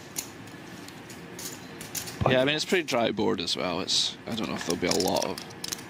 Need a card to save himself. Oh, wow. That is not one of them. His equity does increase to 32%. He only has 4 million back. There's 6.3 in there. I'd imagine he's just going to ship this. I don't think there's a lot of getting away now. Yeah. And even versus kings, you know, he's in okay shape here. All in. All in. He does go for it. Yovaro's going to be pretty shocked to see 10-9. All in call, showdown. Does call. He does have the lead. Chuen at risk. Does need one of the 11 outs in the top right hand corner of your screen. This is a big part of Yovaro's chips as well. Massive pot. He does hold. 15 million pots. Yovaro's just gone favourite for this tournament. And with that, Xiao Chuen is eliminated as our 7th place finisher. I thought you had aces, but kings is. He will receive $210,000. I was thinking every time he has aces, they go crazy on him. No. Played pretty well, picked his spots well, but just ran into the butchers that time. Yes, more. Nothing he could have done by the turn card. GG. Yeah, the board is an unfortunate one for him once he has 3-bet from the big. You were hoping. I thought I bust. Little side note there. Queens, Ace 5 of hearts did win. That's a good point. Yeah, that hand could have played so differently, couldn't it? Yeah, exactly. Ace 5 of hearts ships it. The big blind gets out of the way. The butcher's call. We're getting a nice commercial for Luxon as well, which is very useful. I agree with you, with Yo. You can. You cannot. I think you can. No? I'm pretty sure you can't. You're pretty sure no? Yes. Coming soon, coming soon. You're gonna fix that.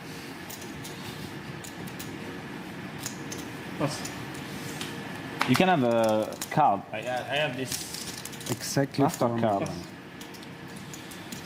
Yeah, I have this master card from Luxon, which you can withdraw money, pay. How many big blinds? It's a master card. 16. And it's black. So it looks like you are rich, even if you have 530 euro on your account. Yeah, 5.5. You still have a black card. And that's good.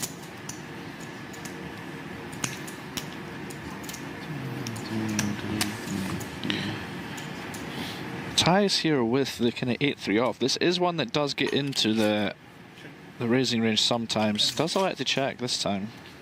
Yeah, 15 big blinds. Lapping it.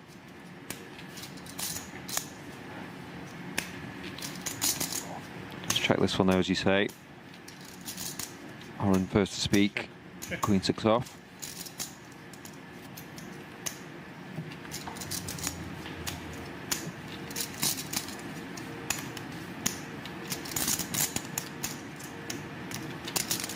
I'm going to see a little stab here. I'm hyping it.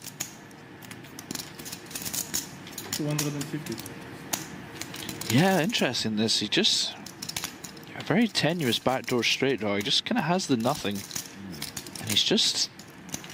Perhaps just saying he thinks maybe Oren is betting a little too often when he has something, and this checking range is a bit weaker than you would expect. Does defend it though with the check call with the queen high.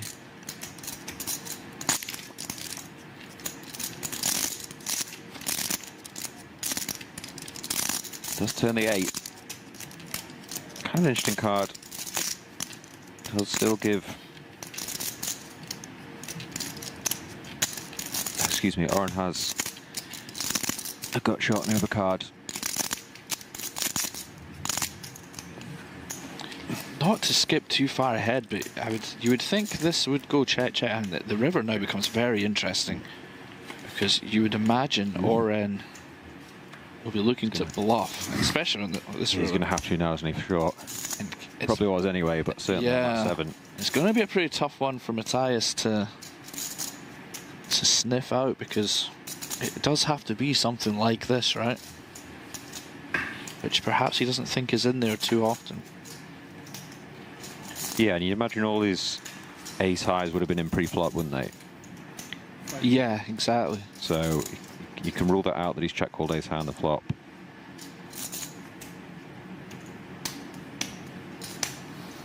Same with a lot of king highs. You might look him up here. Let's see what size he goes.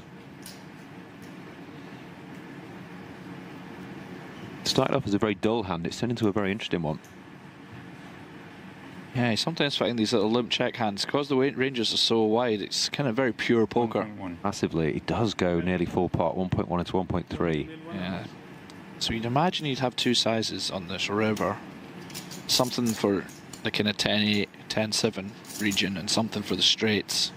With some bluffs in both, and Oren has decided this is a bluff he wants to put into this, kind of representing the straight size.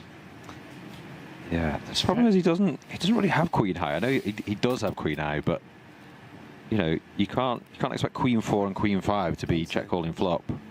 Queen 7, queen 8, queen 9, queen 10, queen jack, queen, all these hands are made something better than yours. Yeah, it's just incredibly difficult to be bluffing here as Oren. Yeah. I just think it's just going to be, if Ibinger calls here, I'm calling witchcraft. This would be an incredible call. Yeah. Start break now. Touched on the ace highs and king highs pre-flop. A lot of them going in. Yeah, particularly the ones that want to bluff, right? With ace 5 off or something. Maybe you decide you get here and you want to bluff. They'd be in pre, so they just don't really exist. Food. Ah, okay. What do we beat then? We just literally beat the deuce X hands that are now turned into a bluff? He maybe thinks Oren's overdoing it with deuce X here as a bluff. Now? Yeah. Which would be enough to call on its own, probably, if he just bluffs every deuce X. I'm not sure. I haven't played enough to make that call myself, but maybe Matthias has. Which deuce X are limping pre? Like, are you limping the deuce 4 suited pre? Yeah, I think some of the suited stuff, perhaps. I mean, I know Oren plays cash games mostly, so maybe he's not raise bluffing with some of these combos as much as others would be. Sure. Just in a tournament setting, so it's very interesting. It's to even be thinking of like this is just. Yeah, this would be absolutely outrageous. The more I think about it. I know this kind of face. Yeah, it's one of those where like there's a little voice in your head saying, "I think I'm good, but I can't figure out how." Exactly. Yeah. I think I'm good, but I can't work out a hand you actually have. Yeah.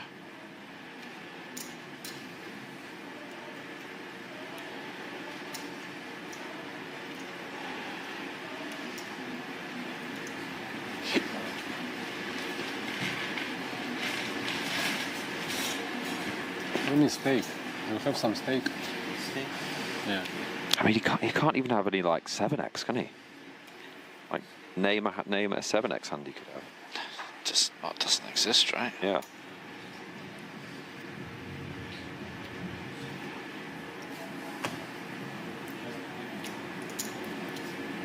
This would be absolutely absurd if he calls.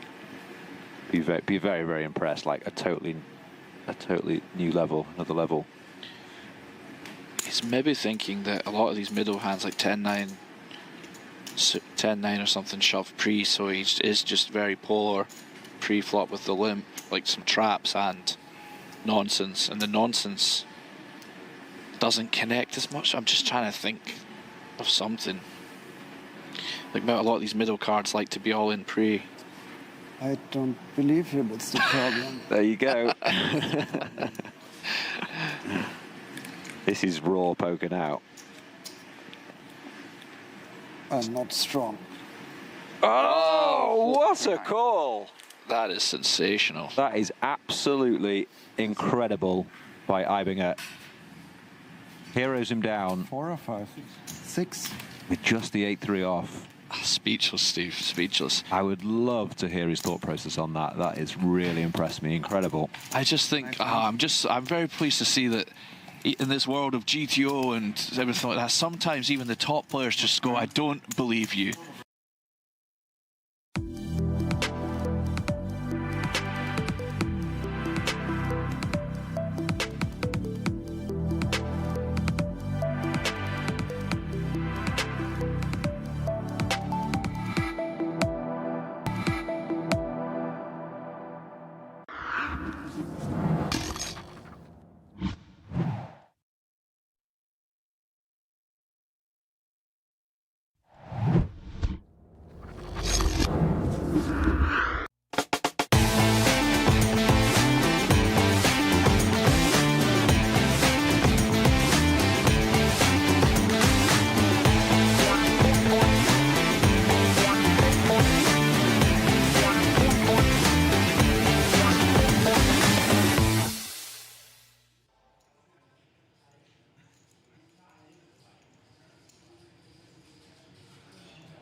Well, welcome back everybody to the Onyx Club High Roller Series. The coverage continues on.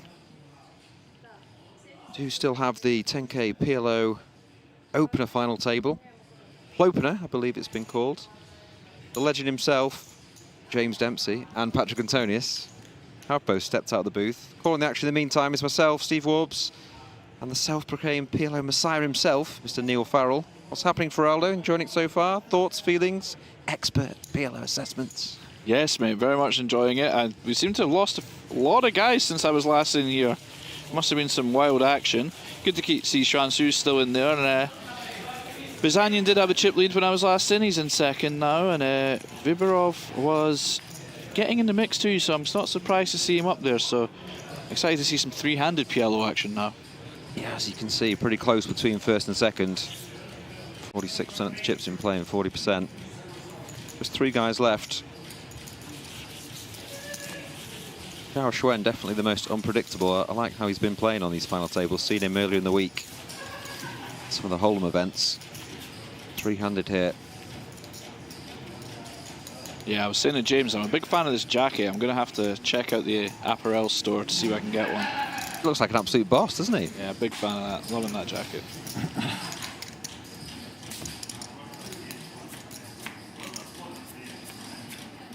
Sunglasses not allowed at the Onyx Club High Roller Series, but how trends are for medical purposes. He can't see flops without them.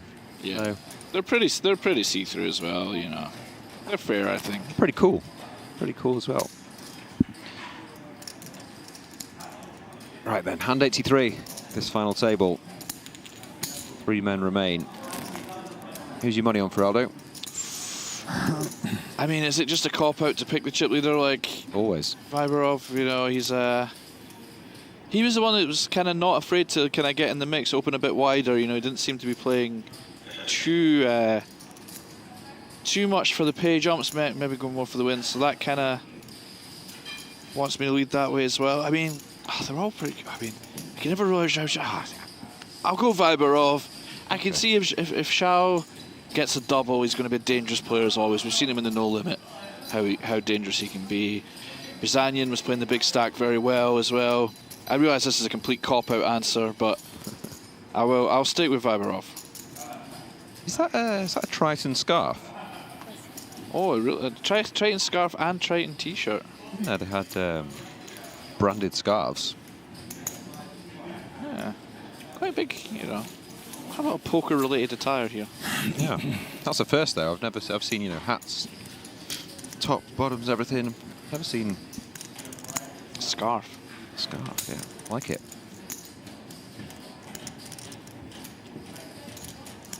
Did you enjoy the coverage, Mr. Patrik Antonius?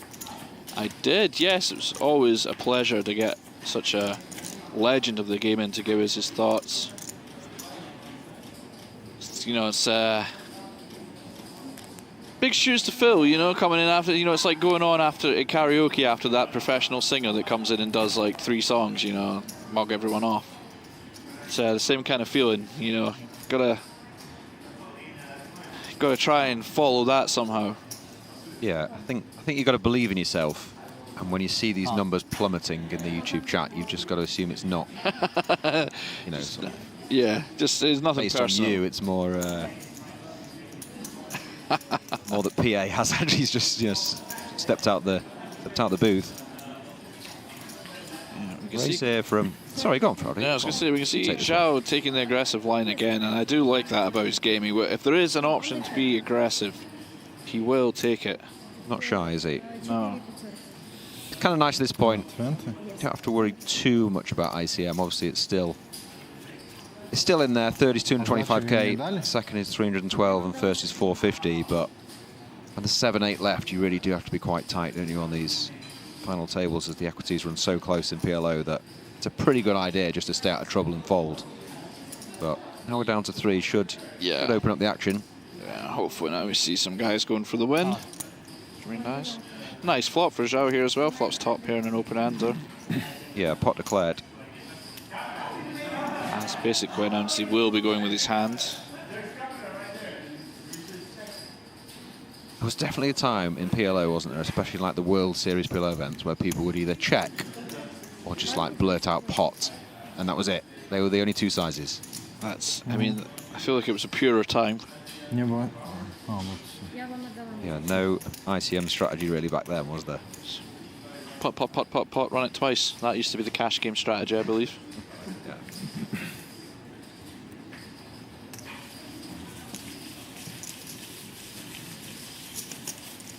We are still keeping an eye, guys, on the YouTube chat. If you've got any questions for Feraldo, I was going to say, let us know. I wonder if people want to know my workout routine and what I eat for macros and stuff. Bossman9424 does say, Patrik, please send me some money. I need 25k for surgery.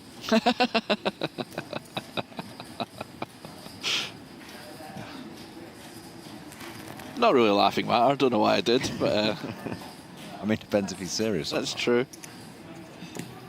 Seems quite a large amount, doesn't it? Yeah, I love. Maybe start at 2.5k and work your way up, but straight in there for the 25. It's like new leg territory, that, isn't it? 25k. My wife left me, Patrik.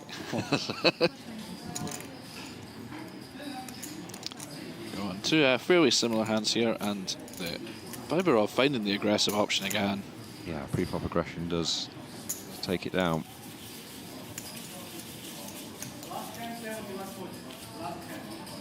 Been impressed with Viberov. I hope I'm saying that correctly. He's kept his foot to the pedal and is, oh no, aggression does pay in this game. Yeah, I think especially as the stacks as they are now, you know, can really put some pressure on that short stack.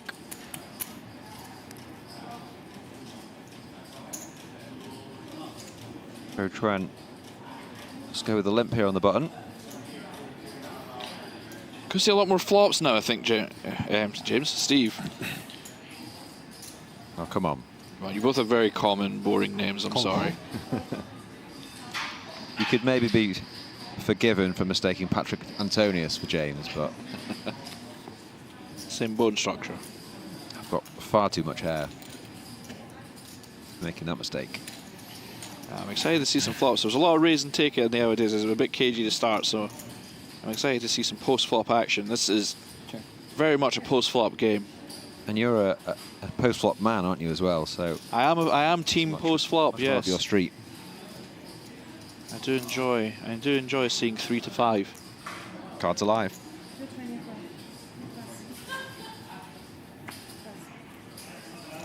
Nice little pickup for sure. You actually had an idea for Aldo for PLO final tables in general. We were discussing on the break. Yes. I thought it was a fantastic idea. Do you want to run the viewers through it? Yes, well, I was just musing. Farrell mused. No, I think, you know, especially in a 9-handed PLO final table, we are kind of incentivized to play quite tight as the middle stacks, you know, with the pay jumps. And because, you know, even if you get the best possible hand in PLO, say like ace, ace, king, king, double suited, it's a bit of a disaster to get it in pre-flop with 70% when there's lots of stacks the same. So I said, in fact, for example, we have over close to 2.2 million prize pool here.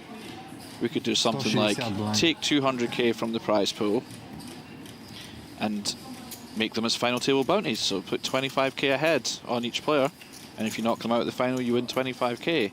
I like it. It would allow, you know, it allow you to play more hands. It would allow you to, you know, no longer be a mistake to fold such a strong hand. But you know me, I just to play. It would no longer be a mistake to play. I think it does. It does sort of spice it up, as you say, make it a lot less cagey. Sorry. Yeah, just something I was thinking. You know, it would be good. You know, people fighting for the pots more. Exactly. You know, it's never nice to be in a situation where you have to fold great hands. That's not why we play the game. We want to play great hands. We want to have fun. You want to be in the action. And I think, you know, taking 200k out of a 2.2 million prize pool, you know, spread evenly throughout the cashes, I think would be a good idea. I could be wrong, but I wonder what chat thinks, if they have any ideas of their own. No, I like it. I was just kind of, you know, just thinking out loud. We did see the leaderboard just then. Not changed too much. 68 bigs, plays 51 bigs, plays 25 big blinds. Schwen does flop best here. The top pair.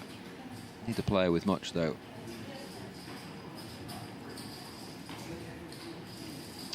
Need a player liking this board. Much either. Do see a check. Yeah, just the one spade each. A quick check back. Show Schwen.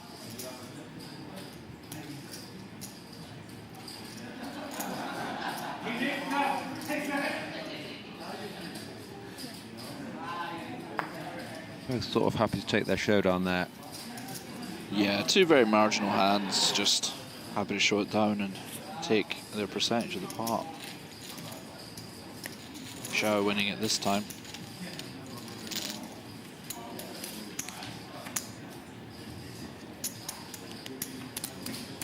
I have noticed the booth does smell a little of curry. Wondering if that's down to the 2 curries that Patrik had just before we entered. I'll be honest, Steve, I didn't even know we could do that. Yeah. When we started here, it was very strict rules, no food in the booth. Yeah. I have to beg Rachel in the group chat to go out for a break, you know, get a little bite to eat, some bread and water. Rachel, of course, Trailblazer's boss. Patrik, 2 curries. Antonius, just... He does what he wants, doesn't he? He does. He's a baller.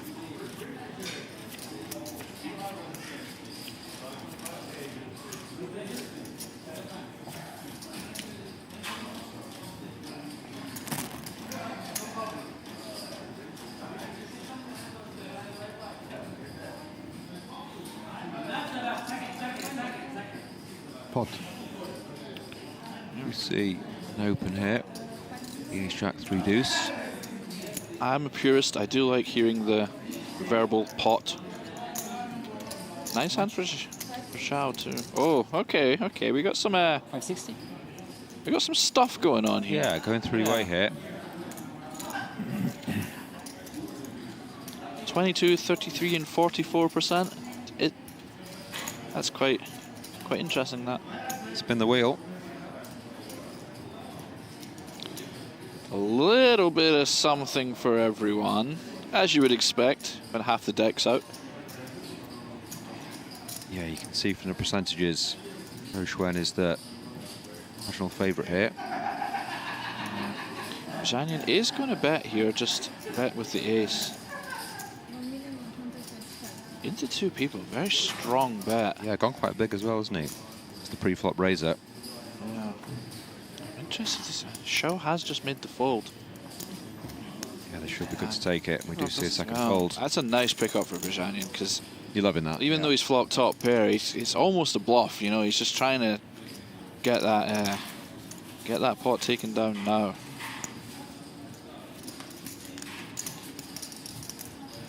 Yeah, he figures no 3-bet pre. You know, they don't have like ace big cards. Yeah. He's happy to take a shot there. It'd be a little dicey with the 8-7 on the board, but you can see both players did kind of connect with it, but not strong enough. Just a little nibble for both, but nice pickup.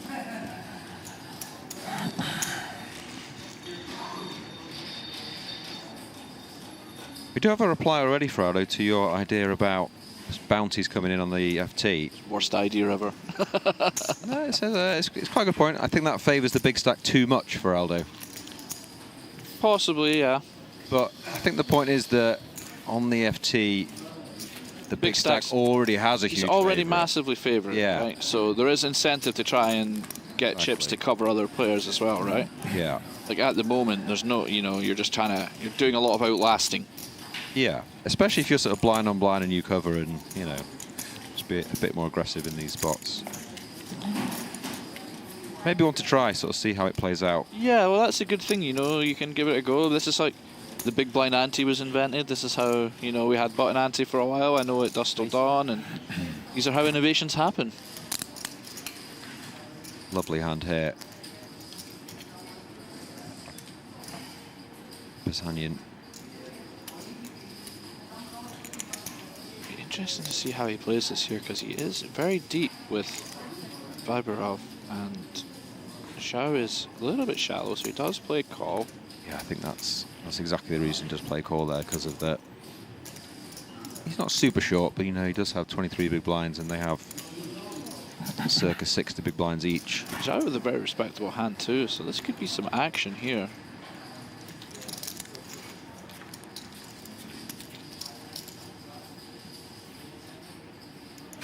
And speaking of action, what a flop. It's a huge flop. Yeah, Viberov has got top 2. Zhao has a gutter ball to a straight flush. Wraps flush draws, yeah, it's all going on. Zhanyan has the... So that wrap, it's an open ender, top pair, and a flush draw. Zhanyan is actually a very big favourite here with his hands. I wonder how he's going to proceed.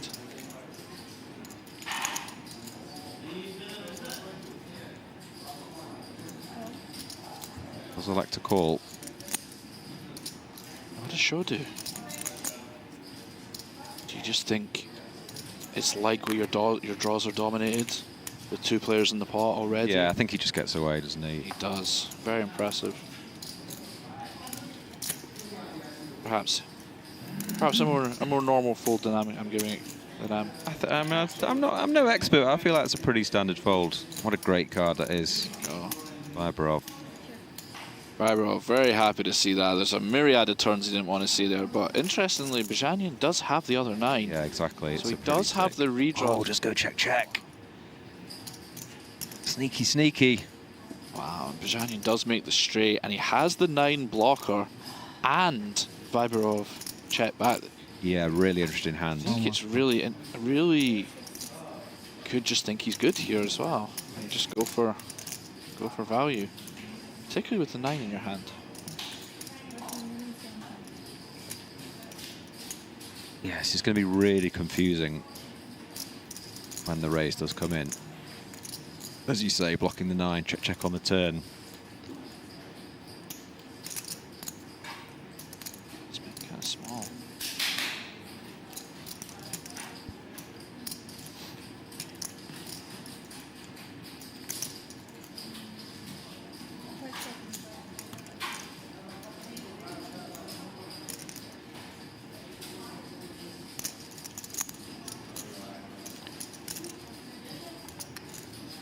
That question, by the way, was from James Mitchell.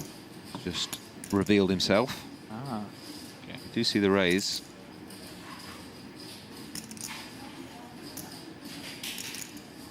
This is tough for Bazanian. With the 9 in hand, where do you think Vibrov's bluffs are going to come from? Do you think, I guess it would be something like hands with 7-8 in them? Like full house blockers, perhaps? Maybe like 10, 8, 7, 6 or something along those lines? Do you think he ever just uses a 9 as a bluff? Yeah, I'm not sure if that's too strong to use if you just have a call. I'm not so sure there are as many bluffs as you'd have in, you know, sort of hold'em situations. I think there's a lot of, and just throws in just all those time banks that haven't even been opened. I mean, Vibrov's been playing very aggressive. Like I would imagine he would have, you know, if that 9 in his hand was a 7, I guess that's a straight. But you know what I mean. If he has like an 8-7 combination, I think that would probably be where it would come from, right? Yeah, I think that's maybe the one you'd choose. But even that, it's pretty dangerous in PLO when your opponent is just uncapped. Yeah. You know, after check, your opponent could just have all the full houses. Yeah. Although I guess that's why we would use, and I mean, we have to, you know, we would use those ones to try and cut down. You certainly can't have them. They do have 4 cards, but yeah, I'm not sure. Perhaps some PLO expert in the chat can enlighten us. But really tough spot for Bazanian. Particularly with the 9 in his hand. No 8, no 7. Well, that would be a full house, of course. Was he like almost smiling there and like just trying to like hide his smile of how happy he is? Did you see that? I didn't. I was too busy looking at the graphics to see what cards Bazanian was holding. Yeah, was it Viberov with this smile? He did. Yeah, he just like burst out laughing almost, and then just put his hand over his face.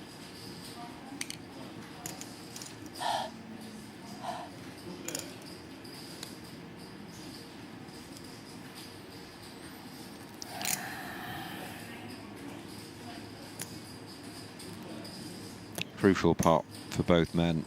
It's tough. It's tough as Bazanian, right? And also for this tournament. It's so tough. Yes, it's really tough. You'd think the checkbacks would be, you know, 9-8 is the trap, right? I think if you have pocket 8s or something, you want to keep betting turn mostly. Yeah. And when you hold a 9, it makes it very difficult to fold.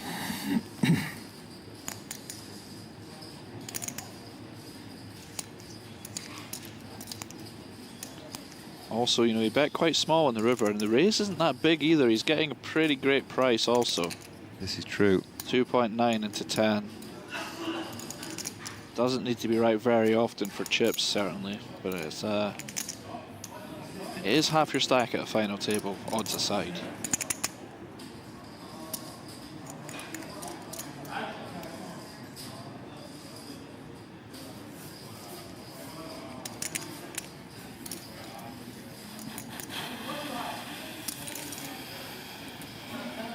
Plenty of time banks to burn through. He can take his time.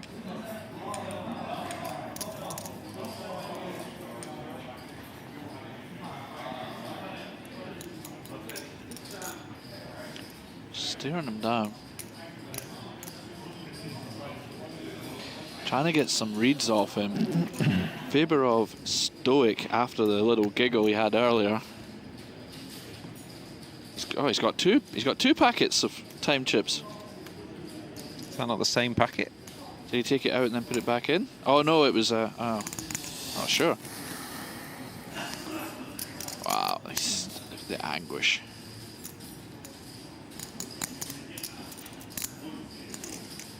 I don't think you can begrudge him either way here. Whatever decision he comes to. Really tough spot. The way that this played. To that check on the turn.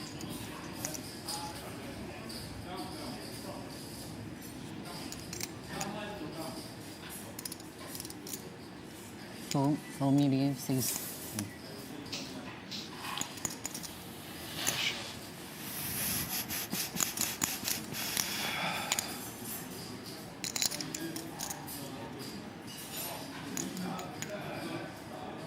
keeps looking up at Viborov. Perhaps he's decided that the decision is close enough. He's going to try and get some kind of read to help him pick either way.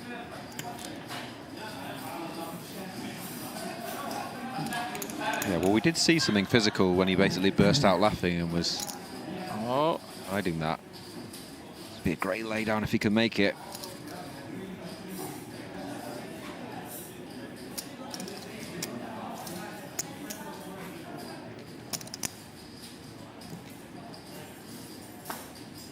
Does.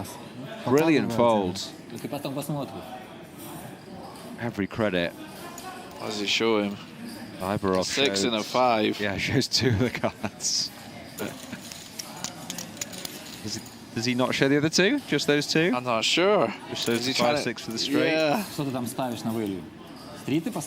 usually a good sign, you know, when they show like the a hand that Mayo just called. Yeah. Exactly. But a nice pick up there, Viborov. Yeah, very big pot and a big swing in this final table. He's now up to over double second. Could have been even worse if it wasn't for the great laydown from Bizanyan. Yeah, fantastic laydown. So tough with that 9 in your hand and the way it's played. Yeah, as I say, I mean, you know, I think I would have paid the man there, but maybe that's why I'm not. Well, you wouldn't have been there because this is the final 3. Yeah, that's also a fair point. The 10K PLO Opener Final, so. But hypothetically, I can understand what you mean. Yeah, we live in a world where we can use our imaginations.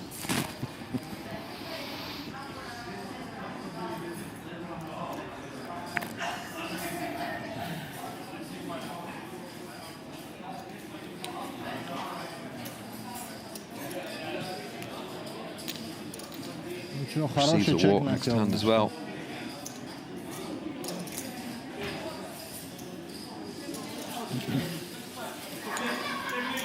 Yeah, commanding position now.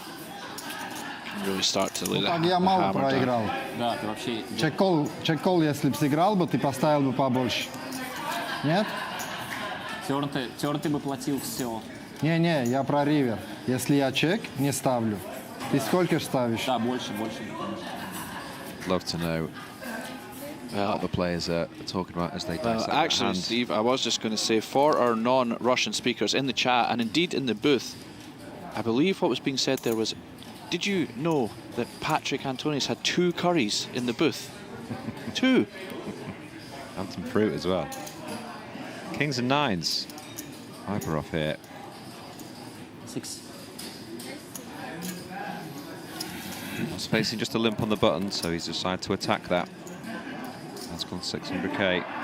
It's a real hand. Now, I did say I'd be making up some PLO hand nicknames because we've been doing the nickname theme all week. Oh, yeah. And I'm going to be calling Viborov's hand 2 dogs.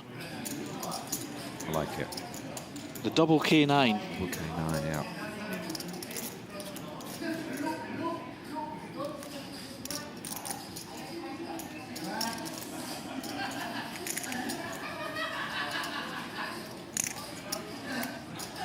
A flop that has hit either player, but you would imagine Zhou Xuan, quite a lot of Jack X here, being limp called on the button. These sort of 9-10, Queen 10 hands.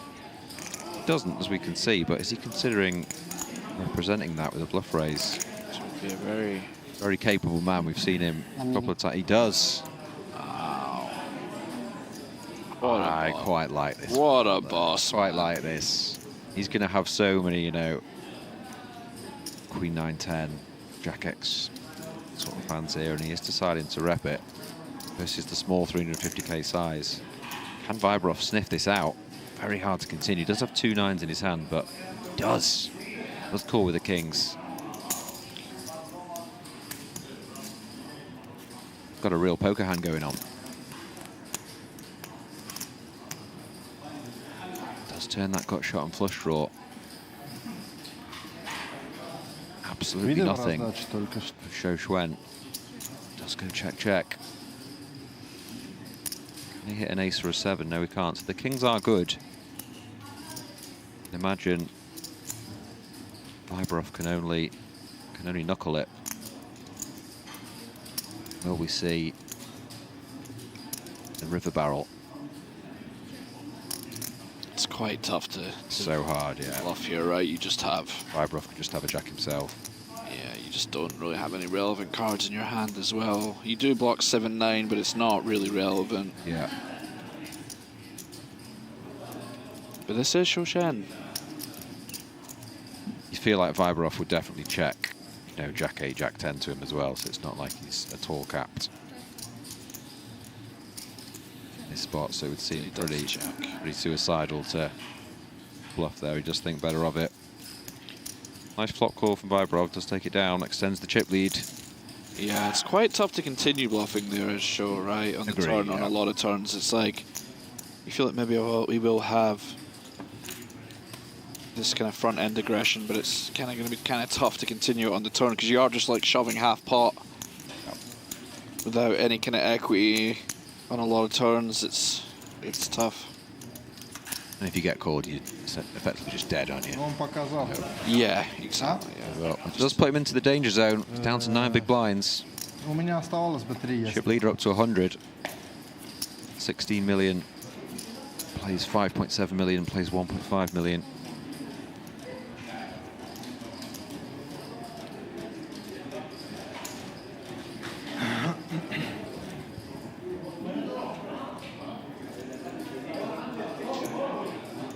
It's been a good three-handed battle so far.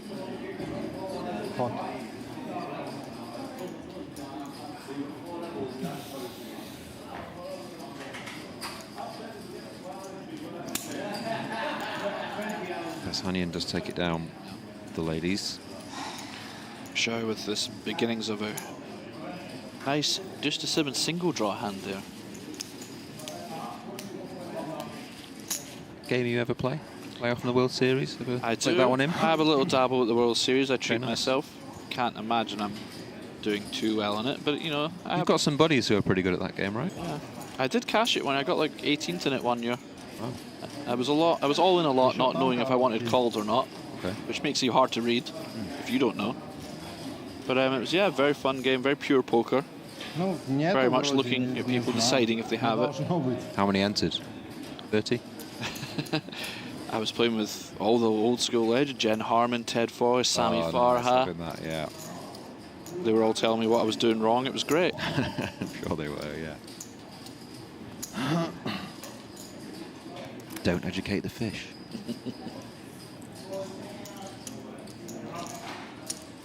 I also played the Raz last year. He does go for it here. Gershwin does decide. There you go. Yeah, he's queen 7-3, 1 suit. It's good enough. Just to see what Vibrov does with queens. That's been a limp on the button as well, so. How much? Don't necessarily assume he's going to get out of the way. 4? Yeah, he does come along. We go 3-way. Got a mystery hand, 4-card mystery hand from Zhang. Do indeed. This is a huge hand. Zhou Xuan does still have 530k remaining. 2 million in the pot though. He's first to speak, so he'll be hoping for a favourable one that he can put that remaining 500k in. It's not ideal for him at all to have bottom pair. He has decided it's enough with so much in the middle. Yeah, I think also in this spot you can't get you can get it in heads up a lot, right? Yeah. Just so taking your kind of, as much as it's not the ideal flop for you, I think just kind of taking your equity. Yeah, it's good if he can get Vibrov to fold and then he's just heads up with Zhang, or vice versa. Or vice right? versa, yeah. I think Vibrov, like, 540. You know, it's going to discourage action behind. I wonder if this specific hand we will see Bajanyan call though, and yeah. So not what you were kind of hoping for one of them to fold there. Yeah, neither player, as we see, can go anywhere though. The wrap for Bajanyan. Indeed. 6, 7, 8, 9, 10.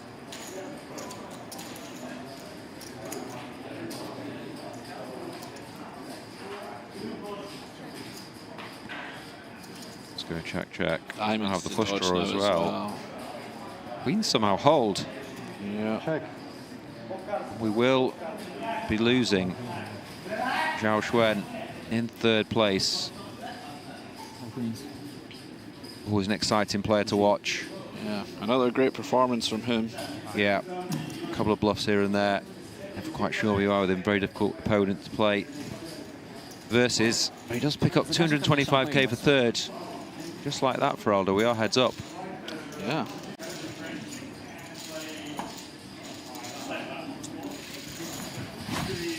Перерыв сейчас будет? Будет перерыв? Я не знаю. Спроси у Рена.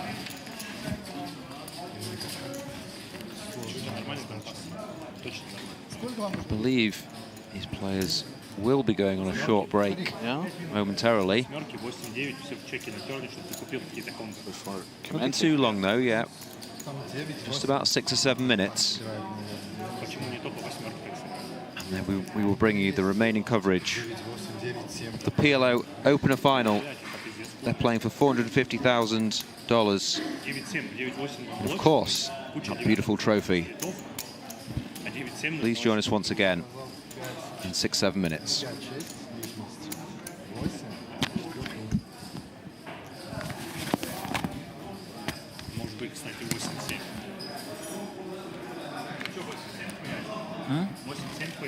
Когда? В Арена? Почему? Я ж показал.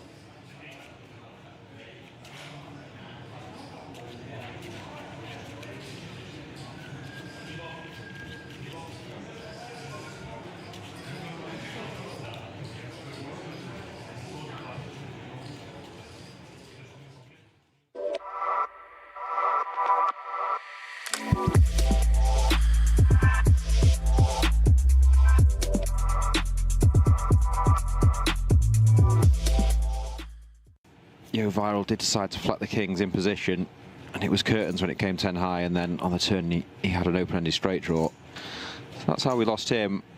Wushu, as you know, only started with 1 big blind. Did get it to the mammoth 4.5 big blinds, yeah, but then he bust. Everyone was very, very tight. Me and Feraldo were saying before, whoever doubled would be a pretty big chip leader, and that was Viral in that hand with the kings. So he's table captain, but he's not got the best seat. Yeah. Because Oren's been playing really well this last couple of days. And the hand after Viral was chip leader, Oren immediately 3-bet him with the king 5 suited. Which, you know, it's obviously a good candidate, but I feel like it was a bit of a statement to say, yes, you are a big chip leader, but I do have position on you, and I'm not scared, you know. So it was a nice hand to watch, and here he is now with the knaves. A little stall 2 setting. jacks. Here we go. Defense from Yaroshevsky, the man at the bottom of the counts now. Oh, 6-4 deuce, 2 club, or one that traditionally we may see the big blind go for something. He's gone for the stop and go. Oh, wow. And he walks straight into it. Yeah, I was just about to say, the only thing I missed was Yaroshevsky dodged 3 bullets at him where he probably should have busted. He did manage to avoid all 3, but this one... You got a 6 there, that top pair? Yeah, I was going to say, you'd imagine you'd have okay equity. Yeah, that's probably the worst one. You're hoping sort of pair straight draw, aren't you? But with folded cards, just have 9%. Club, more bad news. He's... Well, the top there, just 2 outs. The 10 of spade, 10 of diamonds. 2 red 6s are already in the muck. Just like that, we are down to 5. First hand back from break. Igor Yaroshevsky has to make way. The cash game guys are out. Yeah, it's quite a sad way for him to go because he did so well avoiding these sort of coolers. The structure is deep, that's why. He avoided ace queen, ace king with just 20 bigs. Obviously knows what he's doing in tournaments. Ibinger, to say, is the most aware of these situations. Tom is so concentrated. They've all had their moments and played pretty well, haven't they? Oh. You are the most concentrated of all of us. Big hand here, Ibinger. Hey, Rob. 5 seconds. 1.8 million. Raised to 1,800,000. Oh my. Oh, here we go. Oh my. Do you know how much you have? 9 million starting. 30 blinds. This is going in, is it not? This is getting in. It's, dare I say, impossible not to. Joe's first hand in the box. Oh my God, yeah, you called it. He does do it, doesn't he? He's relentless. First hand.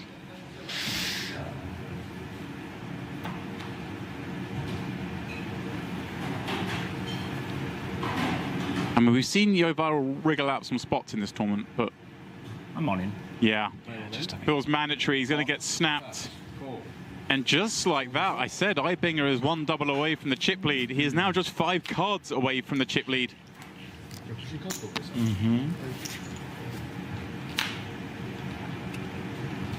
No jack. Trouble for the rest. Jack, of course, would see Yovaral take a huge chip lead and bring the rest. Yeah. The final 3 payouts. Yeah, this is a huge hand in the context of this final table. This could really dictate who does win this. King's hold so far.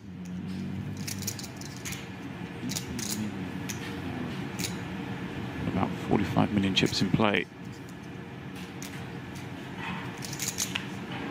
Yovaral will still be in if he misses this river, but he will be cut adrift. The man who just moments ago was the chip leader, through no fault of his own, is now nursing the short stack. 75. Ibinger, bang, bang, elimination and a double. Good news.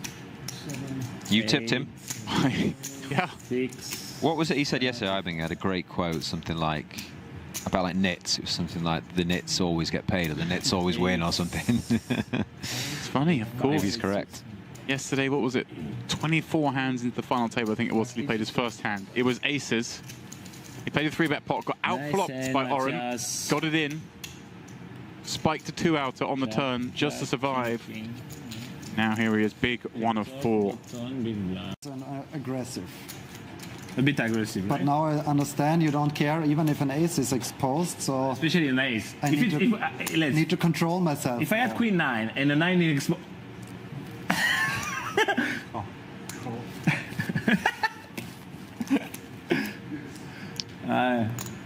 Here we go, Mr. Dempsey.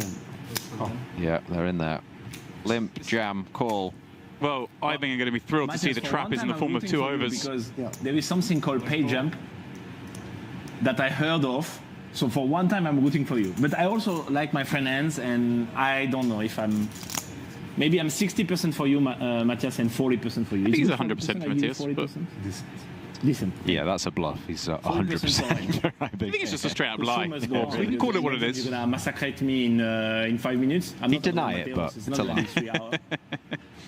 So... Ooh, wow, diamond in the window. Another rolls out behind it. Oren now the favourite. That's what I gave you. Despite still trailing. Is it 40%? Yeah, that's a lot of outs. I don't believe in too many outs. I feel like... Even more. Wow. Add 7s to the board. 20 outs. Flip heading to the river. Exciting. An unlikely hold for Ibinger. Oren out in third. He collects that 575 and well... You see, there is a total of 2 million. Let's chop the money and finish here. No? Okay, let's play. How did he miss all that, by the way? He doesn't want to chop. I was going to say... He's missing. Sort of... No chop. 35 minutes ago, let me make a before Yovaral found jacks, ran them into Ibinger's kings, you would have been like, not surprised to hear that Yovaral's heads up in this tournament. But a lot's happened. A lot has happened. This wasn't the way we saw it going. There's no sign of Vogelsang. For 1.2 million. Chop chop. Hello. Chop chop. We both won the trophy. We can't chop the trophy. No? Chop.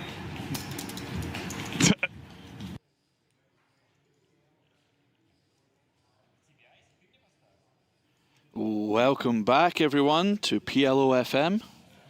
I'm Neil Farrell. I'm joined by Steve Warburton. We are heads up in the PLO Opener Final. PLO Opener, of course, $10,000 buy-in. $312,000 locked up for both of these players, but both vying for the first place. $450,000. I'm looking forward to some exciting heads-up PLO action. You think we're going to see a long, drawn-out tactical battle or some instant fireworks, Steve? I'd say, Neil, I feel like heads-up PLO is much more exciting than when we first began this final table, and it's 9-handed, you know, a little bit slower, people playing very tight ICM factors and things. What's your heads-up game like? PLO any good? Well, I think by definition it's probably quite poor, because most of it, my heads-up game, even in Hold'em, isn't the best. But no, I've watched a decent amount on Real Heaven and stuff. You know, I think that's got to be enough to be an expert. You know. Nice. Well, action is underway. Ibarov, the big chip lead here, 114 big blinds, plays 30 big blinds, but 4 cards, anything could happen. Couple of doubles up, he's chip leader himself. Yeah, range is obviously a lot wider heads up, so this will be a really good chance for both these guys to showcase their PLO skills. Fighting for pots where both players just don't have a lot of hand. Yeah, I'm looking forward to this. James Mitchell asks, second question of the night, as commentators, would you prefer a swift finish or a long battle? I'm all about the long battle. You do enjoy a long battle. Love a long battle, yeah. Longer the better, really. More than happy to go into the night, 3, 4, 5 a.m. Yeah. To watch it.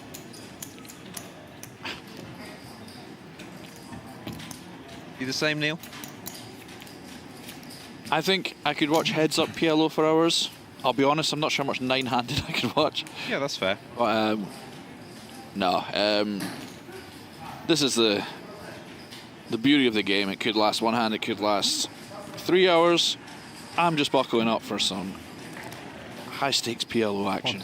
Yeah, well, you've had a number of Red Bulls and coffee, so you definitely. That's true. I could do with it lasting a little bit to get some of this caffeine out of my system, to be honest. See a couple of nice hands there. We have the suited ace and diamonds, suited ace and hearts. Antonius opens the button. We do see the peel from Ibarov. Exactly 50-50 for out of these two hands. I don't know if you knew that. Pure race.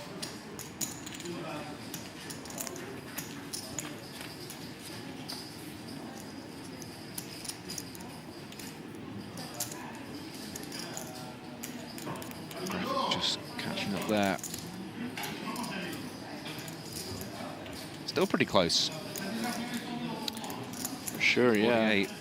Bajanyan with the 2 overs, the gut shot, and the backdoor flush draw. Ibarov's pure equity of just the pair of 7s. Yeah, just go check, check. 7s are ahead in this one. He's going to take a stab. That's lead.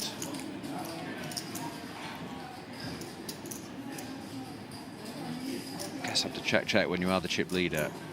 You can take a few more stabs in these spots, can't you? But yeah, for sure. Especially, I mean, you know, especially a hand with 30% equity to just folding out is obviously a massive win for you. And just takes down another pot, just extends that lead.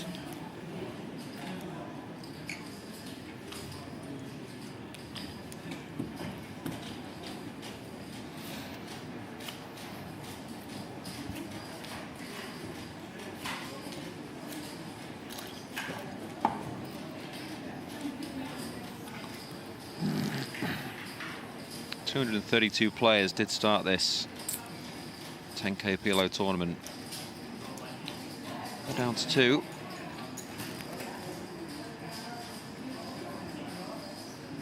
A nice hand here. Pot. Zanya, and he does pot it versus limp. Ibarov comes along. All these pots so much more important for Bazanian. Million in there already, 3.4 back. Can't like that one. Does have the 10-eye flush draw. Yeah, it does have the overpair and the flush draw. It's quite a vulnerable overpair. Yeah, excuse me, I forgot about the 10. So yeah, he does. Has led. He does decide to go with it, yeah. 1.1? moves the appeal. We've gone nowhere with the top pair and the gut shot. 2 overcards also. Yeah, queens, jacks, 6s, 5s and 3s. See one of those. Does hit the queen. Pretty disguised. Falling on this board as well. Very hard to navigate as well now, Bazanian. How do you proceed as Bazanian? Yeah, really tough to know what to do here with so much in the middle. He'll select to check. Is the queen somewhat, does it, you know, are you worried about a queen when you're called on 6-4 deuce? It is a bit disguised, isn't it? Yeah. There is, I mean, I guess there will be some, I mean, as you can see, there is some queen X there, so. Yeah, and can also have the queen of clubs. Felt like, couldn't he? He does just put him in. Yeah, don't really see where else he could go here other than fold. I think. No, he does fold, yeah. Yeah, good fold in the end, I guess. It's a very tough one. It's just. I mean, you could just be dead, couldn't you? It's like. Yeah, I feel like that's the case in every hand in PLO, though, right? You know what I mean? Doesn't. Yeah, I just think it's very hard to proceed there with. Well, may or may not be a live 10-eye flush draw. My daft brain would have just put it in. Yeah, okay. But I don't know. But with that, the lead stretches further. Command win now, almost around about 9-1. Yeah, huge chip lead, as you say.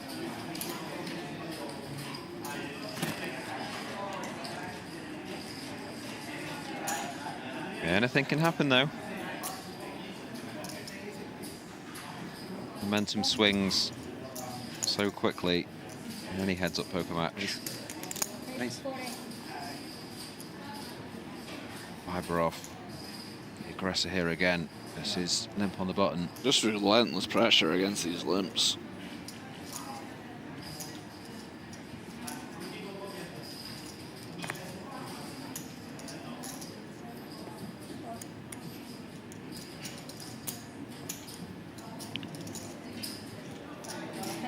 Chen does make the call.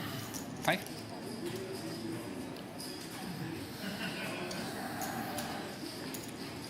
Off to flop again with almost another flip.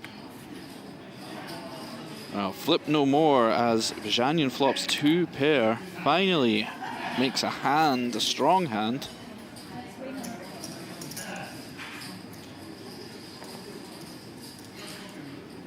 Pot. Viberov does come with a small C bet. Goes for the pot raise. Viberov just has complete air. Nice pick up for Bazanian. Added almost 50% to his stack.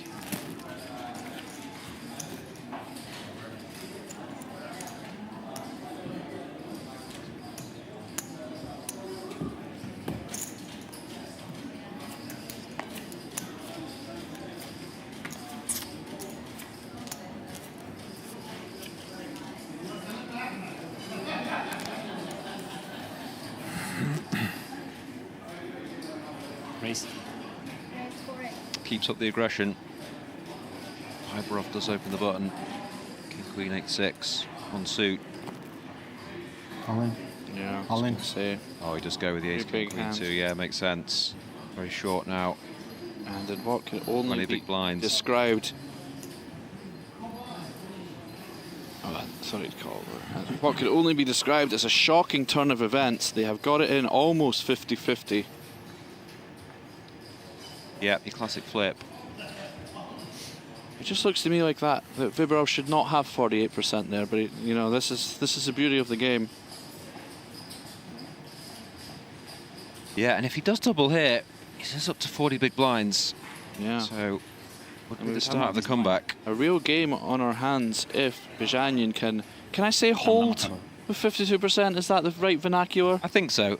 I think it's a hold. If he could hold this crushing advantage that he holds currently. Бубик нужен, Васек. Indeed. Не нужно ничего. Dealer making a sweat. It's always nice to get your money in good. Там туз, дама, король, 2. У меня король, дама, 6-8. Remember, first prize in this is 450,000. Second is 312,000. So $138,000 flip, perhaps. Yeah, exactly. Took the words right out of my mouth, Raldo. Хуже не придумать. Does slightly extend his equity to 63% now. Шансы на дележку у тебя His king still currently ahead. You do both have the same straight draw, of course, with the king queen. Although Bajanyan has the wrap with the ace. Some opportunities. Oh, well. Diamonds now. Yeah, more outs for Vyborov. 41% to win $450,000 in this hand. 19 cards, you can see in the top right-hand side of your screen. Can he hit one of them to become the champion? He does hit the diamond. Vyborov with the backdoor flush. You can hear the round of applause. He is the champion. Guess that's where the 48% comes from, Steve. Exactly, Neil. Yes, he has taken down the 10K PLO Opener Final. Really nice to see one of his friends there, just giving him a bear hug. There we go, that was it. Just win 450,000 there, incredible stuff. He just came in ready for business there, Steve. Just came in, relentless aggression, won a few key pots, and said that's very it. Well, the action's coming thick and fast. And tomorrow we do have another high-stakes cash game. It'll be 200, 400. We also have more high-stakes PLO coming for Aldo. We have the 50K Grand Slam and the 25K main events, which I'm very much looking forward to. Thank you for watching, everyone. Please join us tomorrow for that cash game. And we still have another 4 or 5 days worth of high-stake action here at the Onyx Club. Good night, everyone.